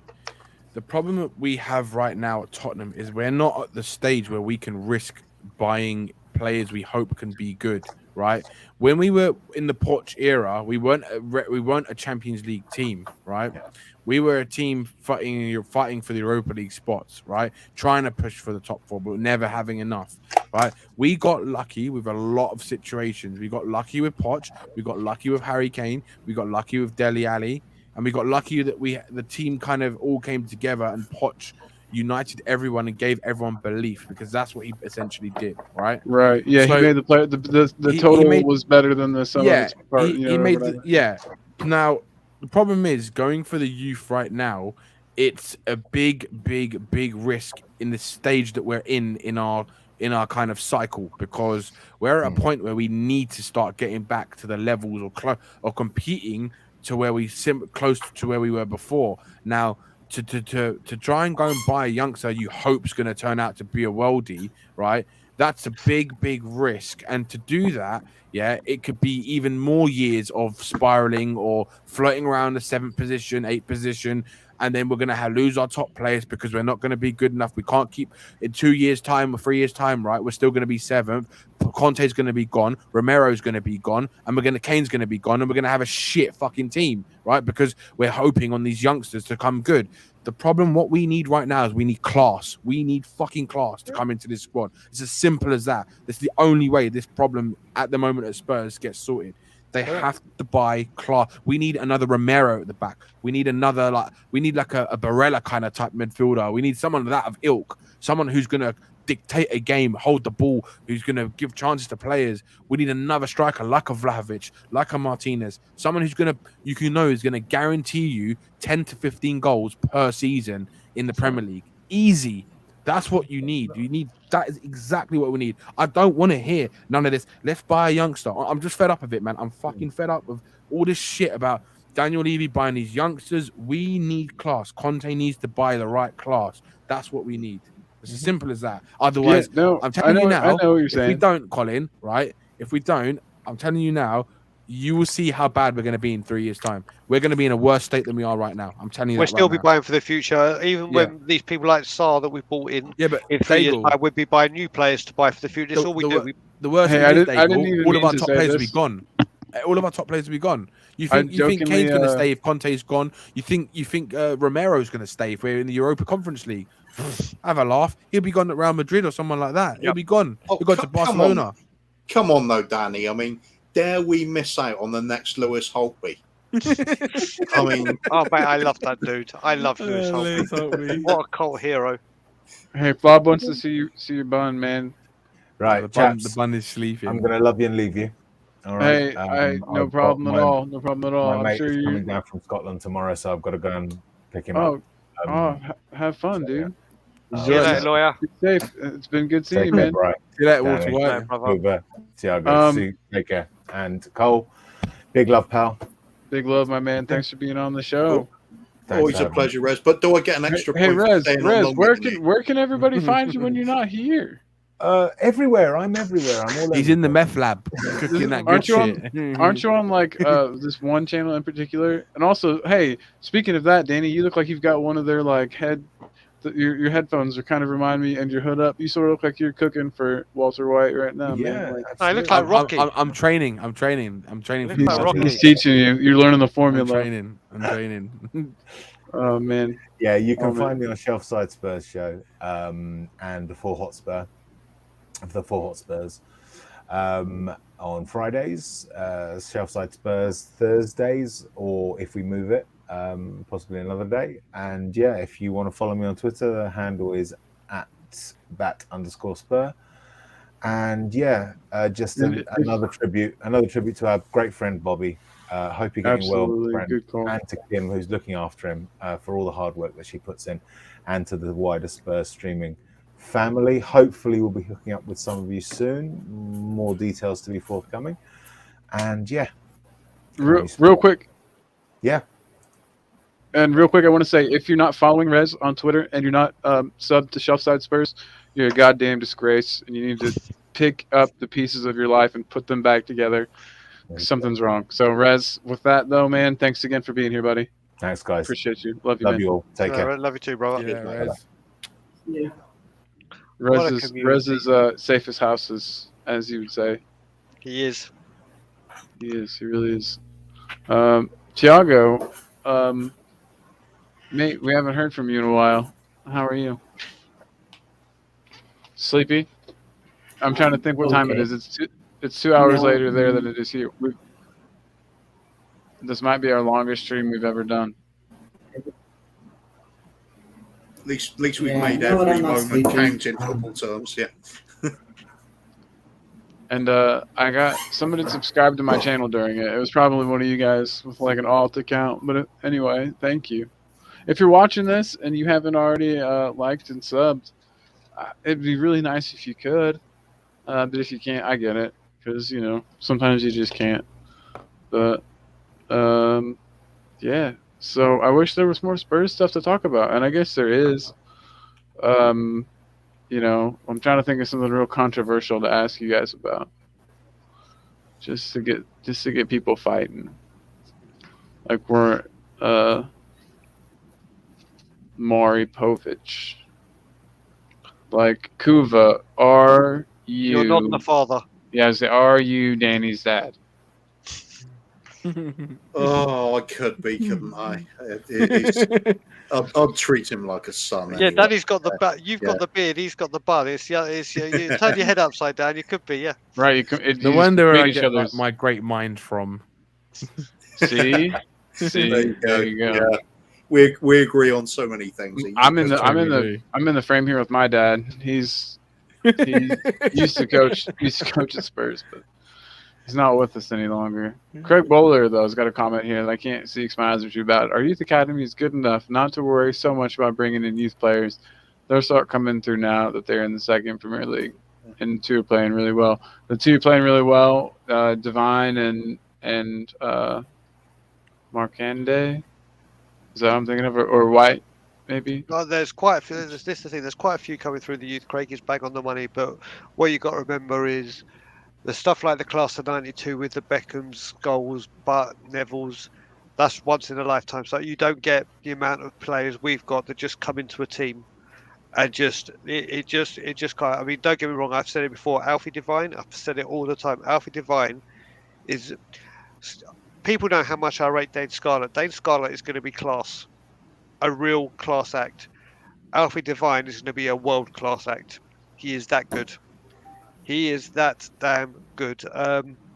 My words, but it's going to be very, very hard to integrate them. And it's also they don't interact with the first team, so they're not learning the style and the coaching methods of the first team. And then it's how long do we keep Conte for? And then what another thing we've made a problem with, like when Liverpool sacked Brendan Rodgers, who played attacking, expansive, attractive football, they brought in Jurgen Klopp. That guess what? Plays open, expansive, attacking, attractive football. Whereas we've gone from attacking coach to defensive coach, from defensive coach to attacking coach, from catching, or defensive coach, then attacking, then defend. There's no straightforward philosophy. So when the next manager comes in, there's players that don't match the philosophy of the new manager. Then you try and get them out there. It's such a if the youngsters are to come through, they need to be doing what the team is doing now, and they need to, whether Conte stays or Conte goes, the next manager needs to be an attacking, progressive. And they need to keep the same philosophy through their managers for a consistent amount of time, who can have an impact on the youth to say, right, this is the Tottenham philosophy, this is what we're going to do, this is where we're going, and then it will happen. At the moment, I agree completely. And changing. Yeah, there needs to be a clear philosophy implemented through, which, yeah. It's why the likes of Ajax can change both their manager and their entire team almost at will, and then just carry on being Ajax next season. I mean, they might have a little dip in form where players are that young, they need a few seasons, but it's a continuation of what they know. We just don't have that. It's always erratic. Also with the with all these development players coming through, it fits in with what Danny was saying about we need to buy ready-made players at the moment, top quality players. Conte was mentioning about buying all these young and up-and-coming players. What's the point if we got an academy? What's the academy for then? You're buying players to directly compete with the players you're trying to develop. It makes no sense. Yeah. So all these world-class names we're being linked with. Let's just go and get them all. Just turn Joe Lewis upside down, shake the loose change out of his pockets, and have it. Yeah, and it also it doesn't matter if they're young in terms of, because I forgot to add, and it's just adding to your point as well. It's that if the player is a top class talent right now, who's young, has got more potential as well, then yeah, by all means, because he's a top class player, like a Vlahovic, for example. I know we won't get him, but he's young. He's one of the best young strikers in the world right now. He's a pure number 9, and we've been crying out for someone like that to have in the squad because he's a different kind of player to Kane. He's just a tank up front, and in certain games. No, sorry, yeah, I was gonna say like someone. I think that they're probably struggling to play the way they want to, or the formation that he wants to do, because of the lack of players that he doesn't have the players to do what he actually really wants to do at Tottenham, which is probably the 3-5-2 formation. I think, and I think that if he has like a Vlahovic and Kane, he could play both of them together. He could do so many different combinations with the team, because it gives you more options when you have someone like him. Like, could you imagine against certain teams that who you need to have, like, you have someone like Vlahovic and Kane playing together up front against some defense? They won't be able to cope with both of them. They're two big lads, especially someone like Vlahovic, who likes to get stuck in and who's even more of a tougher an opponent to come against. So you have someone like Kane who can feed him the balls and vice versa. It'd just be a dream to have someone like that in the team. But yeah, unfortunately, I just don't if think Kane we're going had to a get him. lethal finisher to pass to, things would be going really. And I mean, that's Son most of the time, or should be, but he's been struggling a bit. I mean, yeah, he has been struggling a bit. I think Thiago, that's what we need. We need a Sonny's been different kind of struggling? option. Yeah, the thing with Vlahovic as well is he physically dominates in the opponent's box. Oh yeah, and that's going to translate so well to the Premier League, 100%. Yeah, absolutely. And he's getting better with his hold-up play all the time. So I just honestly don't think we're going to get him, as much as I want him so badly. Yeah, I'm kind of hoping that maybe Conte just has that enough pulling power about him as a manager. It's more, for me, it's more, Kuva, about the board backing him in the way to go and like be ambitious and bold and go and get him. I think Conte will attract him. I just think the board won't do what we want them to do, and I just think we're going to miss out on him. And I think we're going to go for. That's what I think is going to happen anyway. If we're relying on the board to do it, then we'll end up getting Andy Carroll, won't we? Yeah, exactly. Yeah, we're getting from where's he at now? Reading or something, isn't he? Yeah, I think he is. You know what the thing is as well. You can look at defenders and midfielders, and there's a few scenarios or a few different options of who we could get. For me, like Danny, when you say the striker we get, there's only one option, and that is Vlahovic.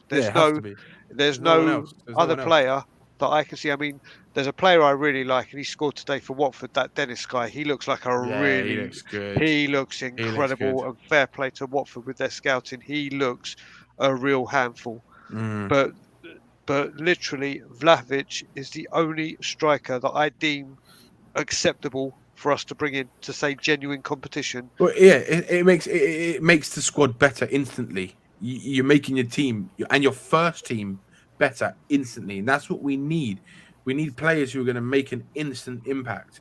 And someone like him, you buy him, he's got sell-on value as well, because you buy him now for 40 odd million pounds, 45 million pounds, and like in 3-4 years' time, he could be like on Haaland's level, or 2 years' time, he could be like if he's like a key in that team, and then there you go, his price has already gone to like 150 million. So it's for a business point of view and for a footballing point of view, it makes complete sense.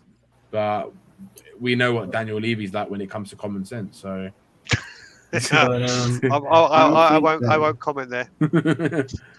But I think that Vlahovic, if you look at the style, I mean, I haven't watched him much for Fiorentina, but I watched his game against Portugal in the World Cup qualifiers.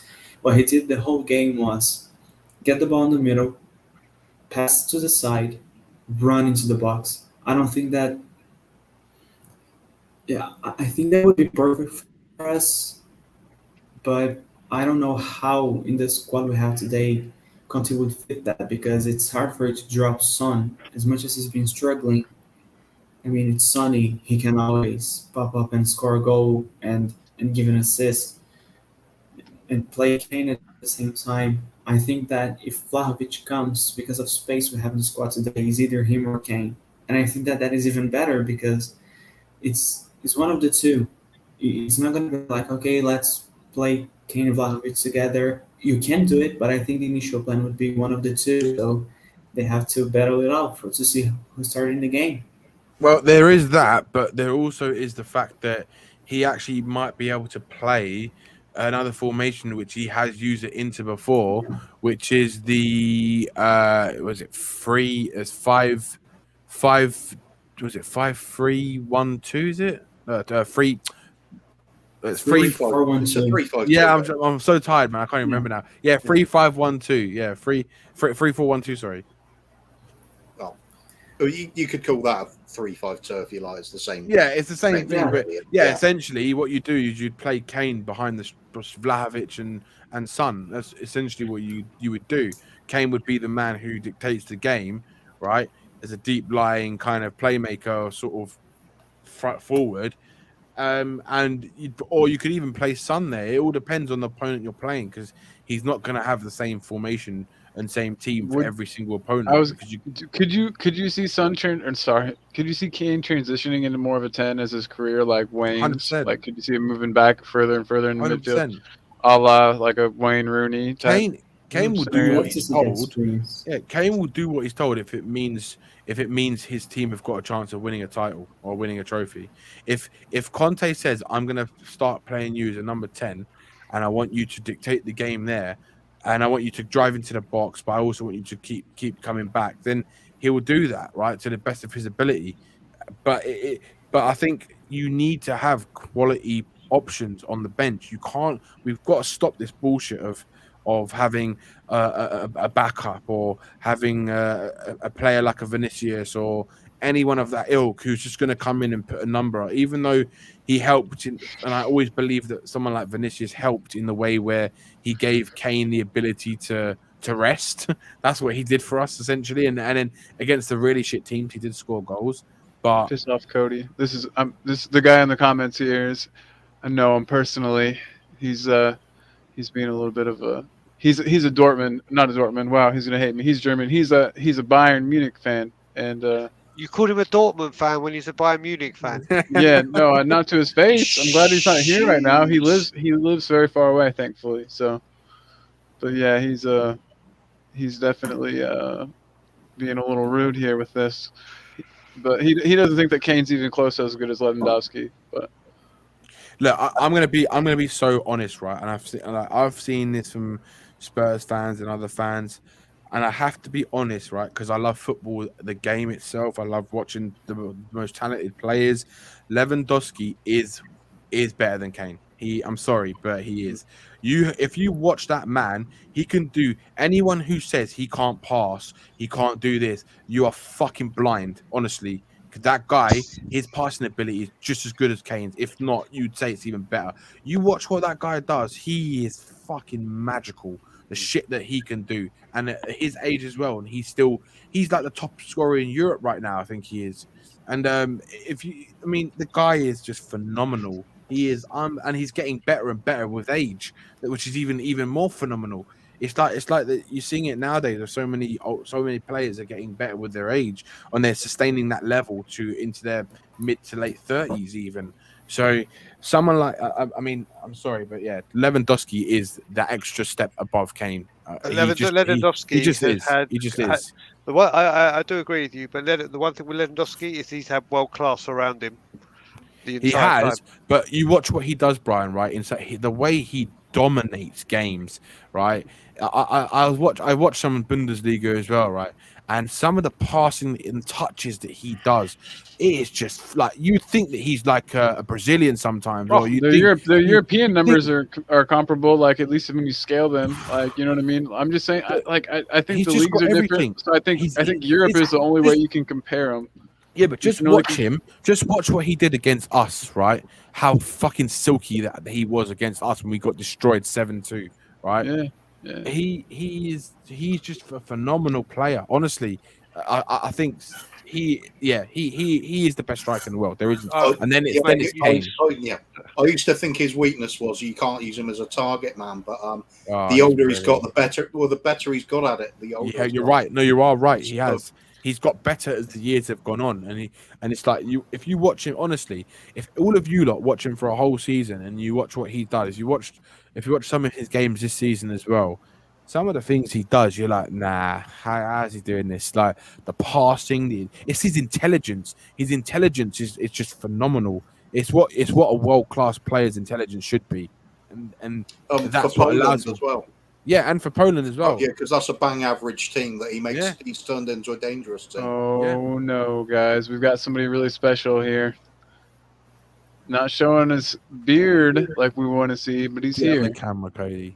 You slag. Oh, I can't. That's okay. Well, I can't wait till you're ready to show it to us. So, man, we all miss it. We all miss the beard. We'd have the bun and the beard in the same show. It's pitch black where I am. Oh, okay. All right. Fair enough. Are you hiding in the closet again, Cody? Yeah, I'm back in, man. Nah, I thought so. Danny, We respect you either way. I have to tell you that Bayern Munich game, the 7-2, you just actually given me that game. I had such a bad cough, and this is obviously pre-COVID and everything. I finished early at booking so I could go watch it at the Scotland Yard, and it got so bad and so boring that every time Bayern Munich scored a goal, I took a shot of cough syrup. And I ended up, I done about by the end of 7-2, I was off my face. I'd never seen, I'd seen people say drink cough syrup and get you off your face. But at 7-2, Sean Willisey had to get me home because I was walking around. I didn't have a clue what I was doing, a clue what I was saying. I was off my nuts on NyQuil. I think, is it NyQuil we got here, Cody? Yeah. That's for real. Yeah, I have no idea.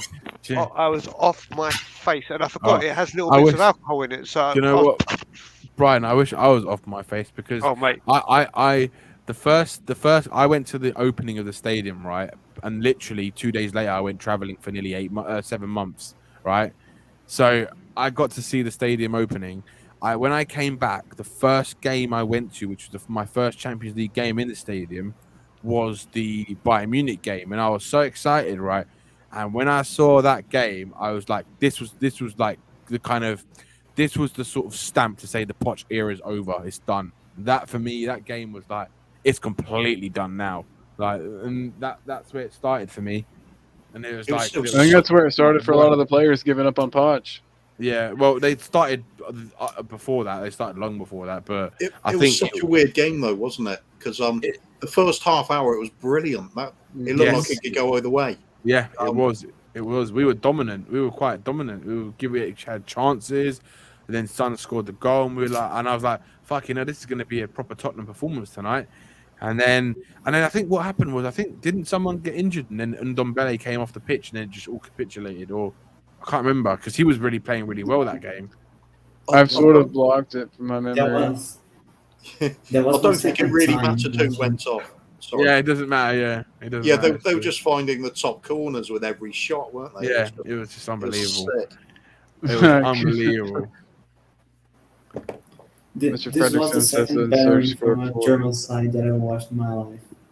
Because I had the 7-1 in 2014, and it was pretty much the same thing. Because the first 15 minutes of that game, we were on the front foot, semi-final World Cup. We were playing at home, and then Germany just scored 5 in 15 minutes, and we didn't know what was going on. Everybody crying in the stadium, and Spurs was just the same thing.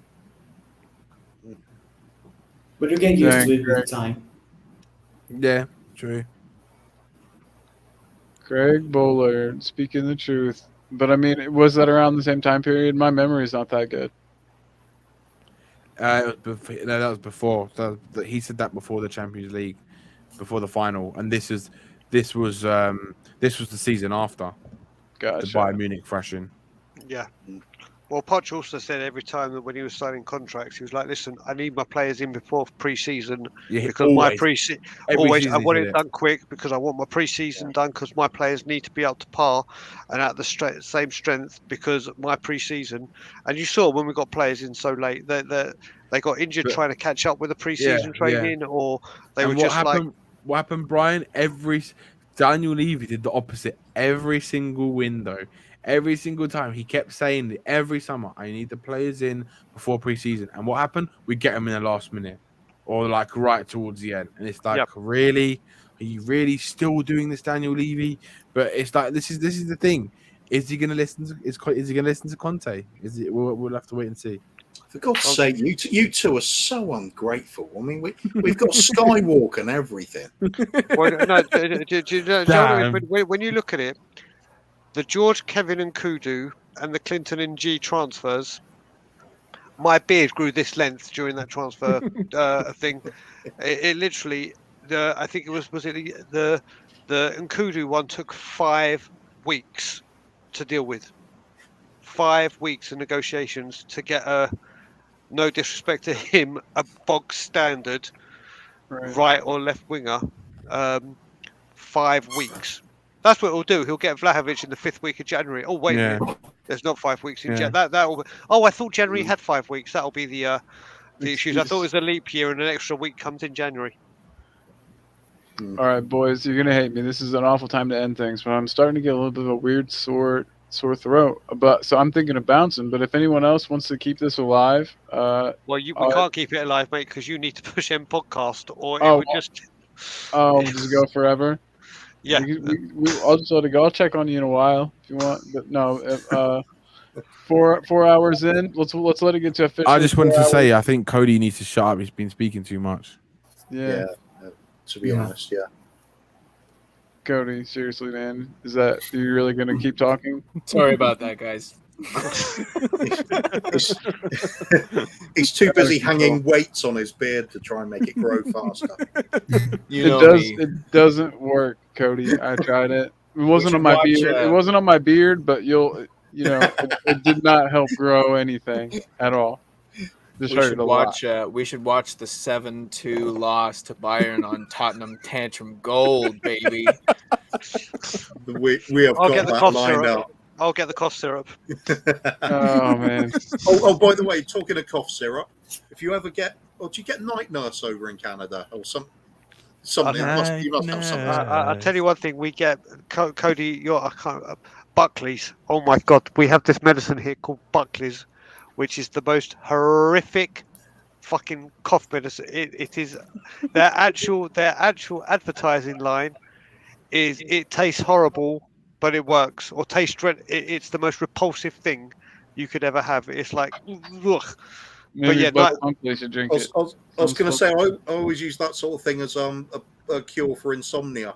If you get a shot of night nurse and a shot of dark rum, just take that. Yeah, I can't do the dark rum bit, unfortunately. You'll be out like a light. You won't get hooked on it. Trust me, believe me, I'd love to try that and say, do you know what? Let me have one night on the piss with Danny when I come back. Like, let me just go get pissed with Danny, and then when it's like 8 weeks later and we come home and we don't know where we've been. Levy's office is trashed. Yeah. Oh my God! You just take a giant poop right in the middle of the carpet there. That's a whole nother show of what I'd do if I was drunk and what I would do to Daniel. That's a whole nother show. I'll have that show on my channel if you want to do it. Of course you would. You can have like a list of things to read from, or you. Who'd say no to that? I think I could sell it to the highest bidder. Imagine that. I offered first. Imagine that on We Are Tottenham TV or Chris Callan. And now we have Brian Daigle. Drunk on a skywalk with Levy.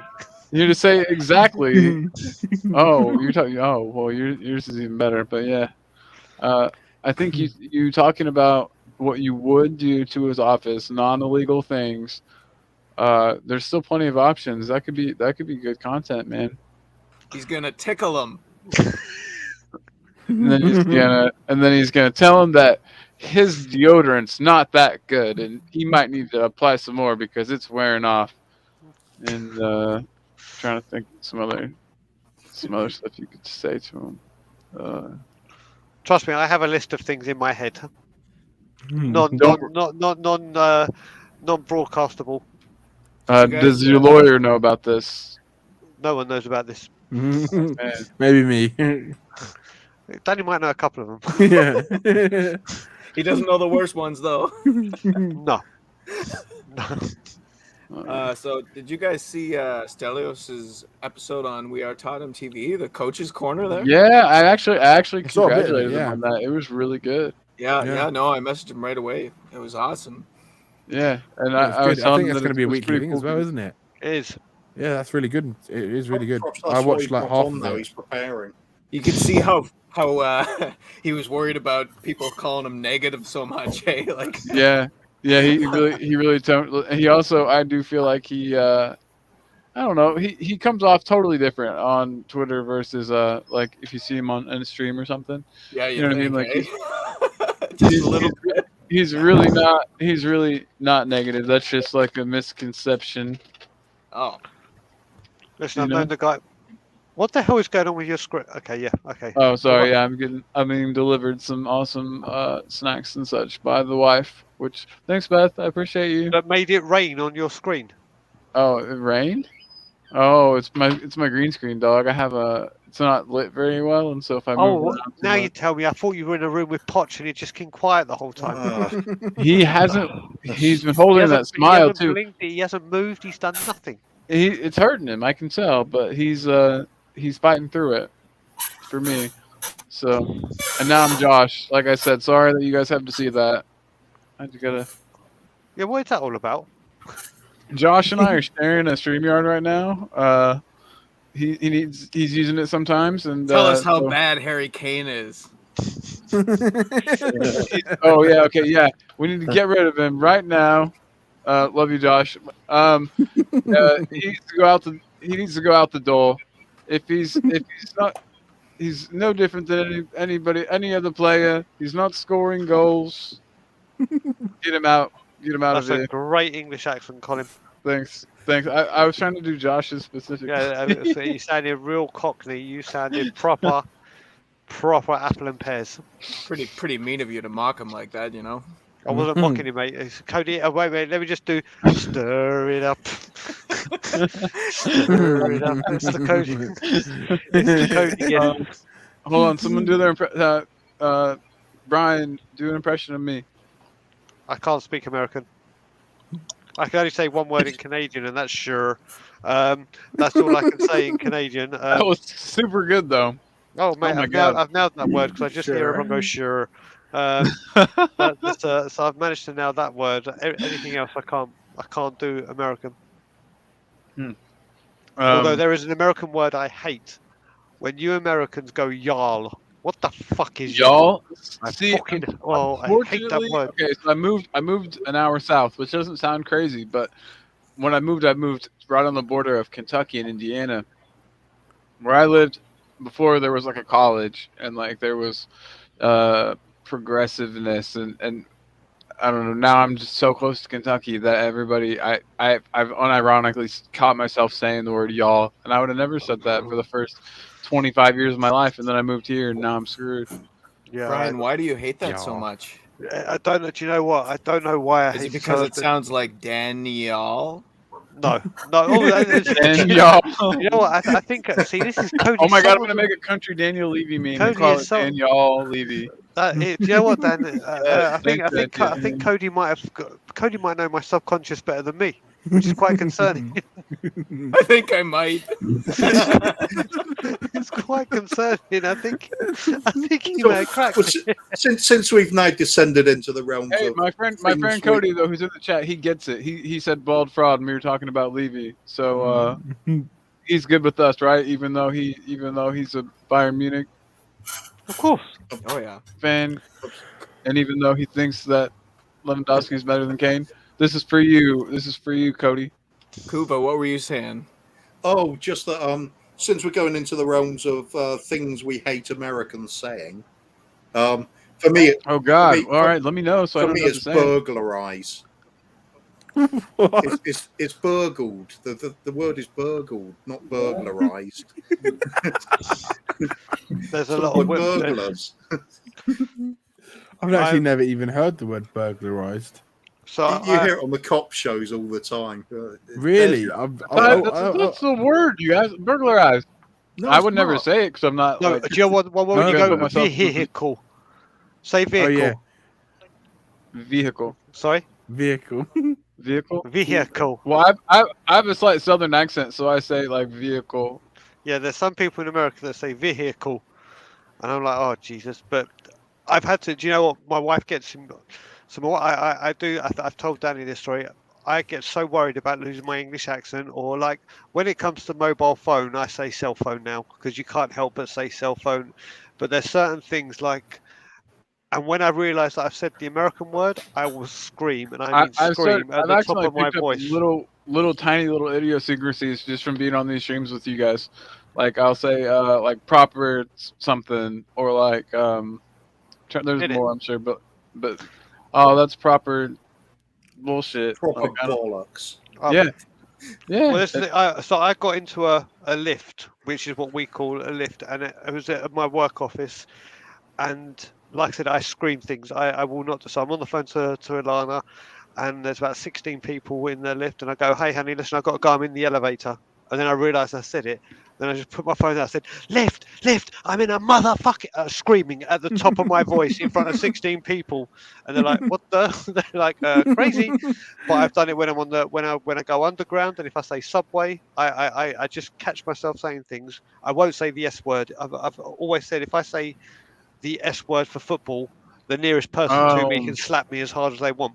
Even though your people came up with that word, didn't they? Isn't that Yes, the but story? I don't care. It's not the right word. I won't say that word. And like I said, I've been with people. I've stopped people in the street and said, "Slap me." When I've said it, like just talking to a mate, I'm like, Oh, "Slap wow. me," because I won't. And they're like, "Oh, okay. How much money do you got? Like, I can do that, but it's gonna cost you." Yeah, it's football. I don't. No, it is. I don't know why. I don't know how American football, ever Eggball. started being called. So hey, so as a person that's of English heritage and culture, you wouldn't mind then as I feel like a phony when I say football. Like I feel like I'm supposed to say soccer because I'm American. You know how like so I can. No.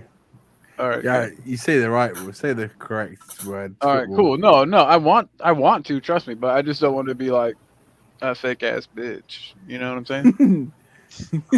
I'm okay with the S word just because I know the origins of it, and it doesn't bother me so much. Oh, can't stand it. Yeah, I mean, I never hate use it, it, but it doesn't. You know, I'm not bothered when people use it. Tottenham Hotspur are gonna play a soccer match. Tottenham Hotspur. Oh, that was your best. That was your Well, best American accent so far, bro. You got it.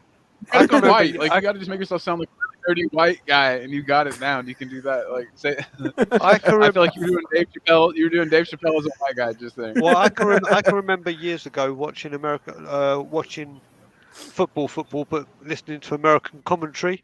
I think it was when I was living in Israel. Ew, no, I won't watch it. Mate, I can't watch. I can't mate, watch it, bro. I told Danny this. I heard the funniest line, and after that, I've never been able to listen to American Fucking commentary again. awful. When they said a good head ball from the defensive third, and I was like, "What? What did you just? Good head ball from the It's just defensive garbage. I third." feel like okay, there's something to be said about silence and like what silence does for things, and the commentators that are on the coverage that I get to watch, the English commentators, they know when to shut the fuck up and not talk for a second. And these American dudes feel like they constantly have to be giving you constant descriptive. It's like, dude, take a breath and chill yourself out for a second. And I don't know. It just really bothers me. So I'm glad that it bothers you too. Good head ball in the defensive third. Yes, and don't let me ever stop talking because you want to hear me. You want to hear me talking like this. Oh no, Tottenham, they lost the ball. What are they gonna? Oh, it hurts my throat even to do. But God, like they just need to chill out, man. Like It's like they've part of taken, what I like- like about British, like not British. Sorry, that's English commentary though. Is that I could fall asleep to it because it's nice and it's soothing and it's not offensively annoying. And the American commentators don't understand that that's part of the whole package. American Colin. commentary sounds like they're all coked up all the time. Colin, do They your probably are. your American commentary impression again, but this time turn your camera off so we can see Oh, you Josh's coulda. face. Yeah, do that. Yeah. Yes. Okay. Good call. I like the way you think. Oh, yes, and Tottenham's got the ball. Oh, he's about to shoot. He takes a shot. Oh, Hugo Lloris. He saves it. Okay, that's all I got. And I like switch teams halfway through, but you get it. It's like watching Sky Sports. Oh man, Trevor Francis was the one that used to bore the crap out of me. I can't stand listening to Trevor Francis. I love Chris Kamara. Oh mate, how can you not? Williams, you make a good point there, bud. But yeah, I thought my second one was much better than the first. So I'm getting better as I go. Yeah, you went for it more. Yeah, full send, as Josh would say. Whenever I did my one chip challenge the other day, which if you haven't seen, check it out on my channel. It's pretty funny. Fair play to you, Colin. Thanks, dude. I wish I didn't have to I wish I would have had 3, so we wouldn't have had to split it, so that people wouldn't use that against us. But I think at a certain point your mouth reaches a saturation of hot, and I don't know if more chip would have made it worse. But I don't know. It was insane though, and it was at the end. It was like euphoric. Like I felt like I was on something. Like my hands were tingling, and I was just like, oh my god. It was something else, bro. But I forget where I was going with this. Been on streaming too long. Well, no. I'll tell you what. After I was watching it with Ilana. We tried to find it because we wanted to do it, and you can't get them anymore over here. My mom said that she found them for like $8 the other day on a site, and she's gonna try to get a hold of some before we leave. If she does, let me know, and I'll take one off you. All right, cool. Yeah. Would you guys? Can we all eat one together for a stream? Fuck, mate. That could be part of our YouTubers get together. 1,000,000,000%. Dude, that would be so fun. Cody, would you be in? What? Sorry, How Matt? fucking did you eat the whole chip? We split it into thirds. Oh fuck's sake! We gotta eat the whole chip. If we're doing it, we're eating the whole chip. Oh Well, yeah, of course. I didn't, like I said, my friends were like adamantly not letting me do it without them. And you said a third of a chip made you high? Yeah, bro, it was so bad that I couldn't, like, every breath I took was agony for like 5 minutes. But then after about 5 minutes, it turns into a weirdly spiritual high. Like, yeah. Danny got to see how, get high instead. Danny got to see how spicy I have my food. So I know the chip is a lot spicier, but yeah. What's that chip? What was it? Like it was because I watched the video, California but what is it? That chip? What is it? It's the hottest chip in the world. It's just It's the hottest chip in the world. It's this company where every year they come out with a new variation. So I had the 2021 version, but every year, and funnily enough, I won it in a hot food eating contest at another restaurant. But fucking hell.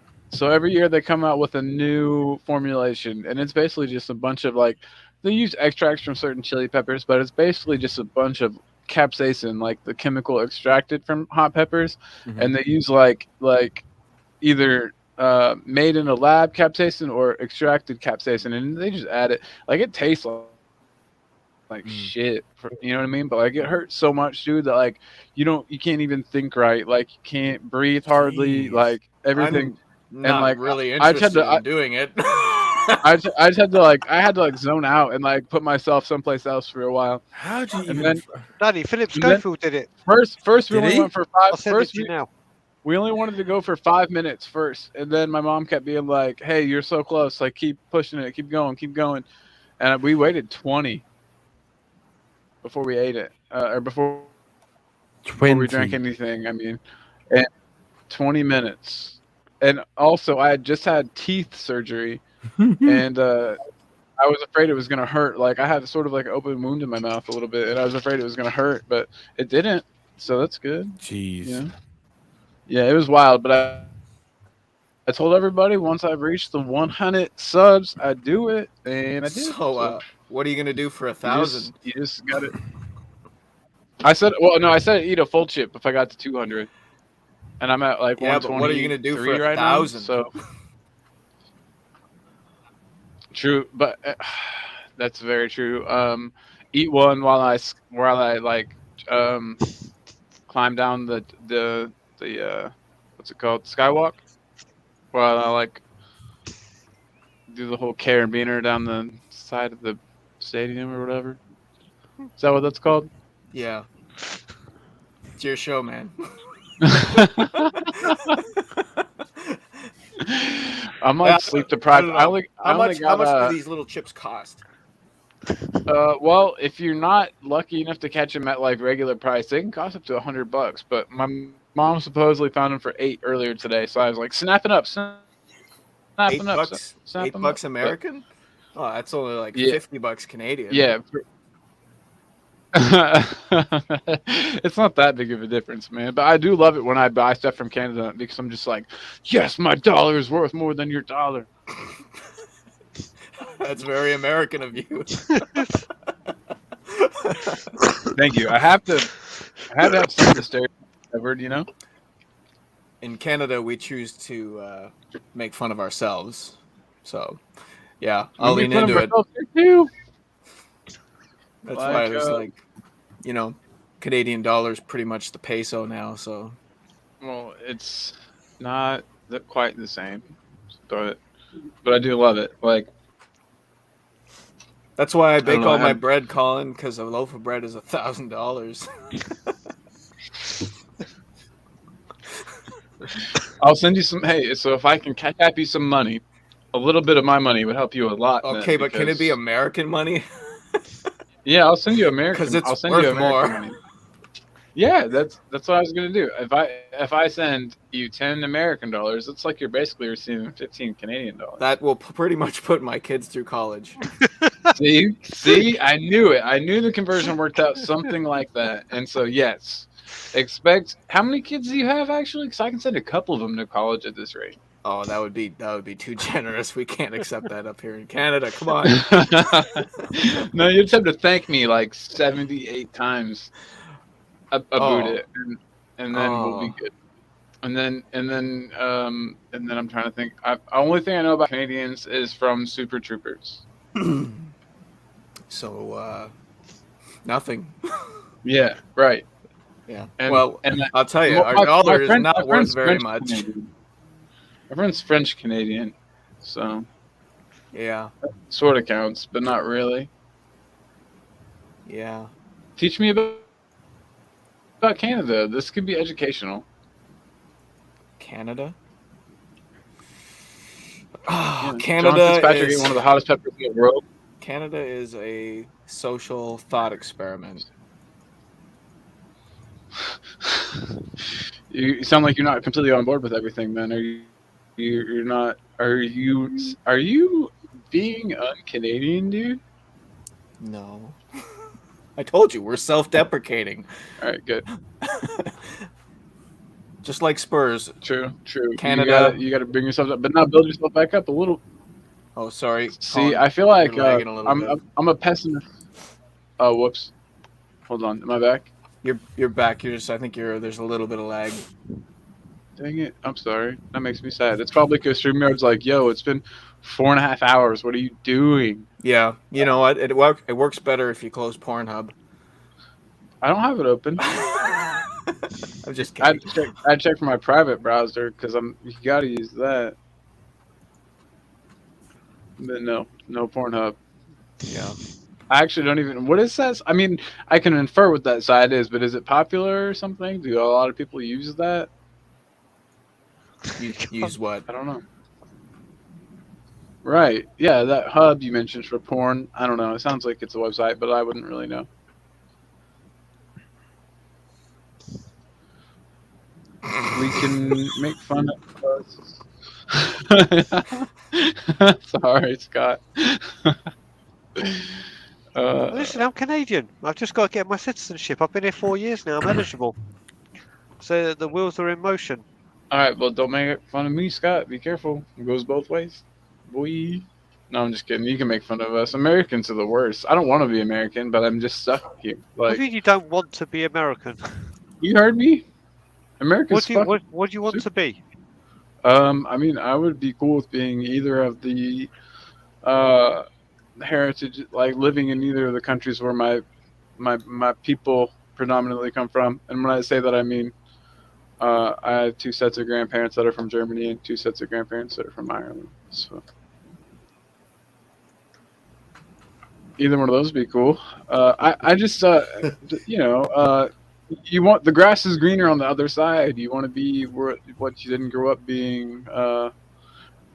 The USA is awesome, and if I had been born in another country that was like like a third world country or a country that was hurting really bad economically, or I would be like, oh man, if I could just be American. So it's all relative, of course, super relative, and I know I'm really lucky. But if I could choose, and since with my line of work that I'm going into, it's all can be done remotely. So I could move somewhere else if I wanted. I don't. That's There you that's go. the thought. It's definitely a Colin, thought. what's your dates you want to be in England? What dates are you going to be in the UK? Oh, in England from the 28th to the 6th. Okay, I might be there. Are you kidding? No. I hope you are. I would love to see you, man. Well, I hope I'm not. I hope I'm not. Well, then I get it now. It all depends on Bobby's condition. Then. Exactly. Okay. Exactly. Well, then I hope I see you in Canada then before. Exactly. All right. But I will be, if I'm not back in December, I will be seeing Danny and Coover in February. After the transfer window slams shut. Well, I might have to make another trip then. Do you think travel's gonna get restricted? Be honest. You guys will know better than me. No. You don't think so? Because I just got my third jab the other day, just to make sure. Like I've got 3. I don't even know what happened. I mean, Cody, I know what was happening. If I come back to England and lockdown goes into England, I think as I'm a PR, Canada will let me fly back. But then I'm like, well, I'm back home now. Maybe it's time to stay back home for a bit. Who knows? See how bad it is or what happens. But I think last time they gave a deadline for Canadians to fly back into Canada or permanent residents. Okay, I got you. So I would at least be warned about what's going on. Yeah. Maybe. But yeah, I'm not scared really. The fact that the whole Spurs team is getting me sick, and then obviously I'm sure he won't mind me saying, but Tommy had COVID, and Bobby's very very very ill. So I'm like a tiny bit. I'll be honest, like I'm a tiny bit apprehensive of just the trip in general. But like at the same time, I'm sure the rates are just as bad where I am right now. Like I'm just like moderately careful and lucky, and I guess that's just what I got to do. I just got to be the same when I'm over there. So I think what it is with this COVID situation, I think you just have to take the steps you can to be as precautious as possible, as safe as possible, and then you just got to live your life. That's how I see it. Because, Can I tell you, I bought a whole bunch of those rapid tests. Bringing them everywhere. Exactly. You do the test. You do the test every 2 to 3 days or whatever. You've got your booster now as well, so you've got 3 vaccinations. The only thing you can do now is when you go out in public, you wear your mask and things like that. When you're in public spaces, etc. Other than that, you just have to live your life, because if I'm honest, I take a bunch of zinc too. That's supposed to help. Well, I mean, whatever is supposed to help, whatever does help, whatever it keeps you safer, keeps everyone else safer. Because in my opinion, if we were going to lock down everything every time there's spikes in the coronavirus, people getting it and stuff like that, this world wouldn't ever go back to normal. And I'm telling you that for a fact. It just wouldn't, because it would be like this for the next few years. It would be keep going up and down, and stuff like that. And it's such a shit thing. But it's like, unfortunately, like if they were to lock things down, how many more people's businesses and families are going to be affected by it? Not just health. True. They've asked everyone to work from home, but there's no plane involved for like paying them to stay home. It's like there's going to be far more businesses and far more people jobless, far more people who can't afford to feed their families because they've lost their jobs, or the businesses have gone out of business and stuff like that. It's going to hit the economy even worse. So it's like we just kind of have to just do what we can to be as cautious as possible, really, and just live your life and just keep. That's how I see it. I think there's always going to be a case for having circuit breakers, though, just to ease the stress on like the National Health Service. Yeah, that's the main reason why they do it as well. Yeah, one of the main reasons they do it. Otherwise, it's so difficult for them. The hospitals are overwhelmed to a degree that they can't. The government don't give enough funding to them, and that's the problem, especially in the UK anyway. Yeah, they're trying to strip more things from the NHS. Yeah, exactly. Okay. On that note, Tiago needs to go, and I need to And go. me as well. It's 3:30 in the morning. Yeah. I should have. Well, Tiago, Tiago's fallen asleep. no worries. Yes, Yeah, I yes. think- Hey, well, thank you guys all for being here. It's been awesome having you guys. Thank you so much. It's been a You're very pleasure. good people. Always a pleasure, brother. We'll speak soon. I'm just gonna quickly Yeah. plug Oh yeah. the good old Tottenham on tour, where you can find me, Do it. Brian Ireland, and there's loads to come. Loads of new things on the horizon, all to be revealed shortly. And then just leave with get well soon, Bobby. Love you Keep to me posted, pieces. brother. Huh? Yeah. What'd you I say? said, oh, I cut you off during your most important part, but I said keep me posted on everything you're doing, brother. The world will know. Look for a load of exclusives Oh, coming your way. Good. Coming to a YouTube channel near you is all I'll say. Keep your eyes peeled. Yeah. Cody, speak to you later. Danny, love you, brother. Kuva, See you later. Tiago, Colin, and as always, Levy out. Levy out. I'm off Levy as out. well. So Hey, thank you for having me, later, Colin. dude. Hey, It's been a dude, pleasure. thanks for being on. Like I said, sorry, this was a complete. Didn't need to be online, but that's okay. It is. We all were just hanging out. So thanks for I've got hanging the out, time bro. as well now, so I've got a bit more time to come on. So it was nice to be on. Is it first or second time I've been on here? I can't remember the last time I was actually on. It might I be think it is the second, but if it was first, it was a long time ago. time ago. Yeah, so It's thank you. probably the same stream. This one's gone on forever. It probably was, Cooper. I Yeah, think you're right. It probably we're just having was. deja vu. We're just having deja vu from you being on earlier today, But 4.5 hours ago, or whatever it was. It's been good, so thanks for having me. And yeah, as what everyone else has said as well, I want to wish Bobby well, and hopefully, and I know he's gonna get out of this, and I know he's gonna recover, and he's gonna be back to his normal self very soon. And pray for him and his family, and just I hope to see you guys soon. Yeah, absolutely, man. Stay And safe, Cody, brother. shut up, Cody. Bye, everyone. Bye, Good call. Danny. Hey, you're so right. Daniel. Hey, Kuva, how are you? Are you still going strong, or you need to? Are you No, I'm actually gonna have to give in after a while. No, bro. 4.5 hours. I'm proud of you, man. Yeah, started streaming about 14 hours ago, on and off. Well, I'm honored to be your last stream of the day, my friend. Thank you. Had to. You were the only one on, mate. Oh shit! I kind of planned that though. But yeah, it's good stuff. I'm a fan of yours anyway. I mean, but as soon as I start seeing you shoving hot chips into your mouth as well, then it's prime time viewing. Yeah, you knew I was for real then. That's what I was going for. So Absolutely. There we go. Anyway, glad you enjoyed it, my man. Pleasure. Hey, Pleasure. Kuva out, huh? Yep. Be safe. Right. Be safe, brother. We'll see you later. Okay. Cheers. See you, man. So Cody Mack, I'm trying to get my buddy Cody Fredrickson on so we can have the two Codys for just a second. Sure, but I am gonna be taking off here. Sounds. Yeah, we probably Actually, all ought to. Wasn't Tiago supposed to go? Everyone else gets to say goodbye. Tiago like officially asked to leave in the chat. No, and we're like, no, Tiago. No, sorry. Hey, thanks for being on my massively long stream, dude. Like I said, it was just stream time, stream o'clock, you know? Yeah, it's true. It was really nice. It's just that I'm knackered today. It was a long day. Dude, I'm knackered. And yeah, I want to say thanks again for having me in the Talking Ball family. We're now Tiago Ball. Yeah, I gotta change my name, my social media Yes.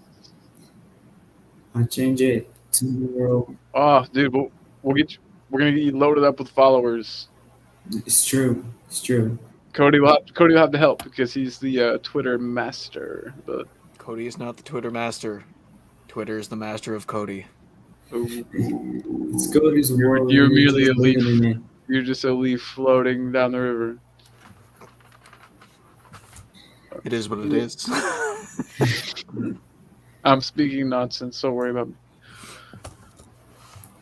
Yeah, I gotta go. Cody, hopefully one day I can share the screen with your beautiful beard and it's back to to its best because it was a very beautiful beard. I actually envy your beard. I wish I could have one like that, but I can't grow one. So, That's but all right. My wife hates them, so I probably shouldn't grow them. Oh wow. See, my wife is cool either way, so that's good. yeah, that's the positive of not having a wife. So I can do whatever I want.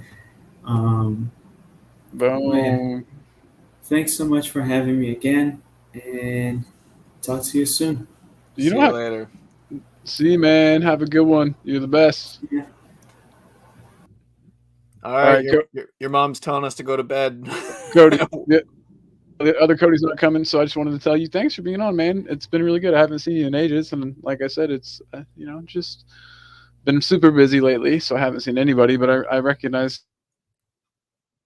the real life streams. So I was just hoping you were good. I'm glad. It's just that you're a busy guy, but a pleasure as always talking to you, and we'll definitely have to do this again soon, man. Yeah, for sure. It's always nice to talk to other Spurs fans, especially in difficult times, and whether it's COVID or whatever. Everybody's, let's face it, the entire planet's been in a very difficult time for a long time now. So everybody knows what it's like, and yeah, just hope that things are gonna turn out well here. That's all.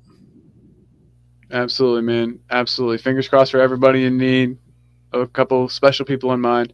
And I'm logging off right now, brother. So do you want to you just plug your Twitter or something? Make me feel good. It says I got 8 viewers, and one of them is not me. So Yep, it's just at ComacDo on Twitter. It's Tottenham Sarcasm. give him a follow if you haven't already. I love everyone. Nice. Thanks everybody. Night.